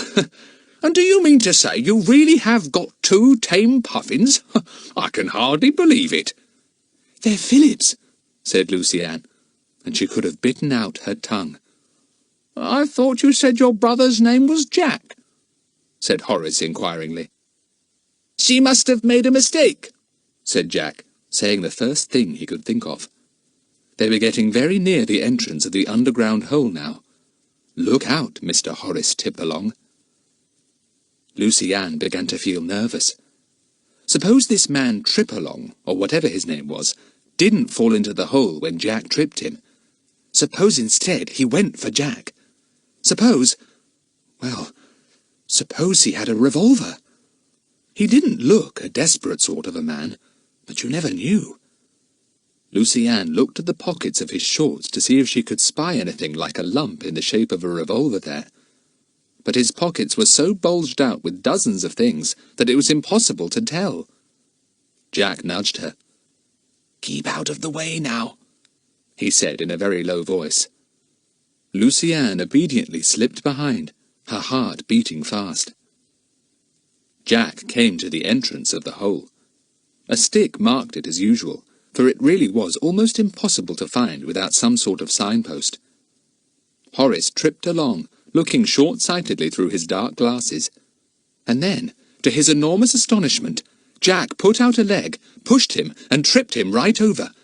He fell at the side of the hole, but before he could get up, Jack had given him a shove, and right into the hole he went. Crash! Jack had a stout stick in his hand, which he had picked from the pile beside the bonfire. He parted the heather and looked into the hole. In the dim light, he could see Horace Tippalong sitting up, and he heard him groaning. Tippalong looked up and saw Jack. "You wicked boy!" he said angrily. "What do you mean by this?" His glasses had fallen off in his headlong dive. His eyes certainly did not look very fierce. They looked rather weak and watery. He held his head as if he had hurt it. "Sorry," said Jack, "but it had to be done. Either you caught us, or we caught you. We didn't need to go on pretending any more. We know quite well what gang you belong to." "What are you talking about?" cried the man, and he stood up. His head popped out of the hole. Jack raised his stick at once. "Get back!" he said fiercely. "You're our prisoner. You took Bill, didn't you? Well, now we've taken you. If you attempt to clamber out, I shall hit you on the head with this. You just try it." Horace hastily retreated. Lucy-Anne looked white and scared. "Oh, Jack, is he hurt? Jack, you won't really hit him, will you?" "I jolly well will," said Jack. "Think of Bill, Lucy-Anne, and our poor lucky star, and us stranded here because of this fellow and his precious friends. Don't you realise that if he gets out and back to his boat, they'll send heaps more, and won't rest till they've got us? Don't be feeble." "Well, I don't want to see you hit him," said Lucy-Anne. "Dinah wouldn't mind a bit, but I'm not like Dinah." "Look here! Will you kindly tell me what all this nonsense is about?" shouted Horace. "I never heard of such a thing. Here I come to a bird island, which as far as I know certainly isn't a crime, and you two kids leave me here, trip me up and shove me down this hole. I've hurt my head badly, and now you say if I try to get out you'll brain me. You nasty little creatures." "I'm really very sorry about it," said Jack again. "But there wasn't anything else to be done. You realise that with our boat gone, and Bill disappeared, we had to get a boat somehow. We can't stay here for the rest of our lives." Horace was so amazed and upset at this speech that he stood up again. He sat down hurriedly when he saw Jack's stick. But look here. Do you really mean to say that you're now going to take my boat? I never heard such brazen cheek. You wait till I get hold of the people in charge of you, my boy. You'll get the worst hiding you've ever had in your life." Chapter 21. Horace does not like Puffin Island. "Lucy-Anne, see if you can spot either Philip or Dinah," ordered Jack. "Philip will probably be in the boat, ready to start her up, if he has to. But Dinah will possibly be looking out to see if there is any sign from us." Lucy-Anne stood up. She saw Dinah standing a good way off, waiting anxiously at the top of the cleft in the cliff. Philip was not to be seen. Presumably he was down in the boat. Lucy-Anne waved violently. "It's all right! We've got him in the hole!" she yelled. Dinah waved back, then disappeared. She had gone to tell Philip. Soon the two appeared again, and came through the puffin colony at top speed to hear what had happened. "We got him," said Jack proudly. "Easy as pie. Down he went. Plonk." "Who's there?" inquired Horace plaintively. "Is that somebody else? Look here. You've just got to tell me what's going on here. I'm all at sea." "That's where we'll be soon, I hope," grinned Jack. "And in your boat. Philip, meet Mr. Horace Tippalong." "Gosh, is that really his name?" said Philip. The incensed Mr. Tipperlong roared up the hole. "My name is Tipperlong, and I'll thank you to remember it. Ill-mannered children, you wait till I make a complaint about you and get you punished. I never heard of such behaviour in all my life." "You can't blame him for being wild," said Jack. "He says he's I say, Mr. Tipperlong, what did you say you were?" "An ornithologist, ignorant boy!" yelled Mr. Tipperlong. "Golly, what's that?" said Philip innocently, and the others giggled. "You let me out of this!" commanded Mr. Tipperlong, and his head appeared cautiously near the entrance of the hole, ready to bob back if necessary. It was necessary. "Look here," said Jack, exasperated. "Do you want me to give you a good old conk on the head before you know I mean what I say? Because I will. I don't want to, but I will. I bet you gave old Bill a few blows before you captured him. What's sauce for the goose is sauce for the gander." "You're talking double Dutch," said Horace in a disgusted voice. "I think you must be mad.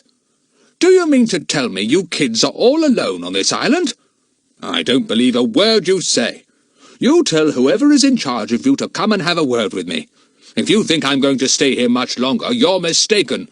I've never met such unpleasant children in my life. I suppose you're all playing at being just Williams. Pah!" This was a lovely noise. Kiki, who had been listening with surprise and enjoyment to the animated conversation, now joined in. "Pa! Pooh! Pa! Pop!" She flew to the edge of the hole and looked in. "Pa!" she said again, and went off into a cackle of laughter. Horace looked up in fresh alarm. Was that really a parrot at the hole entrance, saying pa and pooh to him in that rude way? Is that one of the tame puffins you told me about?" he asked doubtfully. "I thought you were an ornithologist," said Jack in scorn. "Kiki is a parrot. I should have thought anyone would have known that." "But how can a parrot live here?" said Horace. "It's not a seabird. Oh, this is all a dream. But what a very silly dream." At that moment, a puffin came down the end of the burrow that led into the back of the hole. "Ah!" it announced in a deep and guttural voice. Mr. Tipperlong jumped violently. All he could see in the dimness of the hole was a baleful eye and a big and many-coloured beak. "Go away," he said weakly. "Shoo! Shoo!" said Kiki from the hole entrance in great delight. "Pa! Pooh! Shoo! Ah! You're all mad," said poor Horace. "I'm mad too, I suppose. Oh, shoo, I tell you." The puffin said, "Ah!"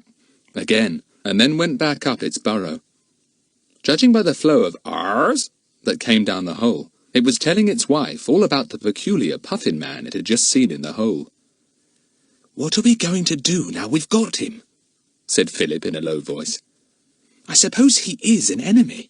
I mean, he does sound rather a goof, doesn't he?" "All part of a clever plan," said Jack. "He's no ornithologist.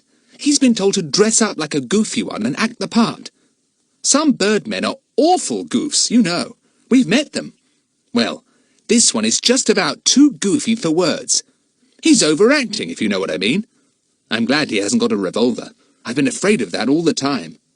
"Yes, so was I," admitted Philip. "There may be one in the boat.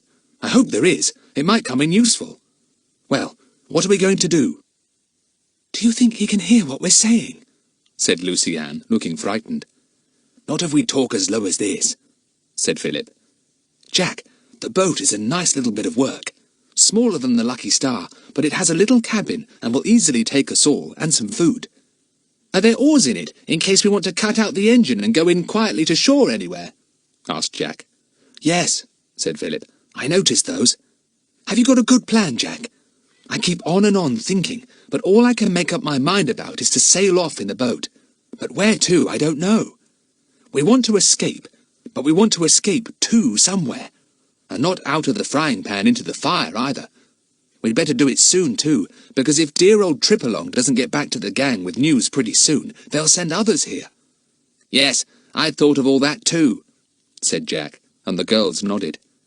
The thing is, shall we try to make for the outer islands and find one where a few fishermen live and try to get help? Or shall we try for the mainland? Or shall we hunt for Bill? There was a silence. Everyone was thinking hard. Lucy Ann spoke first. I vote for hunting for Bill, she said. We could try that first, anyway, and then make for safety afterwards if we're not successful. But I do think we ought to try to find Bill first. Good for you, Lucy Ann, said Jack. That's what I think. Now for some more planning. Horace Tipperlong suddenly demanded their attention again. Stop all that talk, talk, talk, he cried fretfully. I'm ravenous, and thirsty too. If you're going to try and starve me to death, say so, but at least let me know. We're not going to starve you. Don't be an ass, said Jack.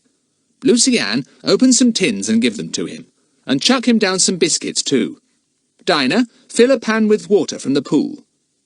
Right, Chief, grinned Dinah, and went off to the pool in the rocks. Horace was handed down the full pan of water and some tins and biscuits. He began to eat hungrily.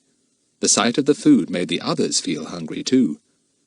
We'll have a feed as well, said Philip. Shall I take a turn at holding the stick and sitting by the hole, Jack? Yes, said Jack. But mind, give him a good old conk if he so much as shows a hair. This was said in a very loud voice, so that Horace was sure to hear. But Horace said nothing. Apparently he was willing to bide his time now. The children were soon devouring a tinned chicken, tinned peas which they ate without heating, and a tinned fruit salad with tinned cream, washed down with water from the pool. Jolly good, said Jack with a comfortable sigh. I feel better. Wonderful what food does to you. It would make me sick if I ate as much as you've just eaten, said Dinah. You're a greedy pig. You ate twice as much as anyone else. Can't help it, said Jack. I was twice as hungry. Now then, lower your voices, please. We'll make our plans. Shall we set out at night? Said Philip in a low voice. No, said Jack at once. We'd never see our way, even in the moonlight. We'd better set off first thing tomorrow morning, about dawn. We'll hope old Tripalong is asleep then, so that we can get a good start without his interrupting us. Yes, because we'll have to leave the hole unguarded when we all go to the boat, said Lucy Ann. I'd thought of that, said Jack. You three can go to the boat, take food with you, and our clothes and rugs. Get everything absolutely ready.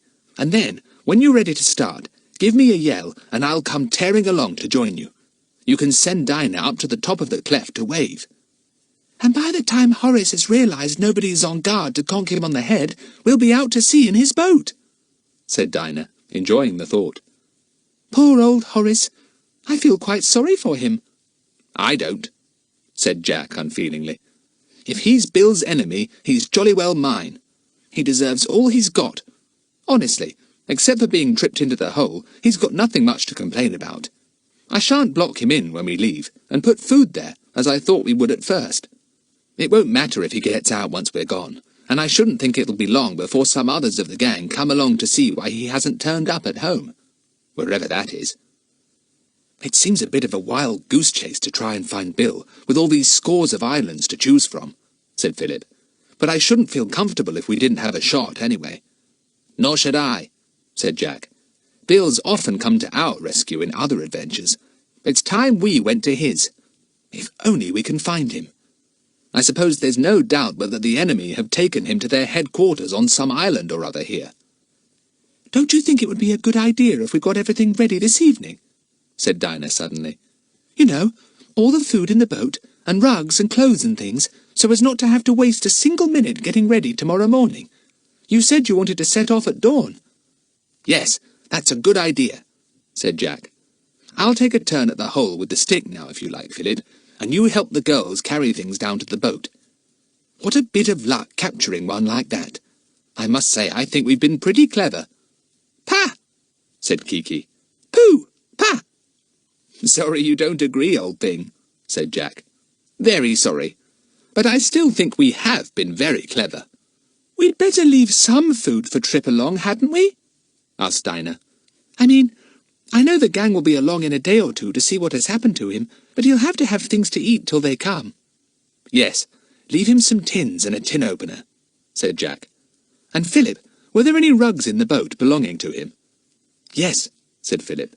I'll bring them back here, after I've taken some food to the boat. We'll chuck them down to him. I think we're being awfully kind to our enemy. Horace didn't think so. He got all upset again after a bit, and began to shout wildly down in the hole. "This has gone on long enough! You let me out, you little villains! Wait till I get my hands on you! What is the meaning of this, I'd like to know?" "Oh, don't keep up the pretence any more, Mr. Horace Tripalong," said Jack, bored. "We're enemies, both of us, and you know it. You open up a bit and tell me where Bill is and a few things more. You might get off more lightly in the end if you do." "Who is this Bill you keep talking about?" said Horace in an exasperated tone. "Look here, are you playing at pirates or bandits or what? I never heard of anyone being kept prisoner down a hole like this by a pack of villainous children." "No, I never heard of it either, now I come to think of it," said Jack. "Well, dear Horace, if you won't admit what we all know, keep quiet." "Pah!" said Horace, aggravated beyond words. "Pah!" said Kiki at once, and went to the hole entrance. She looked down. "Pah! Naughty boy! Pop goes the weasel! How many times have I told you to shut that door? God save the Queen! Pah!" Mr. Tipalong listened in amazed horror. Was he really and truly mad? Could that be a parrot talking to him so rudely? "I'll wring that bird's neck," he said fiercely, and got up. "Ring the bell, please," said Kiki, and went off into one of her cackles. Then she poked her head in again, and screeched like a railway engine in a tunnel. It was absolutely deafening in the hole below, and Horace fell back on the ground, defeated.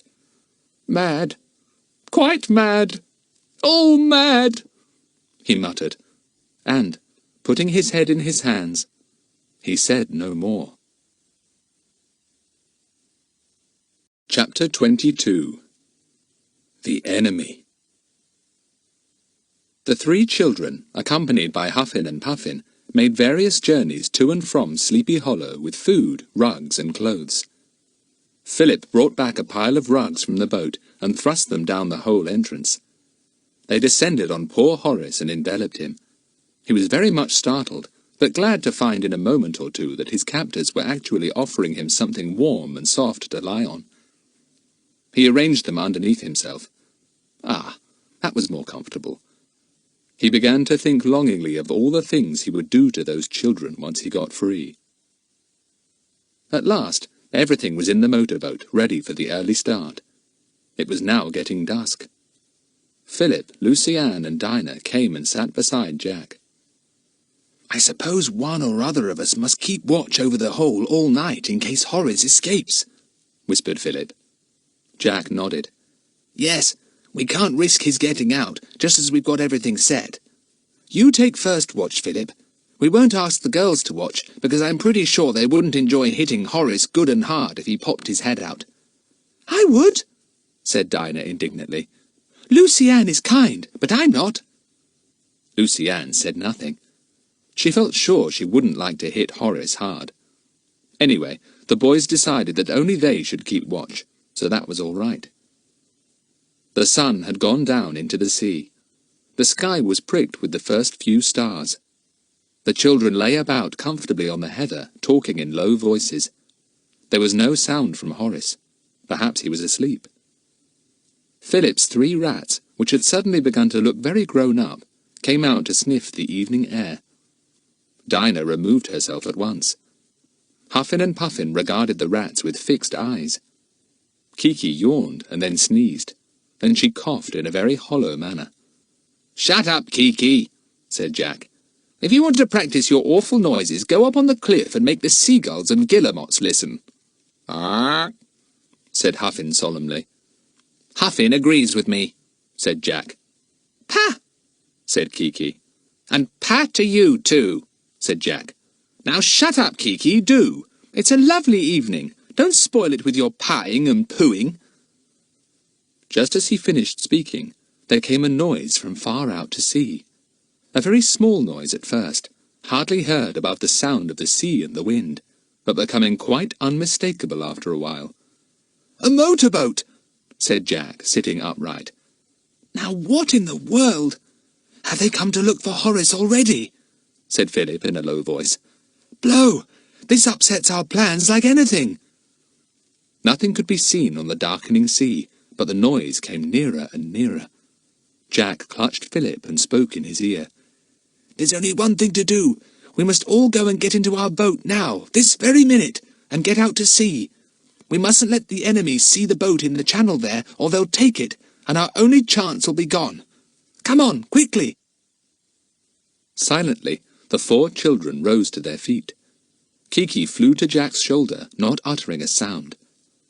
Huffin and Puffin, who had retired to their burrow, came out again. They flew beside the hurrying children, not even remarking "Arr" to one another. Across the Puffin colony they went, stumbling and staggering between the hundreds of burrows. Up the little slope of the cliff, and over to the cleft in the rock. Down the rocky ledges. Be careful, and into the rocking boat, their breath coming fast and their hearts beating like hammers. Start her up, ordered Philip, and Jack started the engine. Philip threw off the mooring rope, and it skittered into the boat by the girls' feet. In a moment more, they were backing gently out of the little channel. Soon they were right out of it. Philip went to the east a little. It was almost dark now. We'll stop the engine, said Philip, and wait here till the other boat goes into the channel, because I expect she'll make for it. I don't want to bump into her, and the men on board her might hear our engine.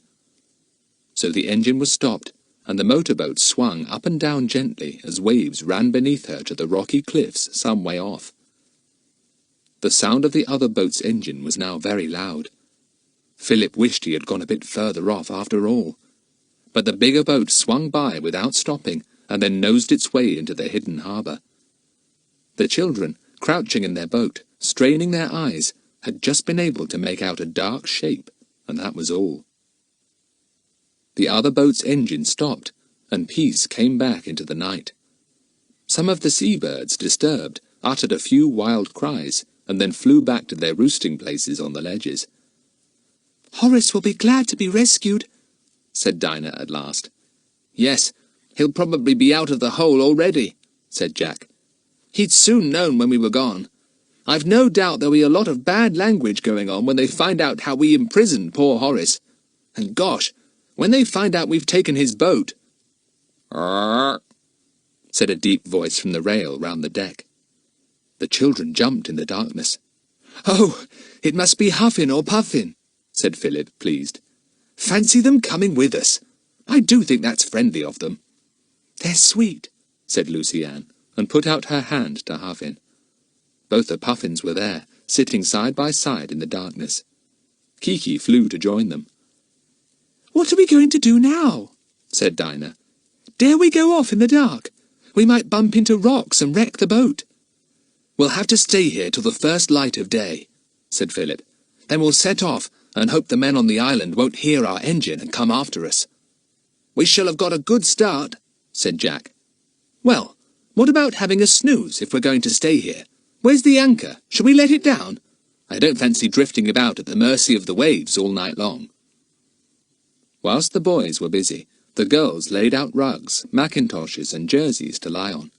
It was a lovely warm night, and nobody minded. It's so nice to have the stars above us instead of a ceiling or a tent roof, said Lucy Ann, snuggling down. I don't feel a bit sleepy somehow. I suppose it's all the excitement. I've got used to this adventure now. Oh dear, how glad I am that I didn't have to hit Horace on the head. I should have dreamt about that for ages. They lay for some time, talking. They all felt very wide awake indeed. Huffin and Puffin appeared to be awake too, because they occasionally remarked "Arr" to one another. Kiki was on Jack's feet. She was also wide awake, and began to recite the nursery rhymes she knew. Humpty Dumpty, puddingy pie, ding-dong bell, wring his neck. Shut up, said Jack. We're trying to go to sleep, you tiresome bird. I hope Huffin and Puffin stay with us, said Lucy Ann. Wouldn't it be lovely if we could take them home with us? Shut up, said Kiki, and cackled. Parrots are not allowed to say that, said Jack severely, and sat up to tap her on her beak. But she had promptly put her head under her wing, so he couldn't. Artful creature, said Jack, and heard a faint "Pa!" from under Kiki's wing. Just as Lucy Ann was falling off to sleep, the others sat up so suddenly that she was jerked awake. What's the matter? She began, and then she knew. The engine of the other motorboat was going again. Lucy Ann sat up with the others, her eyes straining through the darkness. They must have found Horace, heard his report, and all have gone back on board, said Jack. They are evidently not going to spend the night here. Look, here they come. Gosh, they've got their lights on this time. Jack, they'll be going back to their headquarters, said Philip urgently. Let's follow them. Get the anchor up, quick. They won't hear our engine because theirs makes such a row. Come on, let's follow them. They'll take us to where Bill is. The men's motorboat had swung round when it had come from the channel, and was now headed out to sea. It was not long before the children's boat set off in its wake. They could not hear the other boat's engine because of their own, and knew that theirs would not be heard by the men for the same reason. Huffin and Puffin were still on the deck rail. Clearly they meant to go wherever the children went. Lucy Ann thought it was nice to have such staunch, loyal friends, even if they were only Puffins. Kiki was on Jack's shoulder again, her beak to the breeze. "All aboard!" she kept saying. "All aboard! Ha!" The first boat sped along quickly. It was easy to follow because of its light. The children stood with their noses to the wind in silence. Lucy Ann spoke first. "This adventure is getting more adventurous," she said. "Oh dear, it really is." Chapter 23. The Secret Lagoon. For a long time the two boats sped across the sea. "It's the Sea of Adventure," Lucy Ann thought. "Anything might happen here. Oh, I do hope we find Bill. Things always seem right when he's with us." "You girls better have a nap," said Jack at last. "You'll be tired out. Philip and I will keep awake and take turns at the wheel. You snuggle down and go to sleep." So they did, and it wasn't long before both girls were asleep and dreaming of swings and hammocks, because of the swinging, swaying motion of the boat they were in. After a good long time, Jack spoke to Philip. "Tufty, do you see the light flashing over there? It must be a signal of some sort, I should think. The boat in front is heading towards it. I hope we're soon coming to our journey's end, because the moon will be up soon, and we might be seen. That light must be a guide to the boat, or perhaps to an aeroplane," said Philip. "Blow! Here comes the moon, out of that bank of clouds. Well, she's not very bright, that's one good thing." By the light of the moon, the boys could see an island looming up in front of the boats. To the left was another island, 2 or 3 miles away from the first, or so it seemed to the boys. "Look here, Jack. We don't want to drive right into the jaws of danger," said Philip, "which is what we shall do if we follow the first boat right up to that island it's heading for. I think it would be better to go to that other one over there. Look. We could probably see enough in the moonlight to make out a cove to land in. We could pull this boat into safety between us." "Right," said Jack, swinging the wheel round. Now they were no longer following the first boat. It was soon out of sight, and was probably by now safely in some little harbour. Their own boat headed for the further island. By the time they got there, their eyes were used to the moonlight, and they could see everything fairly clearly. "Doesn't seem very rocky," said Jack, nosing in gently. "No, all sand and fine shingle. I'll run her straight up this beach, Philip. Be ready to jump out as soon as she stops." The girls awoke and scrambled out of their wraps. Jack ran the boat straight up the shingly beach. It drove into the fine shingle and stopped. Philip sprang out. Can't shift her at all, he panted, when he and the others had tried to pull the boat further up. Let's chuck out the anchor and let her be. It's nearly low tide now, so we'll just paddle out and drop the anchor and give the boat a push. It'll be quite all right then if the sea keeps calm. The boys did this, and then lay on the shingle to get their breath. They were both very tired. They almost fell asleep as they lay there. "Come on, boys," said Dinah at last. "Bring some rugs and find a sheltered place somewhere. You're half asleep." "Well, we're safe till the morning anyway," said Jack as he stumbled up the beach with the others, almost asleep as he walked. "Nobody knows we're here. Another bird island, I suppose." They came to a low cliff. Lucy-Anne saw a dark cave at the foot. "Put your torch on," she called to Philip. "We might be able to sleep here." It proved to be a small cave, with a soft, dry, sandy floor. It smelt a little of seaweed, but nobody minded that. They dragged their rugs in and flung themselves down. Huffin and Puffin squatted at the opening of the cave, as if they had put themselves on guard. Almost before their heads touched the rugs, the boys were asleep. The girls followed suit, and soon there was nothing to be heard but tiny snores from Jack, who was flat on his back.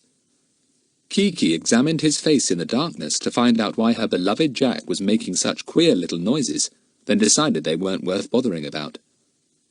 She sat herself down in the middle of his tummy and went to sleep too. The next morning, Huffin and Puffin walked over to Philip and stood heavily on him. "Ah," they said, meaning, "Come on, wake up." Philip awoke. "Get off," he said. "Don't copy Kiki's bad ways, Huffin and Puffin. Oh, I say, thanks for the fish, but don't put them all over my chest, Huffin." Huffin had been diving for fish. He now deposited them carefully on Philip, opened and shut his mouth a few times, and made his one and only remark in a deep and satisfied voice. "Ah." The children laughed when they heard about Huffin's morning offering. They rubbed their eyes and decided to have a dip in the sea, for they all felt dirty. "Then we'll have breakfast," said Jack. "Gosh, I wish I wasn't always so frightfully hungry. I say, this is rather a nice island, isn't it? Look, you can see the enemy's island on the horizon over there. Wonder if Bill is there. We'll go up to the highest point on this island after breakfast and have a good look round at all the others," said Philip. "Let's go and get some food from the boat." The boat was afloat on the high tide. The children had to swim out to her. They rifled her for food, and whilst she was looking for a tin of salmon she knew she had put in, Lucy-Anne found something that made her shout. "I say, look! A radio! Do you suppose it is a transmitter as well as a receiver? Can we send a message on it?" "Don't know," said Jack, examining it. "It's not a bit like Bill's. If only we knew. Anyway, even if we could send out messages on it, I wouldn't know how to. I expect it's just some sort of portable radio. Come on, let's have breakfast. Phew, this sun's hot." With Huffin, Puffin, Kiki, and the 3 rats all sharing their breakfast, the 4 children made a very good meal on the boat. "Now, what next?" said Jack. "Shall we go up to the topmost height in this island and see what's all around us?" "Yes," said the others. So leaving the boat by itself, they made their way up the low cliff and onto the grass-grown land behind. It was not so heathery as Puffin Island had been, nor were there many birds on it. "It's funny, you'd think there would be plenty on a nice little island like this," said Jack. "Look, there's a hill at the other end of the island. Let's climb it." They climbed to the very top, and then they stood still in astonishment. Beyond them, sparkling blue, was a lagoon, flat and still as a mirror. It lay between 2 islands, but the islands were joined by broad strips of rocks that enclosed the whole lagoon, so that it was impossible to say which island it really belonged to. The rocks ran out from each one, in some places as high as cliffs, and there between them lay this unbelievably lovely sea lake. "Look at that!" said Jack in awe. "We've seen some wonderful sights, but never one as beautiful as that blue lagoon. It can't be real." But it was. It stretched out below them for about 1.5 miles, so sheltered and protected that not a ripple broke its calm blue surface. And then something happened that gave the children a shock of amazement. They heard the low hum of an aeroplane. They saw it coming towards them. Jack pulled them down flat in case they were seen. It flew right over the lagoon, and as it flew, something dropped from it. Something that opened out, billowed white, and had something else fixed below it. The children watched in amazement. All sorts of ridiculous things flashed through their minds. Was it a scientific experiment? Bombs? Atom bombs? What was it? A little parachute had opened and was swinging down to the lagoon. The package underneath it was wrapped in glistening stuff. Some kind of waterproof material, Jack thought. It reached the water and disappeared. The parachute spread itself out on the calm surface and lay still. But as the children watched, it seemed to dissolve, and finally it too disappeared into the water. "Look, the plane is circling the lagoon again. It's going to drop another," said Philip. They all watched as the plane once more dropped a parachute, and the same thing happened. Down to the water it floated with its unknown package, and in a few minutes all trace of it had disappeared. A third one was sent down, and then the aeroplane circled round once and headed away. Soon it was lost in the distance. "Well, whatever in the world was it doing, dropping things into this lagoon?" said Jack in astonishment. "What a strange thing to do! What's in those enormous packages the parachutes carry? And why drop them into the lagoon?" wondered Dinah. "It seems so silly. Do they want to get rid of something? What a strange way to do it!" "Let's take the boat and go and sail over the lagoon to see if we can see down into the depths," said Lucy Ann. "And how do you think we are going to get into the lagoon, idiot?" said Jack. "No boat can get into that water, unless it's dragged over that barrier of rocks surrounding it." "Yes, of course. How silly of me," said Lucy Ann. "I do wish we could see down into that water, though, and find out what secrets it is holding, down in the blue depths." "Ah," said Huffin and Puffin, and, their wings vibrating quickly, they sailed down to the lagoon as if to say, "You want to go there? Well, it's easy." They bobbed there on the lagoon, very small specks indeed, diving under the water for fish. The children watched them. "I don't see why we can't go and have a bathe there," said Jack at last. "We could swim a good way out and then dive down to see if we could find out anything. You never know." "Well, let's go now then," said Dinah eagerly. "I feel as if I simply must find out what all this is about. It's the most peculiar secret, I must say." They began to scramble down the hill. It grew rocky as they got lower down, but there were plenty of sea-pink cushions to soften the way for their feet. At last, they reached the edge of the calm blue water. They undressed and went in. The water was very warm indeed, and rippled like soft silk over their arms. They swam out slowly, enjoying the warmth of the lake and of the sun on their shoulders. "Now I'm going to dive down and see if I can make out anything," said Jack, and turning himself up like a duck, down he went, down and down and down. What would he find at the bottom? Chapter 24. An Amazing Discovery. The lagoon was quite deep. Jack could not swim to the bottom because he couldn't possibly hold his breath long enough. He came up gasping. "All I could see was a pile of silvery stuff lying on the bottom," he gasped to the others. "Nothing else at all. I couldn't go right down to it because I hadn't enough breath." "Well, that's not much use," said Dinah. "We want to see what's inside the waterproof wrapping. Tear it off so that we can see what it holds." "We wouldn't be able to do that very easily," said Philip. "I bet it's sewn up pretty tightly, or sealed in some clever way. I'll go down, Jack. Perhaps I can get near enough to feel what's inside." "Oh, dear, do be careful," said Lucy Ann. "You don't know what might be inside." "Well, it's hardly likely to be anything that will eat us," grinned Jack. "Kiki, why don't you do a little diving, like Huffin and Puffin do? You could be a bit of help then." But Kiki did not approve of all this love of bathing. She flew about above the children in the water and tried occasionally to perch on a bare shoulder. Huffin and Puffin loved having the children in the water and swam and dived beside them, uttering deep "ahs" of satisfaction. Philip dived under and swam rapidly downwards, his eyes wide open in the salt water. Far below him he saw the silvery mass, gleaming dimly on the lagoon bed. He swam right down to it and put out his hand to touch it. Beneath the wrapping he felt something very hard indeed. Then, his breath giving out, he rose up to the surface, almost bursting. He took in great gulps of air. "I felt something hard," he said at last, "but it was impossible to tell what it was. Blow, isn't it sickening to be right on top of a mystery like this and not be able to solve it?" "We shall have to give it up," said Jack. "I know perfectly well I haven't enough breath to go down and probe the wrappings. I should burst for want of breath." "I do hate giving things up," said Dinah. "Well, swim under the water yourself and see if you can find out anything," said Philip. "You know I can't hold my breath even as long as you can," said Dinah.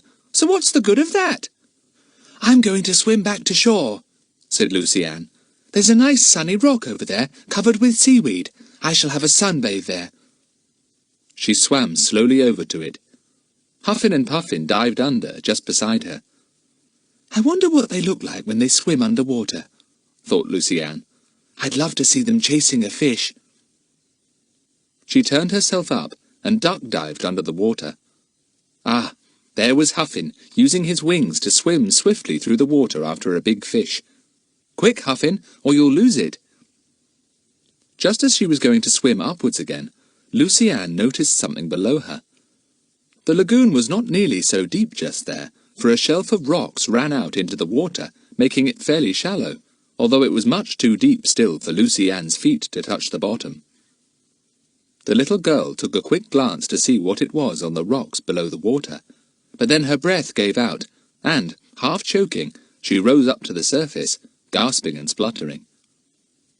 When she had got her breath again, down she went, and then she realized what it was she saw. One of the parachuted packages, instead of falling into the deeper waters of the lagoon, had fallen onto the shallow rocky bed just below her. The package had split open, and all its contents were spread and scattered on the rocky bottom below. But whatever were they? Lucy Ann could not make them out at all. They looked such peculiar shapes. She rose up to the surface again and yelled to Jack. "Hi, Jack! One of those secret packages has split open on the rocky bottom just here, but I can't make out what was in it." The boys and Dinah swam up in great excitement. They all duck-dived, and down they went, down, down, down. They came to where the silvery wrapping was split open, moving gently up and down with the flow of the water. All around it were the spilt contents. The boys, almost bursting for breath, examined them quickly, then shot up to the surface, gasping. They looked at one another, and then both shouted the same words. "Guns! Guns! Scores of them!" The children swam to the sunny rock that Lucy Ann was now sitting on, and clambered up. "Fancy that! Guns! What in the wide world do they want to drop guns down in this lagoon for? Are they getting rid of them, and why?" "No, they wouldn't wrap them up so carefully in waterproof stuff if they were just dumping them," said Philip soberly. "They're hiding them." "Hiding them? But what a very peculiar place to hide guns in," said Dinah. "What are they going to do with them?" "They're probably gun-running," said Jack.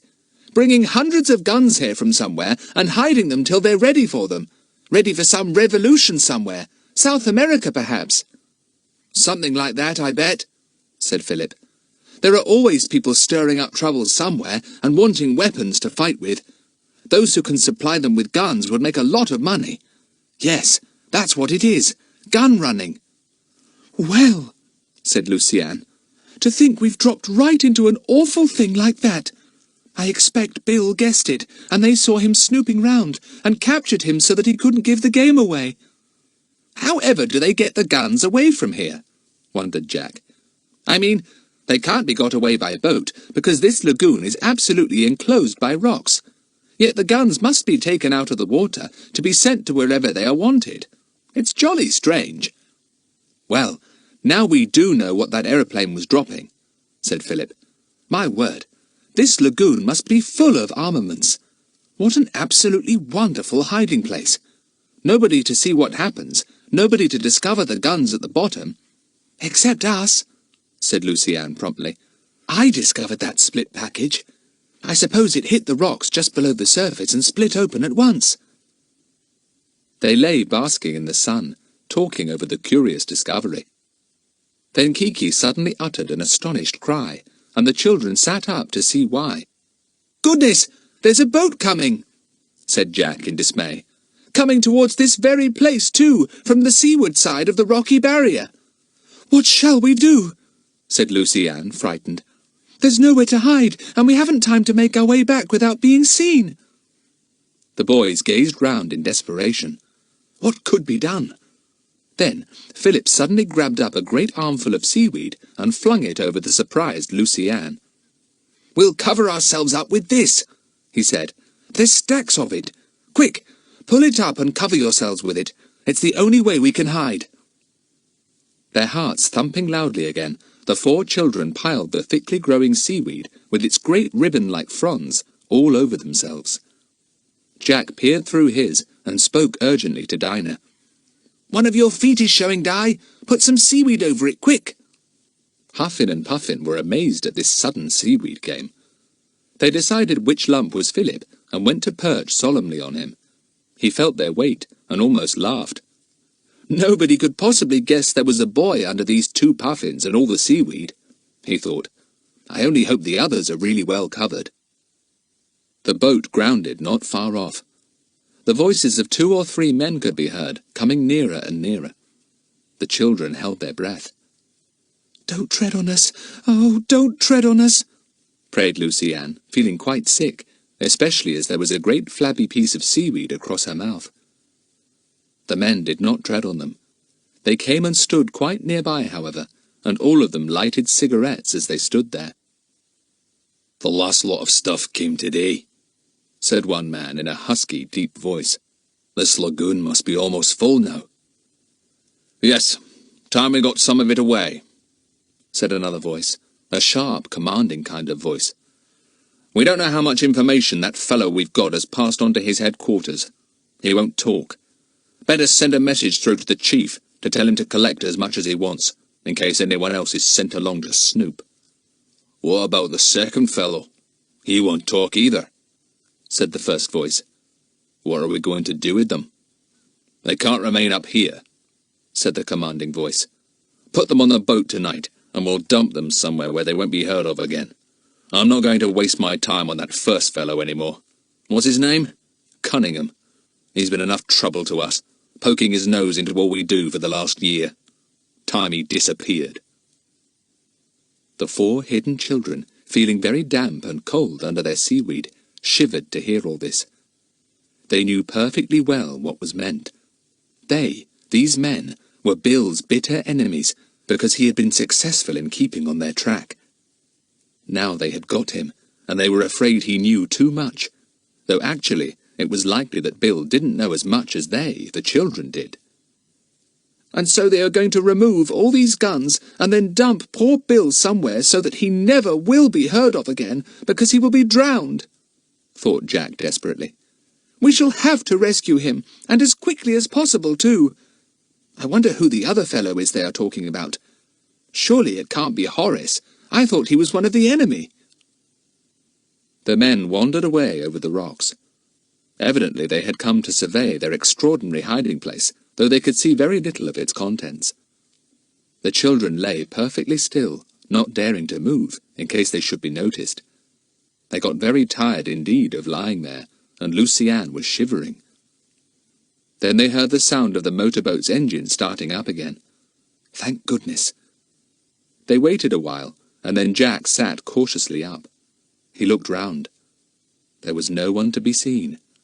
The men had gone back to the boat by a different way, and it was now some distance out to sea. "Phew!" said Jack. I didn't like that at all. Another inch or two nearer, and one of the men would have trodden on my foot. Chapter 25. Another surprise. They all sat up and removed the slippery seaweed from themselves. Huffin and Puffin walked down Philip's body, where they had perched the whole time. Kiki, to her fright and dismay, had been covered with seaweed by Jack, and forced to stay beside him, for he was afraid she might give them away by talking. She talked angrily now. Poor Polly! Send for the doctor! What a pity! What a pity! Ding-dong bell! Polly's in the well! The children looked at one another solemnly when they had finished uncovering themselves. Bill was in great danger. There was no doubt of that at all. What are we going to do? Said Lucy Ann with tears in her eyes. Nobody quite knew. There seemed to be danger wherever they turned. Well, said Jack at last, we've got a boat of our own, that's one thing. And I think when it's dark tonight, we'd better set out for the other island, the one the men are on, and see if we can't find where they keep their motorboat. We know that Bill will be there. And rescue him, said Dinah, thrilled. But how shall we get close in to shore without being seen or heard? We'll go when it's dark, as I said, said Jack. And when we get near to the shore, we'll stop our engine and get the oars. Then we can row in without being heard. Oh, yes, I'd forgotten there were oars in our boat, said Dinah. Thank goodness. Can't we get back to our little cave on the shore at the other side of the island? Asked Lucy Ann. I don't feel safe here somehow, and I'd be glad to know our boat was all right. Also, we can't have anything to eat till we get back there, said Philip, getting up. Come on, I'm frozen. We shall get warm climbing up the rocks, onto the height over there, and then over the island to the boat. So they went back over the rocks and found their clothes where they had left them. They stripped off their wet suits and dressed quickly. Philip's rats, which he had left in his pockets, were extremely pleased to see him again, and ran all over him with little squeals of delight. Huffin and Puffin accompanied the children as usual. All of them were secretly relieved to find their boat was safe on the shingly beach. They went to her and chose some tins of food. Better have something with lots of juice to drink, said Jack. There's no fresh water here as far as I can see, and I'm awfully thirsty. Let's open a tin of pineapple. There's always lots of juice in that. Better open 2 tins if Kiki's going to have any, said Dinah. You know what a pig she is over pineapple. They all tried to be jolly and cheerful, but somehow, what with their strange discovery of the guns in the lagoon, and the news that Bill was in real danger, none of them could talk for long. One by one they fell silent, and hardly knew what they were eating. I suppose, said Dinah at last, after a long silence in which the only noise was the sound of Kiki's beak scraping against the bottom of one of the pineapple tins. I suppose we had better set out as soon as it's dark, but I do feel quaky about it. Well, look here, said Jack. I've been thinking hard, and I'm sure it would be best if Philip and I went alone to get Bill. It's very risky, and we don't know a bit what we shall be up against, and I don't like the idea of you girls coming.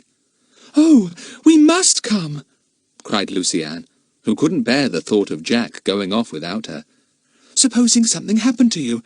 We'd be here on this island all alone, and nobody would know about us. Anyway, I'm going with you, Jack. You can't stop me. All right, said Jack. Perhaps it would be better if we stuck together.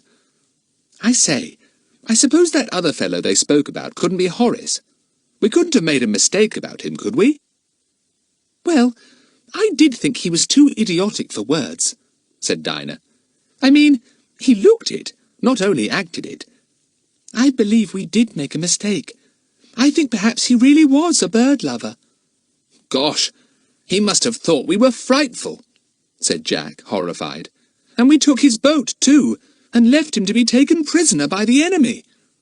And they must have thought he was Bill's friend, and have been wild with him when he said he didn't know Bill or anything about him, said Philip.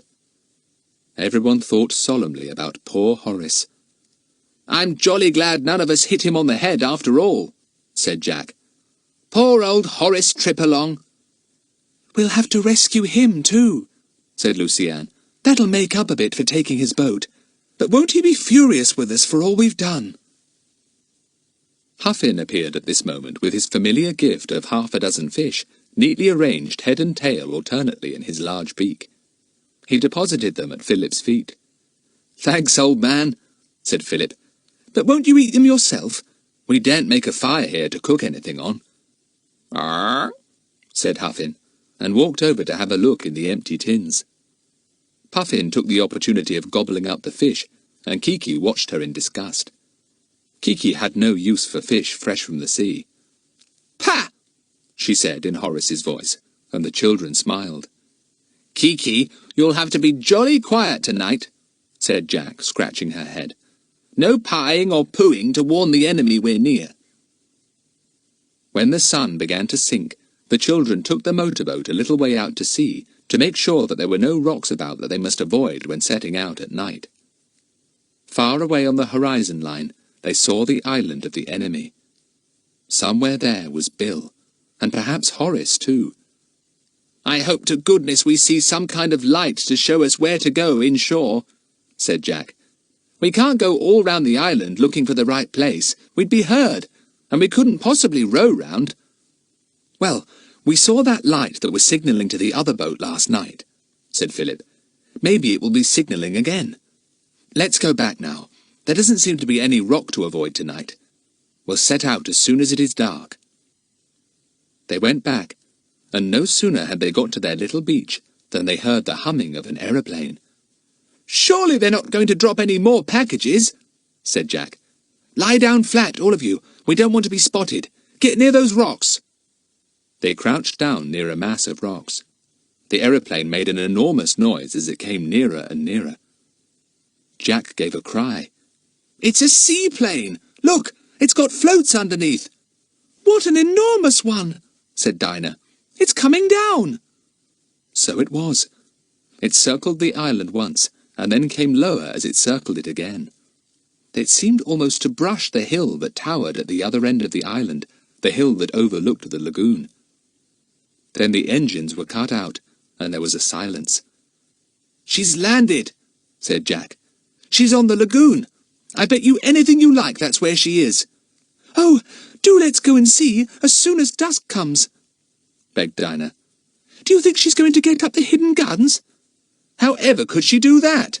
said Jack rather scornfully. "Well, she's pretty big and hefty," said Philip. "It's possible she's got some sort of apparatus on her for dragging up the hidden armaments. If the men think there's a danger of our government sending patrols up here to look into the matter, always supposing that Bill has sent a message through to his headquarters, then our enemy will certainly try to remove the guns as soon as possible.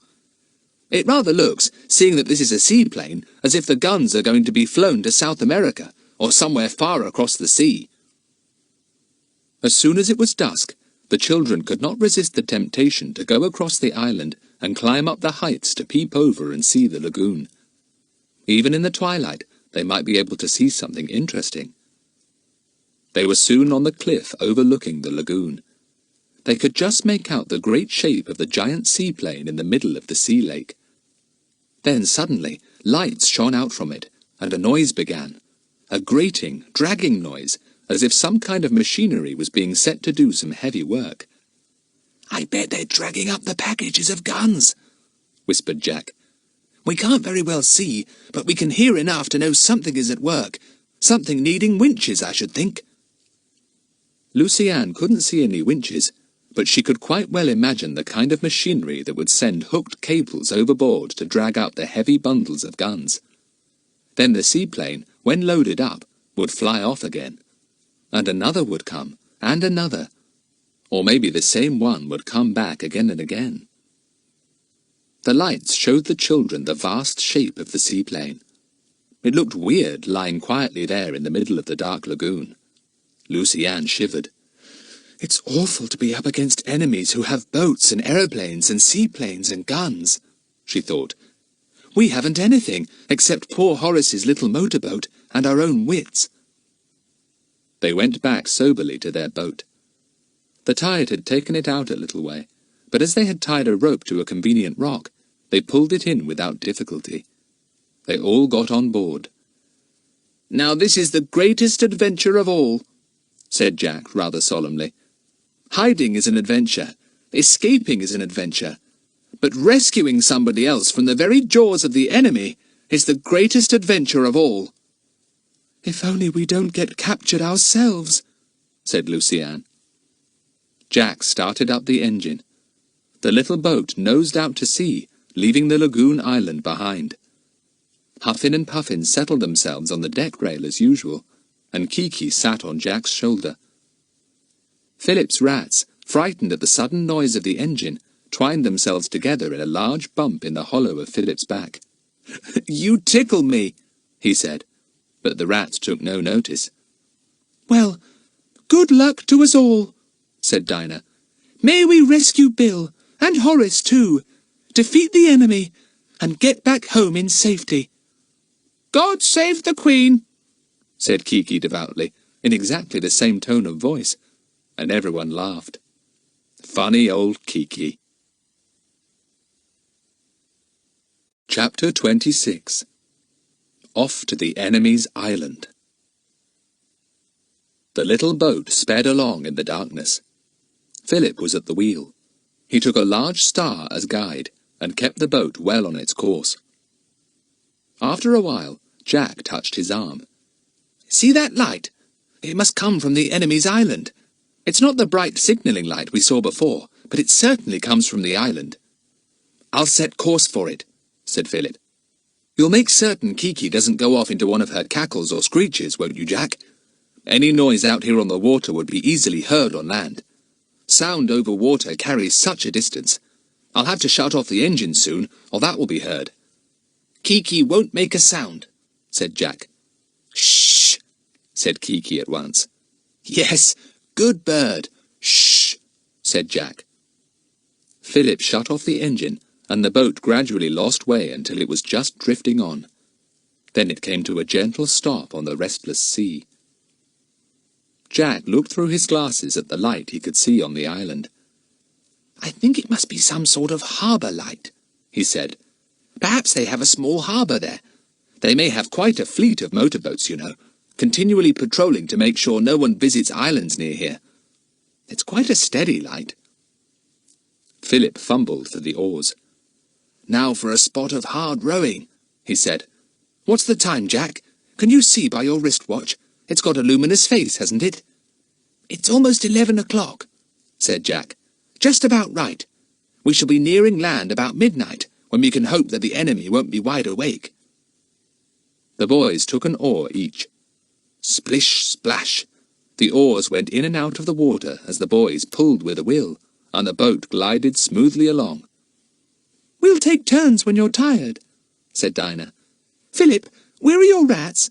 Something brushed against my leg just now. I shan't be able to help squealing if you let them run about." "They're in my pocket," said Philip. "You're imagining things as usual, and if you dare to squeal, I'll jolly well tip you overboard." She won't, said Lucy-Anne.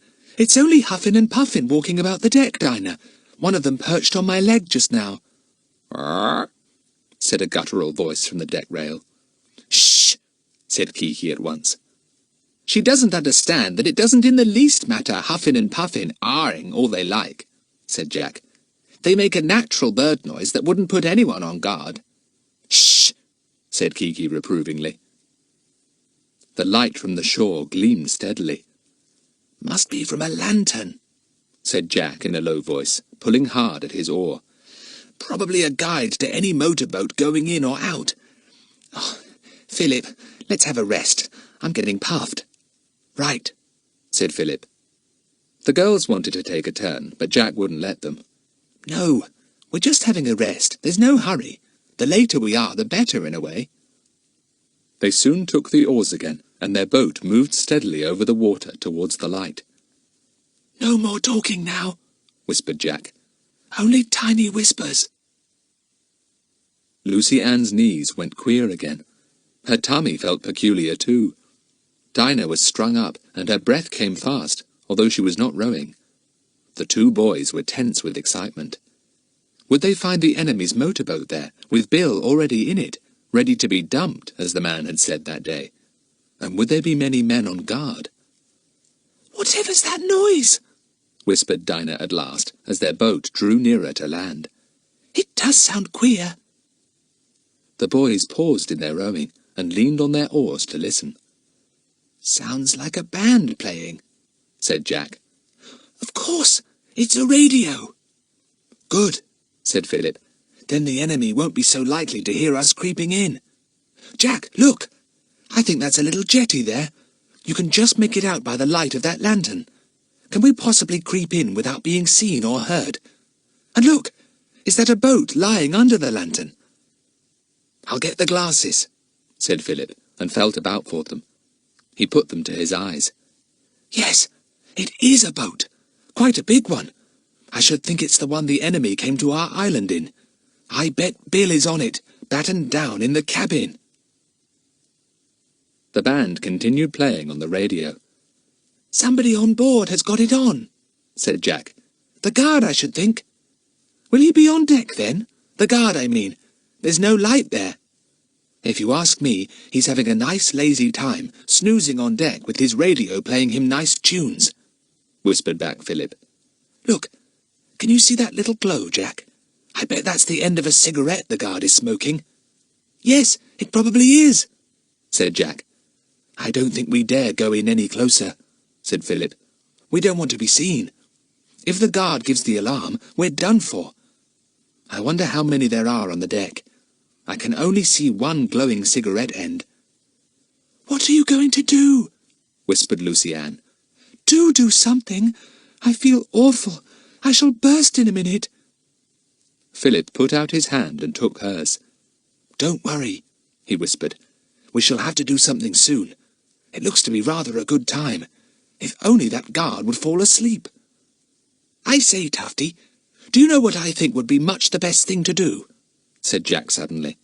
"If you and I swam to the harbour, climbed up, got on the boat and surprised the guard, we could probably tip him into the water, and before he could raise the alarm, we'd open up the hatch and get Bill out. Why, we could probably drive the motorboat off too. Then we'd have two." "Sounds a good plan," said Philip. "But we don't know yet if Bill is there, and it's quite likely we couldn't tip the guard overboard, especially if there are more than one. We'd better do a little exploring first. Your idea of slipping overboard and swimming to the harbour is jolly good, though. We'll certainly do that. We can clamber up a part where there are shadows, away from that light." "Oh dear, must you go swimming in the dark?" said Lucy-Anne, looking at the black water with a shiver. "I should hate it. Do be careful, Jack." "I'll be all right," said Jack. "Come on, Philip, strip off your clothes. We'll swim in our pants." It wasn't long before the boys silently slid overboard and entered the water. It was cold, and they drew their breaths in sharply. But they soon felt warm as they swam rapidly towards the harbour. They could hear the radio more plainly as they came near. "Good thing," thought Jack. "They won't be able to hear us coming at all." They avoided the light and clambered up the part of the jetty where there were black shadows. It was not easy. "The boat's just there," whispered Jack in Philip's ear. "Not right under the light, thank goodness." A sound made them stop suddenly. A loud and prolonged yawn came from the deck of the boat. Then the radio was snapped off, and silence came back to the night. "He may be going to sleep," hissed Jack. "Let's wait." They waited in complete silence for about 10 minutes. The man tossed a glowing cigarette end overboard, but did not light another. The boys heard him give several grunts as if he was settling down comfortably. Then he gave a loud yawn again. Still the boys waited, shivering in the darkness of the jetty, keeping close to one another in order to get a little bit of warmth from each other's bodies. Then, on the night air, came very, very welcome sounds. "He's snoring," whispered Jack, pressing Philip's arm in joy. "He's asleep.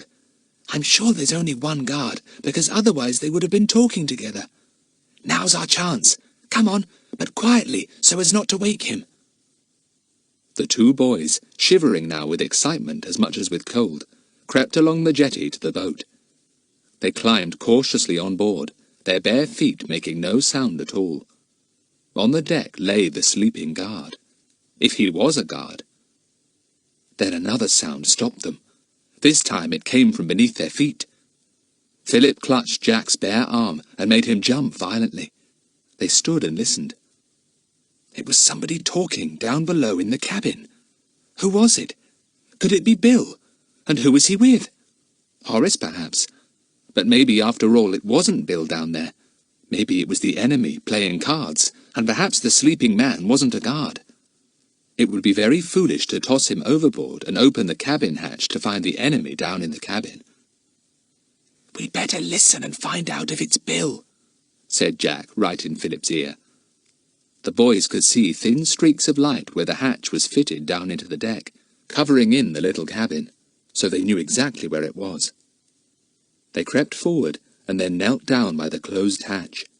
They put their ears to the cracks and strained to listen to the voices talking.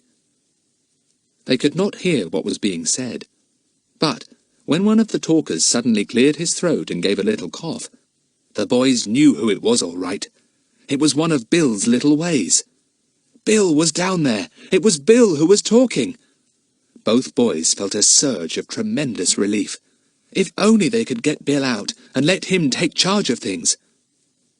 "If we throw this fellow overboard, we may find he raises the alarm so quickly that we shan't be able to get Bill out and explain things to him fast enough," said Jack in Philip's ear. "As he's so fast asleep, what about unbolting the hatch and letting Bill see we're here? Then he could help us with the guard and take charge of the boat. You undo the hatch, and I'll stand by the guard, so that if he wakes, I can knock him overboard," said Philip. "Go on, quick!" Jack felt for the bolt. His fingers were trembling, and he could hardly pull it. He was afraid it might make a grating noise, but it didn't. It slid back easily and smoothly. Jack felt for the iron handle that raised the hatch, and then lifted up the hatch itself, so that a bright mass of light came up from the cabin below. The men in the cabin heard the slight noise and looked up. One was Bill, and the other was Horace. When Bill saw Jack's face peering down out of the darkness, he leapt to his feet in amazement. Jack put his finger to his lips, and Bill bit back the exclamation on his tongue. "Come on out," whispered Jack. "Quick, we've got to deal with the guard here." But Horace spoilt everything. As soon as he saw Jack, the hated boy who had shut him into the hole on Puffin Island, he sprang up furiously. "There's that villainous boy! Wait till I get him!" he shouted. Chapter 27. Escape. "Shh!" said Jack fiercely, and pointed over his shoulder towards the guard. But it was too late. The man awoke with a jump, as the shouting penetrated into his dreams.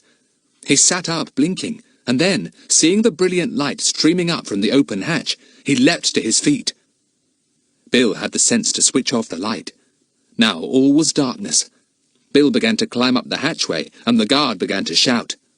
"What's all this? Hey, what are you doing? Who's there?" Philip sprang at him and tried to push him overboard, but the man was strong and began to struggle. In the end, it was poor Philip who was thrown overboard, with a most terrific splash. Then Bill came up, and, guided by the sound of the panting of the guard, hit out with his right fist. The surprised guard felt the sudden blow and reeled over. Bill put out a foot, hoping to trip him, and down he went to the deck. In a trice, Bill was on top of him, and Jack came to help. "Who was that going overboard?" panted Bill. "Philip," answered Jack, sitting firmly on the guard's legs. "He's all right. He can swim to the other boat." "Get the guard down into the cabin," ordered Bill. "Where's the other fellow? Tip along. The idiot spoilt the whole show." Horace was standing well out of the way, wondering what was happening. He could hear pants and groans and strugglings, and he was scared. Then there came another yell from the guard, and down the man went into the cabin, slithering sideways down the steps. Bang! The hatch shut down on him, and Bill slid the bolt across. "He's safe for the moment," said Bill grimly. "Now, let's get the boat going, quick. We'll be off before the enemy know what we're up to." "That's what I'd planned we'd do," panted Jack, thrilled that his wildest hopes seemed to be coming true. How do we start up the engine? Oh, blow this darkness. I haven't a torch on me. The guard below was kicking up a terrific row. He was yelling and banging for all he was worth. Bill made his way in the darkness to the wheel of the boat. And then things began to happen. Lights sprang up on shore, and voices began to shout. There came the sound of running feet.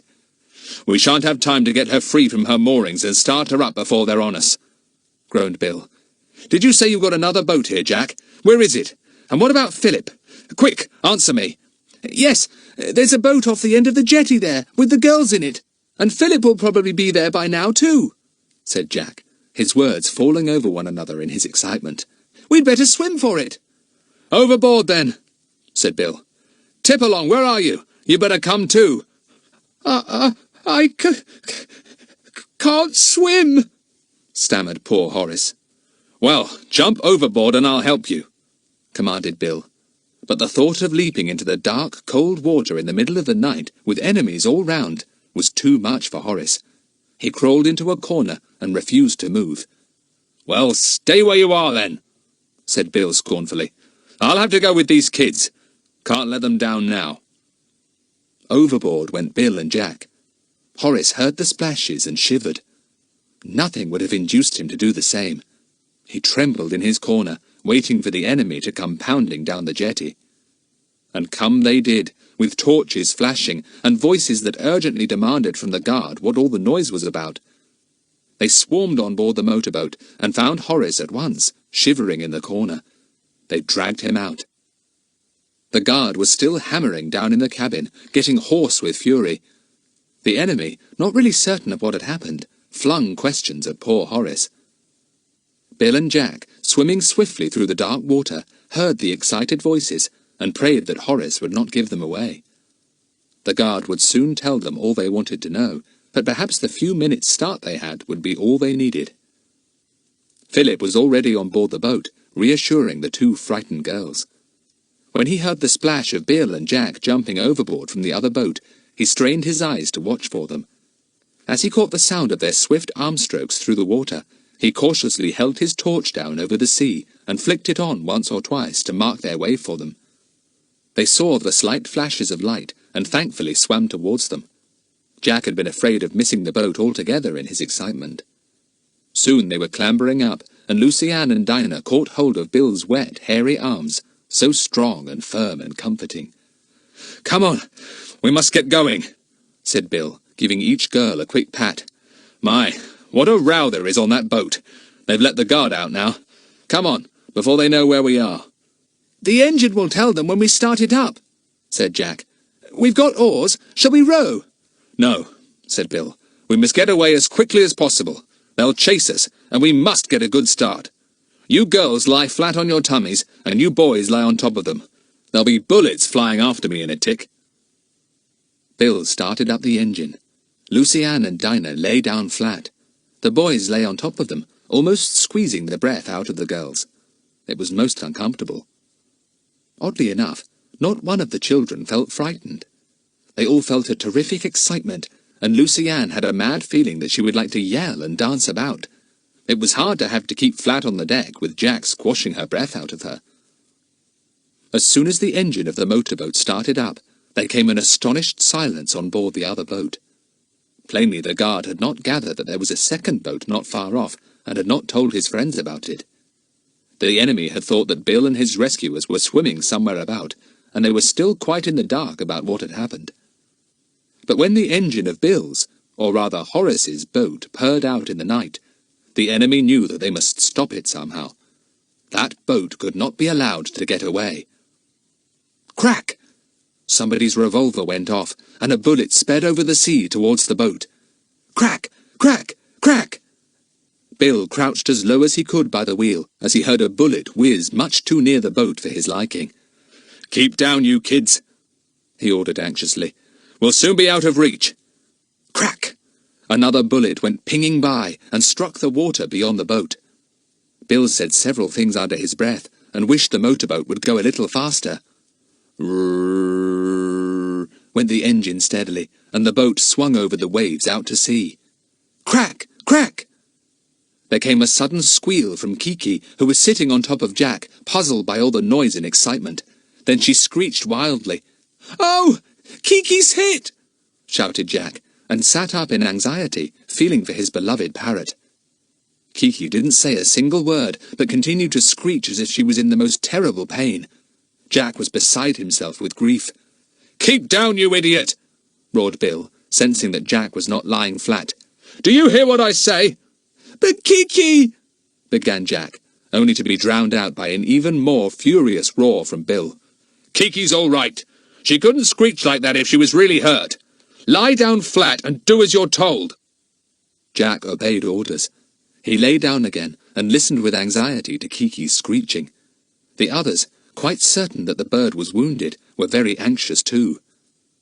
Lucy Ann wondered what had happened to Huffin and Puffin. She had not heard them say "Arr" for a long time. Perhaps they were shot too. Oh dear, when would they be out of reach of the enemy and safe? The shooting stopped, but another noise came, sounding faintly over the chugging of their own boat. Bill's sharp ears heard it. "They're after us," he called. "They've started up their own boat. Thank goodness it's a dark night. We must just go on and on till our petrol gives out, and hope for the best." The motorboat chasing them switched on a powerful searchlight. It swept the sea all round. "We're just out of reach," said Bill thankfully. "This little boat can certainly get a move on. Kiki, shut up screeching. You're not hurt." "Bill, we might have enough petrol to get to the island we came from, over to the east there," said Jack suddenly. "The men would probably think we'd try and make for safety miles away, and if we do, we shall certainly be overtaken. Their boat is more powerful than ours, and as soon as we get within the range of their searchlight, we'll be seen. Let's swing off to the left." "What island did you come from?" demanded Bill. "And what's been happening to you all since I was fool enough to let myself get captured? I've been worrying my head off about you." "We were worried about you too," said Jack. "Swing her to port, Bill. We'll make for the lagoon island and hope that the men won't guess we're there." The boat set course for the other island, across the dark, heaving sea. Far behind them, the searchlight was still sweeping the waters, but it was plain that the enemy's motorboat was now going off in the other direction. Another few minutes, and they would be out of sight and hearing. "Arr!" said a guttural voice from just behind Bill. He jumped. Then he laughed. "My goodness! Have you still got Huffin and Puffin? Now don't start screeching again, Kiki. I'm absolutely certain you're not hurt." "Can I sit up now and just feel if Kiki is hurt?" begged Jack anxiously. "They're not doing any more shooting." But before Bill could answer, the engine of the motorboat gave a series of coughs and wheezes, and then, with a curious sound like a tired sigh, stopped altogether. "Petrol's run out," said Bill bitterly. "It would, of course. Now we'll have to row, and it won't be long before the enemy catch us up." Chapter 28. A Night of Talking. The children all sat up at once, and the girls thankfully stretched their arms and legs. "You are heavy, Philip," grumbled Dinah. "Oh, Bill, what awful bad luck to have no petrol just as we must be so near shore."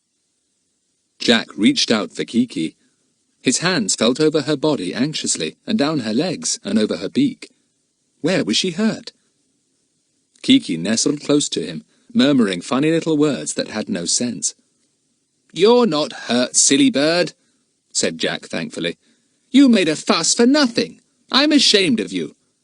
"Poor Kiki, poor Kiki. Send for the doctor," murmured Kiki, and put her head under her wing. "She's not hurt as far as I can make out," said Jack to the others, "but she must have had an awful scare. Perhaps a bullet zipped very near her." "Oh, forget Kiki for a moment, and let's talk about ourselves," said Dinah.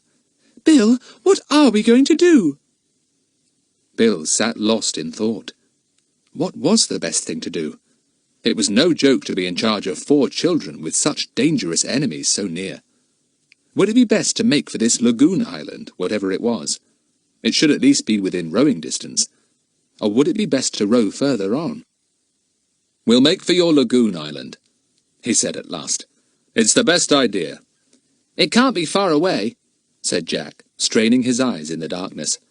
I think I can make out a dark shape over there. Can you, Philip? Yes, said Philip. Look, over there, Bill. Can you see? Not a thing, said Bill. But I'll take your word for it. You youngsters have got such sharp eyes and ears. Now, where are the oars? They were soon found, and the slow splish-splash of rowing came to the ears of the girls as they sat huddled together for warmth. Yes, it is land of some sort, said Bill after a while with satisfaction. We'll be ashore soon. I only hope there are no rocks to run aground on. Oh, no, said Jack. We'll be all right.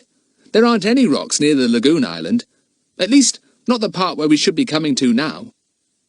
But hardly were the words out of his mouth before there came a horrid grinding noise, and the boat shivered from end to end. Everyone got a terrible shock. Whatever was happening now? On the rocks, said Bill grimly. And I don't somehow think we'll get her off. She means to stay here all right. The boat could not be moved. Jack anxiously switched on a torch and tried to see what had happened. It was only too plain. There are rocks all round, he said dolefully. We haven't come to the right part of the island at all. Goodness knows where we are. Let's see if we're holed, said Bill, and took Jack's torch. He examined the boat thoroughly and gave a sigh of relief. Nope, it looks as if we're safe so far. She must have run right onto a shallow ledge of rock. It's no use doing anything about it now. We'll have to wait till it's light and then see if we can shift her. If we mess about now and do get her off, we shall only get onto other rocks at once. Well, let's snuggle down in rugs and have something to eat and talk then, said Luciane. I should never be able to go to sleep. None of us could tonight, said Jack. I've never felt so wide awake in my life. I'm going to get some clothes on first. I haven't had time to put any on. Wasn't I glad to get some rugs round me, though? I'm pretty wet through myself, said Bill. I'll have a few rugs too, I think. There's some clothes of Horace's in that locker, said Dinah. The one behind you. We gave him all of his, as we thought, but I found some more yesterday tucked away there. They won't fit you, Bill, but at least they'll keep you warm. Good, said Bill, and opened the locker. I'll put them on now, if I can feel what they are in the dark.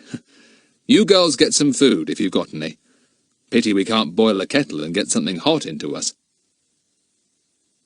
Soon, Bill and the boys had dry clothes on.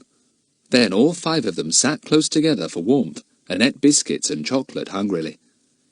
Now, suppose we tell each other what's happened since I so hurriedly departed from Puffin Island, said Bill. You tell your tale first, said Luciane, pressing close to him. Oh, Bill, it's good to have you back. I was so scared when we found you were gone, and the engine of the motorboat smashed up, and the radio too. Yes, they told me they'd done that, said Bill. Apparently they didn't know you kids were on the island at all, so I didn't say a word, of course. Well, to make a long story short, when I was fiddling about with the radio that night, on our boat, trying to get a message through, and not succeeding, unfortunately... Oh, Bill, then we shan't be rescued, said Luciane at once. Oh, we did hope you would have sent a message for help or something. Well, headquarters knew that I was onto something up here, but no more than that, said Bill. Anyway, as I say, I was fiddling with the radio when I suddenly got a blow on the head, and down I went. Then I knew nothing more at all until I woke up on some other island, a prisoner in a shack. The enemy didn't hurt you, did they? Asked Luciane anxiously. Bill didn't answer that. He went on with his tale. They questioned me, of course, and got nothing out of me at all. The queer part was that the very men I'd been told to disappear from, because they were after me, were the very men we bumped into up here. This was where they were carrying on their activities. I thought it was somewhere in Wales, but they made me think that by laying false clues. Oh, Bill! And to think this wild, desolate sea, with all its little islands, was the very place they had chosen, and we too chose to come to, said Jack. They must have thought you'd found out their hiding place and had come to track them down. Just what they did think, said Bill. And what's more, they imagined that one or other of their men must have given their secret away, and they wanted to find out from me who it was. That was why they held me for questioning, I imagine, instead of bumping me off at once." "Humpy Dumpy Bumpy," said Kiki, taking her head out from under her wing. But nobody paid the slightest attention. Bill's story was too absorbing. "They wanted to know how much I knew, and who had told me," said Bill. "Well, I didn't actually know very much, and what I did know, nobody had told me, so they didn't get a great deal out of me, and they were not pleased." "Didn't you really know very much, then?" said Philip, astonished. "I knew this gang were up to something illegal. I knew they were getting a lot of money from somewhere. I guessed it was something to do with guns," said Bill. "I tried to put several spokes in their wheel, and they got wise to the fact that I was after them. I'd cleaned up a nasty little business of theirs once before, though we didn't get the chief ones then, so I wasn't popular." "And they decided to track you down and bump you off," said Jack. "So you were told to disappear, and lo and behold, you came here to disappear." "And walked right into the hornet's nest," agreed Bill. "And took you with me too. How is it you kids always attract adventures? As soon as I go near you, an adventure leaps up, and we all get caught in it."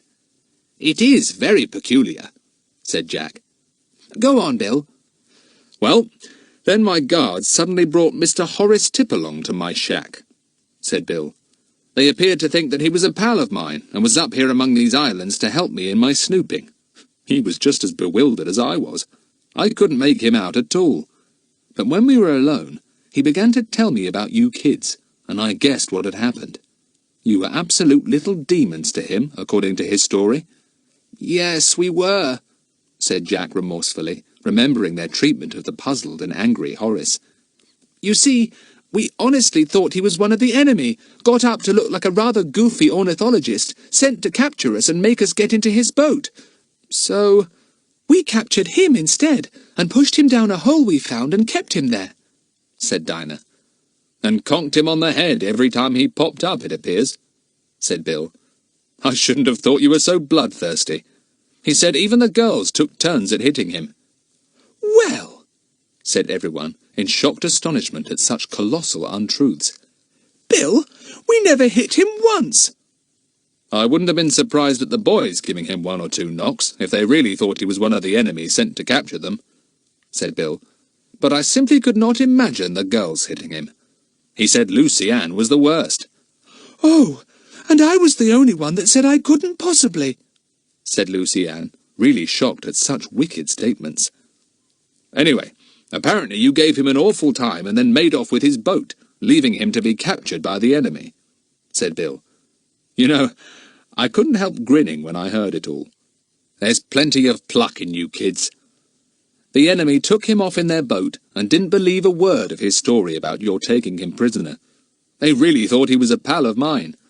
Of course, I pretended not to believe his tale about there being children on the island either, because I didn't want you captured as well. But I did wonder what was happening to you when I heard you'd taken his boat. Horace said it was no longer in the little harbour when he was yanked on board the enemy's boat." "I don't like Horace," said Lucy Ann. "I hope the enemy give him an awful time. He's silly, and he's untruthful, and he's a coward." "And if he hadn't yelled out when he did tonight, just after I'd opened the hatch of the cabin to let you out, Bill, we'd have been able to capture that big, fast motorboat and get right back to the mainland," said Jack gloomily. "Silly idiot, yelling like that." "Yes, that was a great pity," said Bill. "Now, you tell me your story." So the children told it, and Bill listened with interest and amazement. When they came to the bit about the lagoon and what was hidden there, he held his breath in astonishment. So that's where they put the guns. Dropped them by parachute into a secret lagoon, and then meant to get them up again as soon as the time was ripe, and take them away by seaplane. Gun running on the grand scale. "We were jolly astonished when we watched it all happening," said Jack. "I should think so," said Bill. "It's beyond belief. And to think you children stumbled on the whole secret. My word, if only I could get a message through to headquarters, we'd catch the whole gang red-handed." "It's been pretty thrilling," said Philip. We had some scares, I can tell you, Bill. You're good kids, said Bill. Good and plucky kids. I'm proud of you. But there's one thing I don't understand. Why didn't you make for safety when you captured Horace's boat? Why did you mess about here? Well, said Jack, you see, we had the choice of making for safety or trying to find you, and we chose to try and find you, Bill. Even Lucy Ann voted for that. There was a silence. Then Bill put his big arms all round the huddled-up four and gave them such a hug that Lucy Ann gasped. I don't know what to say, said Bill in a queer sort of voice. You're only kids, but you're the finest company of friends anyone could have. You know the meaning of loyalty already, and even if you're scared, you don't give up. I'm proud to have you for my friends. Oh, Bill, said Lucy Ann, tremendously thrilled to hear such a speech from her hero. You are nice. You're our very, very best friend, and you always will be. Always, said Dinah. The boys said nothing, but they glowed inwardly at Bill's praise. Friendship, loyalty, staunchness in face of danger. They and Bill both knew these things and recognized them for the fine things they were. They felt very close to Bill indeed. Look, said Lucy Ann suddenly. The dawn, over there in the east. Oh, Bill, I wonder what's going to happen today. Chapter 29. Bill makes a grand find. The sky grew silvery in the east. Then a golden glow spread slowly upwards, and the sea became a milky colour that gradually turned to gold. Almost at once there came a crying of sea-birds as guillemots, gannets, cormorants, puffins and gulls came from their roosting places to greet the new day. Soon the sea around the children was dotted thickly with hundreds of birds eagerly seeking fish for food. Huffin and Puffin joined them. Jack gave an exclamation as he looked all round him. This isn't the lagoon island. There were no rocky cliffs to it like this, facing the sea. This is another island we've come to. Yes, it is, said Philip. One I don't remember to have seen before. Blow, where are we? I should think it must be the island we once noticed on the chart, said Lucy Ann, remembering. The Isle of Wings. Just look at the mass of birds on the waters round us. It's more than we've ever seen before. Extraordinary, said Bill, amazed. There must be millions of birds. Some of them are so close that they bob against each other. Not only the sea was full of birds, but the air too, and the screaming and calling was deafening. Soon, one bird after another flew up from the water with fish in its beak. Huffin flew to the boat and presented Philip with his usual beakful of neatly arranged fish. Kiki's very quiet, said Philip, looking at her. What's the matter with her? Kiki, put up your crest, you ridiculous bird. Send for the doctor, said Kiki mournfully. Jack looked at her closely. Then he gave an exclamation. She's lost some of her crest. She's hardly got any. Oh, Bill, that's what she screeched for last night. A bullet must have zipped through her crest, right through her topknot, and taken some of the feathers off with it. Poor Polly, what a pity, said Kiki, glad to be the centre of attention. Yes, poor old Kiki, said Jack, and he stroked her. What a shock you must have got. No wonder you screeched. Never mind, old thing. The crest will grow again. You'll look a bit mangy for a while, but we shan't mind. Bill had been looking to see exactly what had happened to the boat. It had run onto a shelf of rock, and had settled there so firmly that until high tide came, there was no hope of getting off. They were not on the mainland of the island, but on an outcrop of tall rocks, hung with thick seaweed, and inhabited by about 200 or more birds. They did not seem to mind the boat and its load of people in the least. In fact, seeing Huffin and Puffin perched there, some of the birds came on deck too. Jack was thrilled. I don't think the boat's damaged at all, said Bill. Once she gets afloat again with the tide, she'll be all right. But the thing is, what in the world are we going to do if she does get afloat? Row to safety, said Lucienne promptly. Sounds easy, said Jack regretfully. But you don't realise what a wild and desolate sea this is, Lucienne, or how few people ever come to these little bird islands. We couldn't possibly row to the mainland, for instance, could we, Bill? No, I don't think so, said Bill. I'm glad to see we've got a good store of food. That's something. But what about drinking water? We'll have to drink pineapple juice or something like that, said Dinah. And if it rains, we'll catch rainwater. What is the best thing to do? Said Bill, talking to himself with a frown. They'll be looking for us, I expect. They'll know we couldn't get far. They'll send out patrols, probably even an aeroplane. They can't afford to let me get away now. The children knew that they meant the enemy. Dinah looked all around them.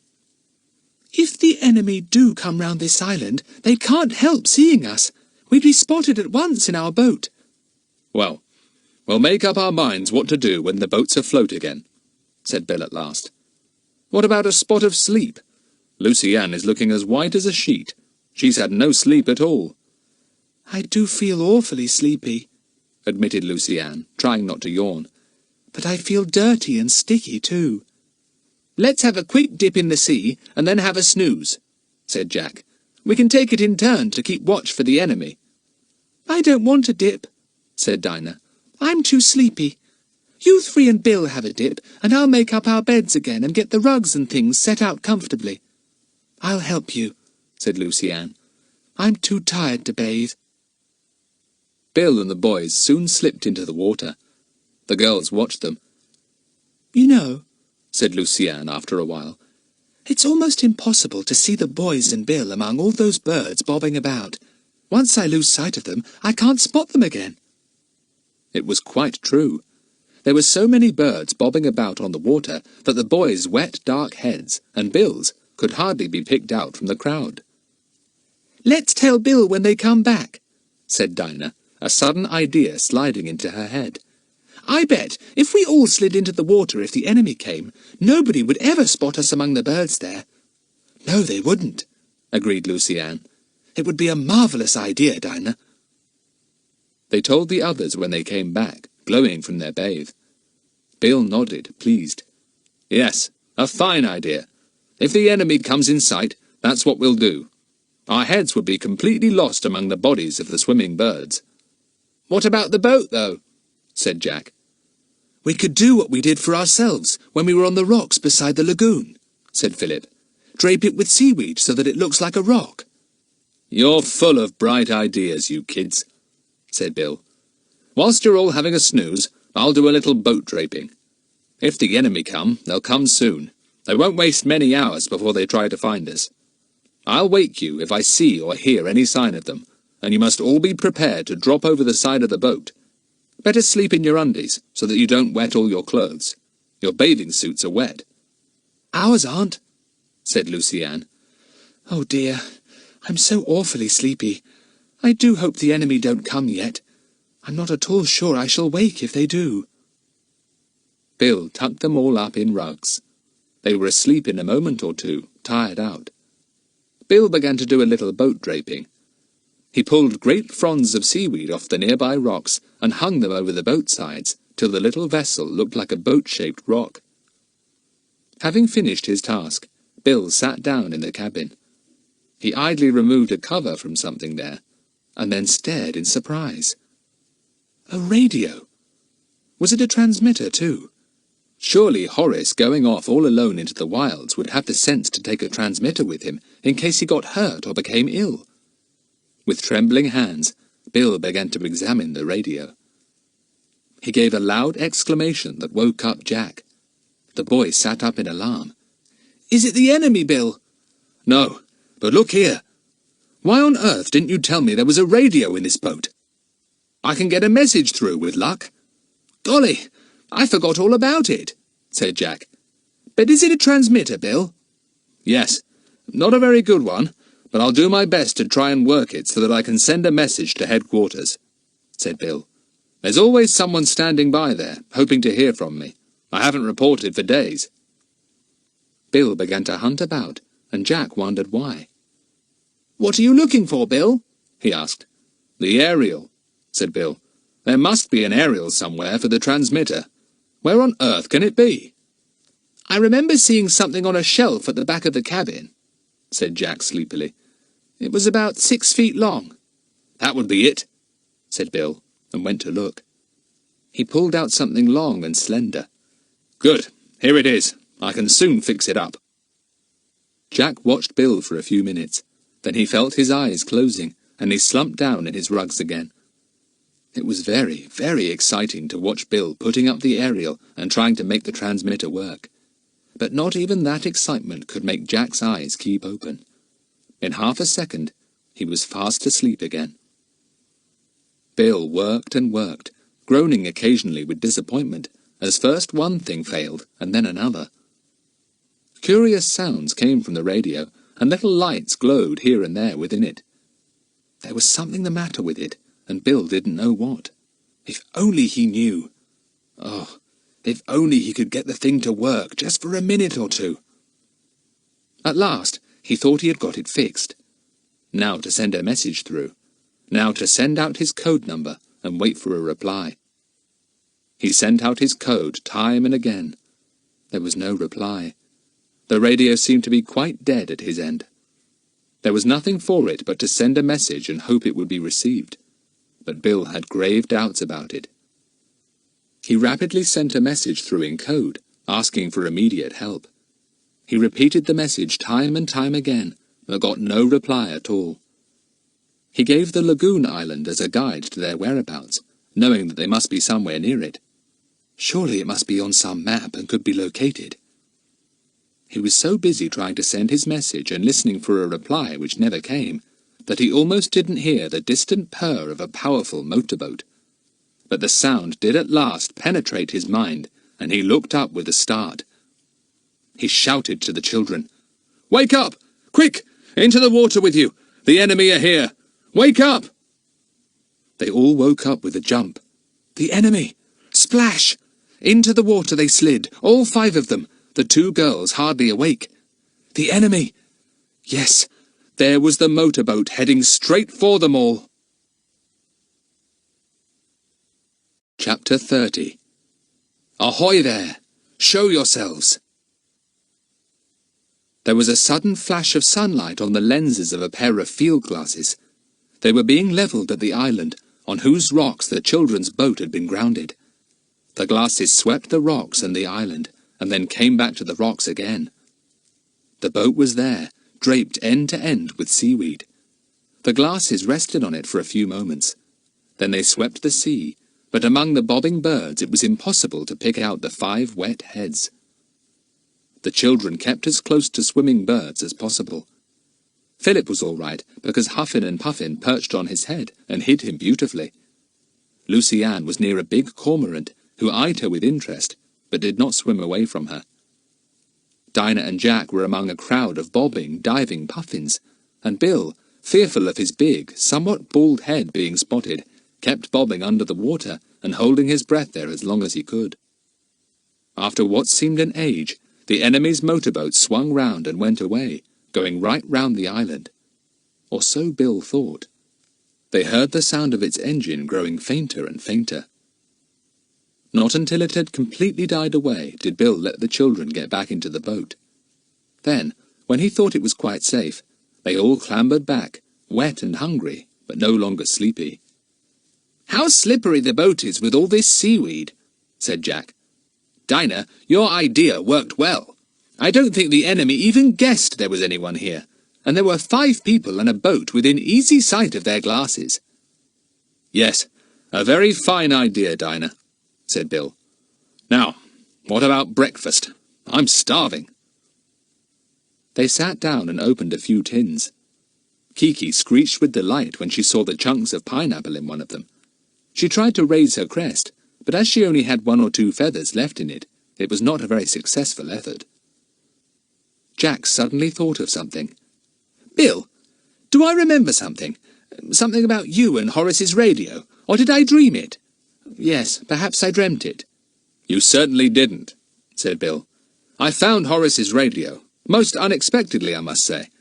and I discovered to my joy that it was a transmitter as well as a receiver, so that I ought to be able to send messages as well as receive them. "Oh, Bill, so you've radioed for help, and we shall be saved," said Lucy Ann joyfully. Unfortunately, there's something wrong with the thing, said Bill. Couldn't get a chirp out of it, and whether or not my messages have gone through I can't tell. But probably not. It's not a very good set, this one of Horace's. "Oh, so it's not very likely it was of much use," said Dinah, disappointed. Not very, said Bill. By the way, did anyone feel a slight upward lift then? I have an idea the boat is coming off the rocks. He was right. It was soon afloat, and Bill took the oars. He rowed for some distance away from the island, and then a thought struck him. Look here. Horace couldn't possibly have come all the way up here and hoped to get back again without a store of petrol. Have you examined this boat thoroughly? No, not really thoroughly, said Jack. It isn't much of a boat. I grant you that, but there really should be some petrol somewhere, said Bill. Philip, pull up those piles of rope and stuff. There would be room under the board there for tins of petrol. Philip and Jack did as they were told. They hauled up 3 loose boards, and there, neatly arranged below, was Horace's store of petrol. "Gosh!" said Jack. "What a find! Now we'll be all right. We'll be on the mainland in no time. Good old Horace!" They handed Bill a tin. He emptied it into the petrol tank of the engine, and then took another tin. That was emptied in too. Hurrah! Now they could really make headway. Soon the engine was purring happily away, and the little boat was speeding over the waves. No more rowing. Bill set his course for the southeast. "Hark! There's an aeroplane about somewhere," said Lucy Ann suddenly. "I can hear it." They all looked up into the sky. Soon they saw the plane coming from the northeast. It was flying low. "Looks as if it's trying to spot us," said Bill uneasily. "It belongs to the enemy, then," said Jack. They all looked intently at the approaching plane. It seemed suddenly to see them and veered in their direction. It flew down very low, circled round them, and then made off. "Blow," said Bill. "Now we're for it. They'll send out their most powerful motorboat, or maybe one of the seaplanes they seem to use. And that'll be that." "Well, we've got plenty of petrol," said Jack, "so we can keep on quickly for miles. We'll be well away from here before long." The boat sped on, Bill giving her top speed. When he reckoned that her petrol would soon be running out, he called to Jack. "Get out the other tins, Jack. I'll put some more in before she's empty." But what a shock for the boys. All the other tins were empty. Bill stared in dismay. "Gosh! Somebody has swindled Horace properly. He probably gave orders for all the tins to be filled, and somebody took the money for the lot and only filled half. What a dirty trick!" "But just the sort that would be played on poor silly Horace," said Philip. "Oh, Bill, we're out on the open sea now, miles away from any island. What will we do if the petrol gives out before we've reached anywhere?" Bill wiped his forehead. "I don't like this," he said. "There's not much left in the tank now. Once we run out, we can't get far with oars, and we shall be at the mercy of any fast motorboat sent out to catch us. I think perhaps one of the bullets must have glanced off the petrol tank and made it leak a bit." Nobody said anything. "Oh dear," thought Lucy Ann. "Just as we think things are all right, they turn out all wrong again." After a while, the engine stopped with a series of coughs and splutters. "No more petrol," said Jack gloomily. "Send for the doctor," said Kiki. "Wish we could," said Philip. "Arr," said Huffin from the deck rail. Both Huffin and Puffin were still with the little company.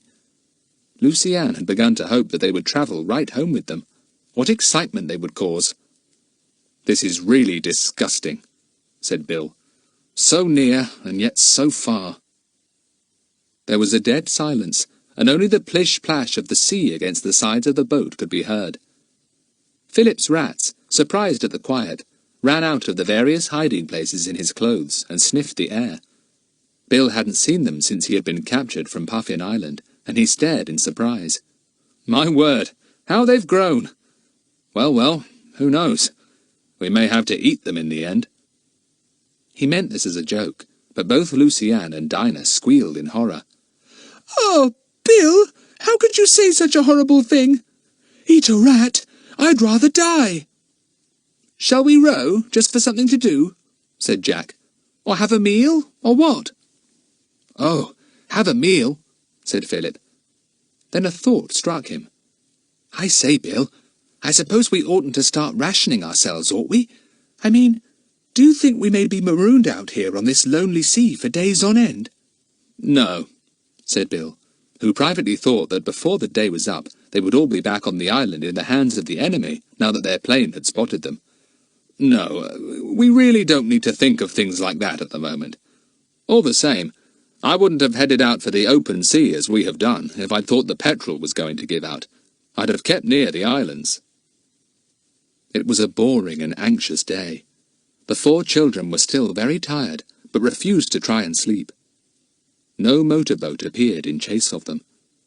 The sun began to sink in the west, and it looked as if the little company was going to spend a night out on the open sea. Well, thank goodness it isn't cold, anyway, said Dinah. Even the wind is warm tonight. Don't we seem a long, long way from home, and from school, and from all the ordinary things we know? Lucy Ann gazed round her at the vast open sea, green near the boat, but a deep blue beyond. Yes, she said, we're far away from everywhere, lost on the sea of adventure. The sun slid down further still. Then, on the evening air, came a familiar sound, the throb, throb, throb of a powerful engine. Everyone sat up straight at once. Motorboat? Aeroplane? Seaplane? What was it? There it is! Cried Jack, making everyone jump. Look over there! Golly, what a big one! It's a seaplane! It must be the one we saw in the lagoon the other day, said Dinah. They've sent it after us. Oh, Bill, what can we do? All lie down flat, said Bill at once. You've got to remember that if it's the enemy, they don't know I've got children with me. They probably think there are 3 or 4 men in the boat, and they may shoot, as they did before. So lie down flat and don't move. Don't show your heads at all. Lucy Ann's knees began their familiar wobbly feeling. She lay down flat at once, glad that Bill had not suggested that the boys should squash on top of them again. Bill put his arm over her. Don't you worry, Lucy Ann, he said. You'll be all right. They won't hurt children. But Lucy Ann didn't want them to hurt Bill either, and she was very much afraid they would. With her pale face pressed into the rugs, she lay as still as a mouse. The roar of the seaplane came much nearer. It circled just overhead. Then its engine cut out, and it landed not far off. Waves from it rippled under the boat and sent it up and down.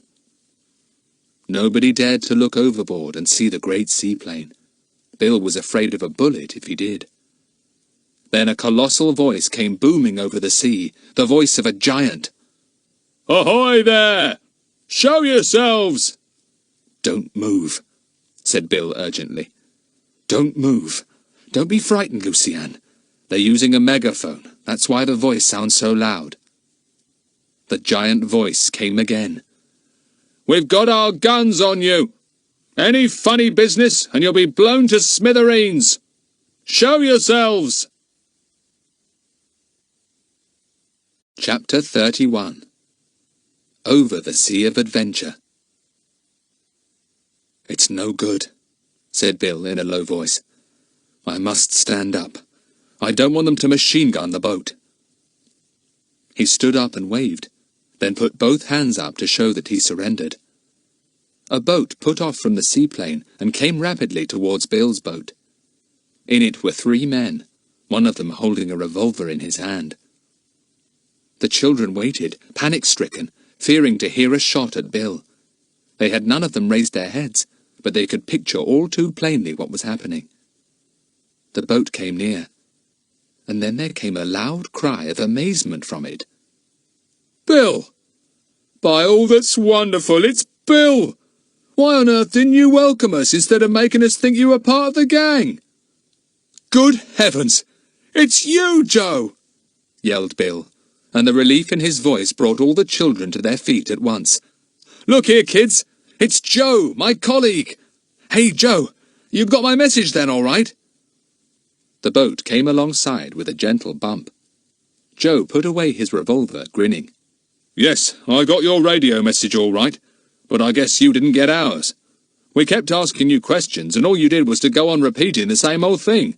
So this seaplane was sent out, and we were just cruising along looking for the lagoon you told us about when we spotted your boat here. So down we came to investigate. Thank goodness, said Bill. We'd run out of petrol. We were expecting the enemy to send a plane or a boat out after us at any moment. Come along to the seaplane, said Joe, who had bright blue eyes and a very wide grin.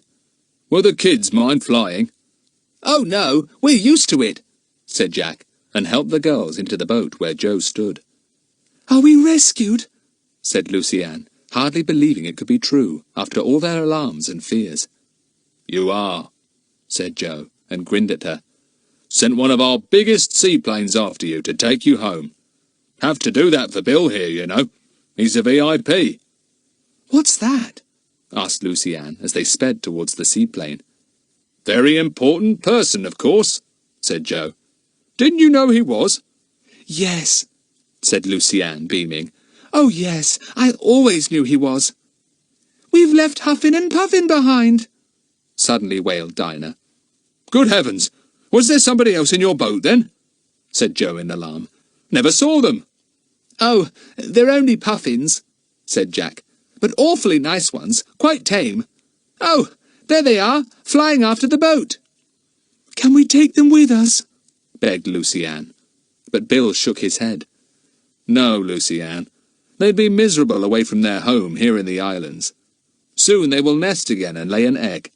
Then they will forget all about us. I shall never, never forget them, said Lucy-Anne. They kept with us all the time.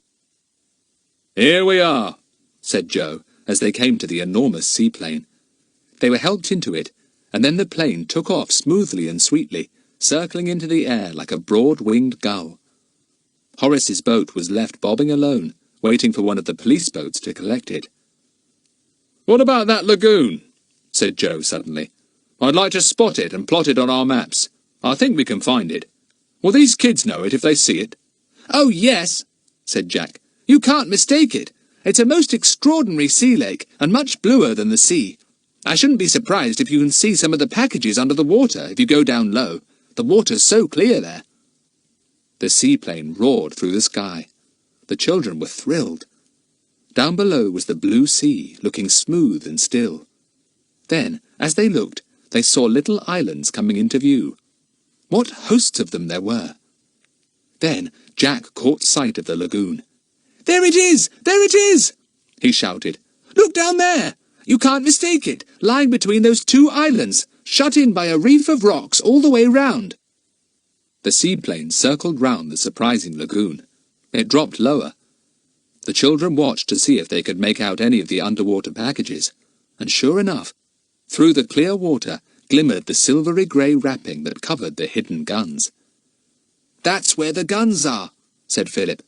Look, Bill, you can see the waterproof wrappings. They had already begun to lift the packages from the water and load them onto seaplanes. We watched them loading one. Bill and Joe exchanged glances. We've got some pretty good witnesses, then, said Joe. Good bunch of kids, this, Bill. Are they the ones you've gone adventuring with before? They are, said Bill. You can't keep them out of adventures, you know, and they will drag me into them too. They left the lagoon with its sinister secret behind them, and flew over the island where Bill had been a prisoner. There's the little jetty, said Jack as they flew low. And look, there are 2 motorboats there now. I say, Bill, what about Horace? Horace will be rescued when we clean up these scoundrels, said Bill. They're the men who make fortunes when one country goes to war with another, or when civil war is fought, because they get the guns and sell them to each side. We try to stop it by all kinds of international treaties, but these men are against the law and scorn it. That's where I come in, to stop them." "How will you stop them now?" asked Jack. "Will you raid the island and capture the men, and destroy all the hidden guns? Suppose they escape by motorboat or plane?" "Don't you worry about that," said Joe, with his wide grin stretching across his brown face. "We've got messages through already. There'll be a fleet of our seaplanes up here in a few hours, and armed boats patrolling all round. There's no hope for any of the gang now." Except for the little jetty, which would hardly have been noticed if the children and Bill hadn't known it was there was nothing to see on the enemy's island at all. "Everything well camouflaged," said Bill. "A clever lot, and I've been after them for a long time. They sent me off on all kinds of false trails, and I'd almost given up hope of finding their lair. But there it is." "They must have been surprised to see you up here, Bill," said Luciane, as the seaplane left the enemy's island behind. "Oh, look! There's the island where we landed with Bill!" cried Dinah. "Puffin Island! Do look! There's the bird cliff, and you can just see the little narrow channel going into the cliff. Only you have to look hard to see it. And there's where we had our signal fire. "And there's where we had our tents that blew away in the storm, by those few trees," said Jack. And look! There's the Puffin colony." The seaplane flew down as low as it dared. It flew low enough for the children to see a moving mass of birds, scared at the enormous noise made by the seaplane's powerful engines. "I can see Huffin and Puffin!" cried Luciane. The others roared with laughter. "You can't, you fibber!" said Dinah. "No, I can't really. I'm pretending to," said Luciane.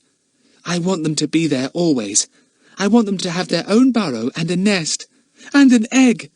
I want them to have a lovely baby Puffin that would be tamed too. Goodbye, dear Huffin and Puffin. We did so love having you for pets." "Ah?" suddenly said Kiki, for all the world as if she understood what Luciane was saying. "Kiki's saying goodbye in Puffin language," said Luciane. "Ah, Huffin and Puffin, I'm saying goodbye too." And from the scared Puffin colony rose a medley of deep guttural "ahs" as the birds settled down once more.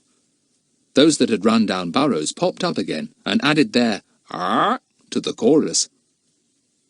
"What a lot we shall have to tell Mother," said Philip. "I wonder how she is." Joe smiled at him. "Getting on fine, except for worrying about you four," he said. "She'll feel better still when she gets our radio message." "Oh, have you sent one already?" asked Dinah. "Oh, good. Now she'll know we're all right. Goodness, won't it be strange to go back to school after all this?" School.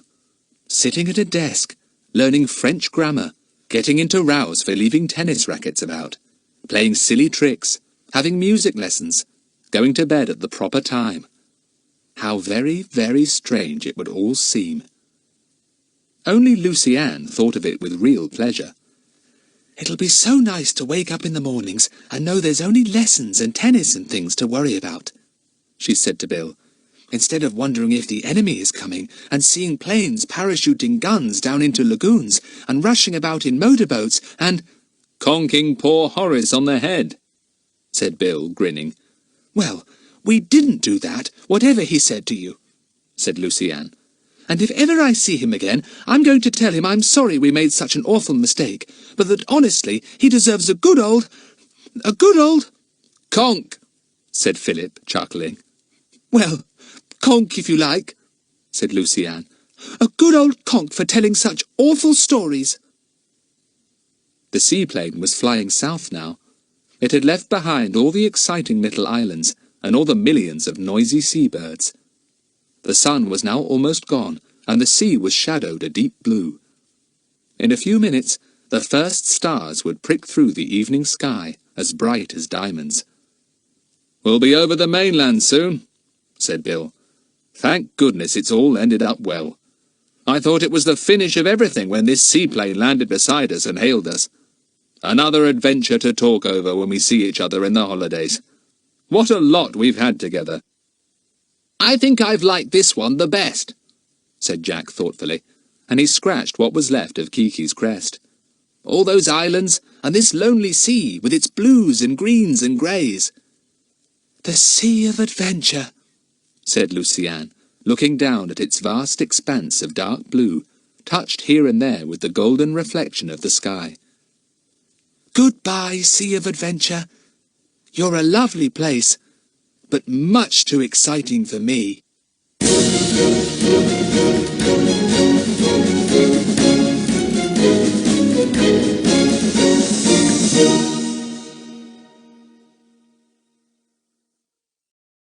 Audible hopes you've enjoyed this program.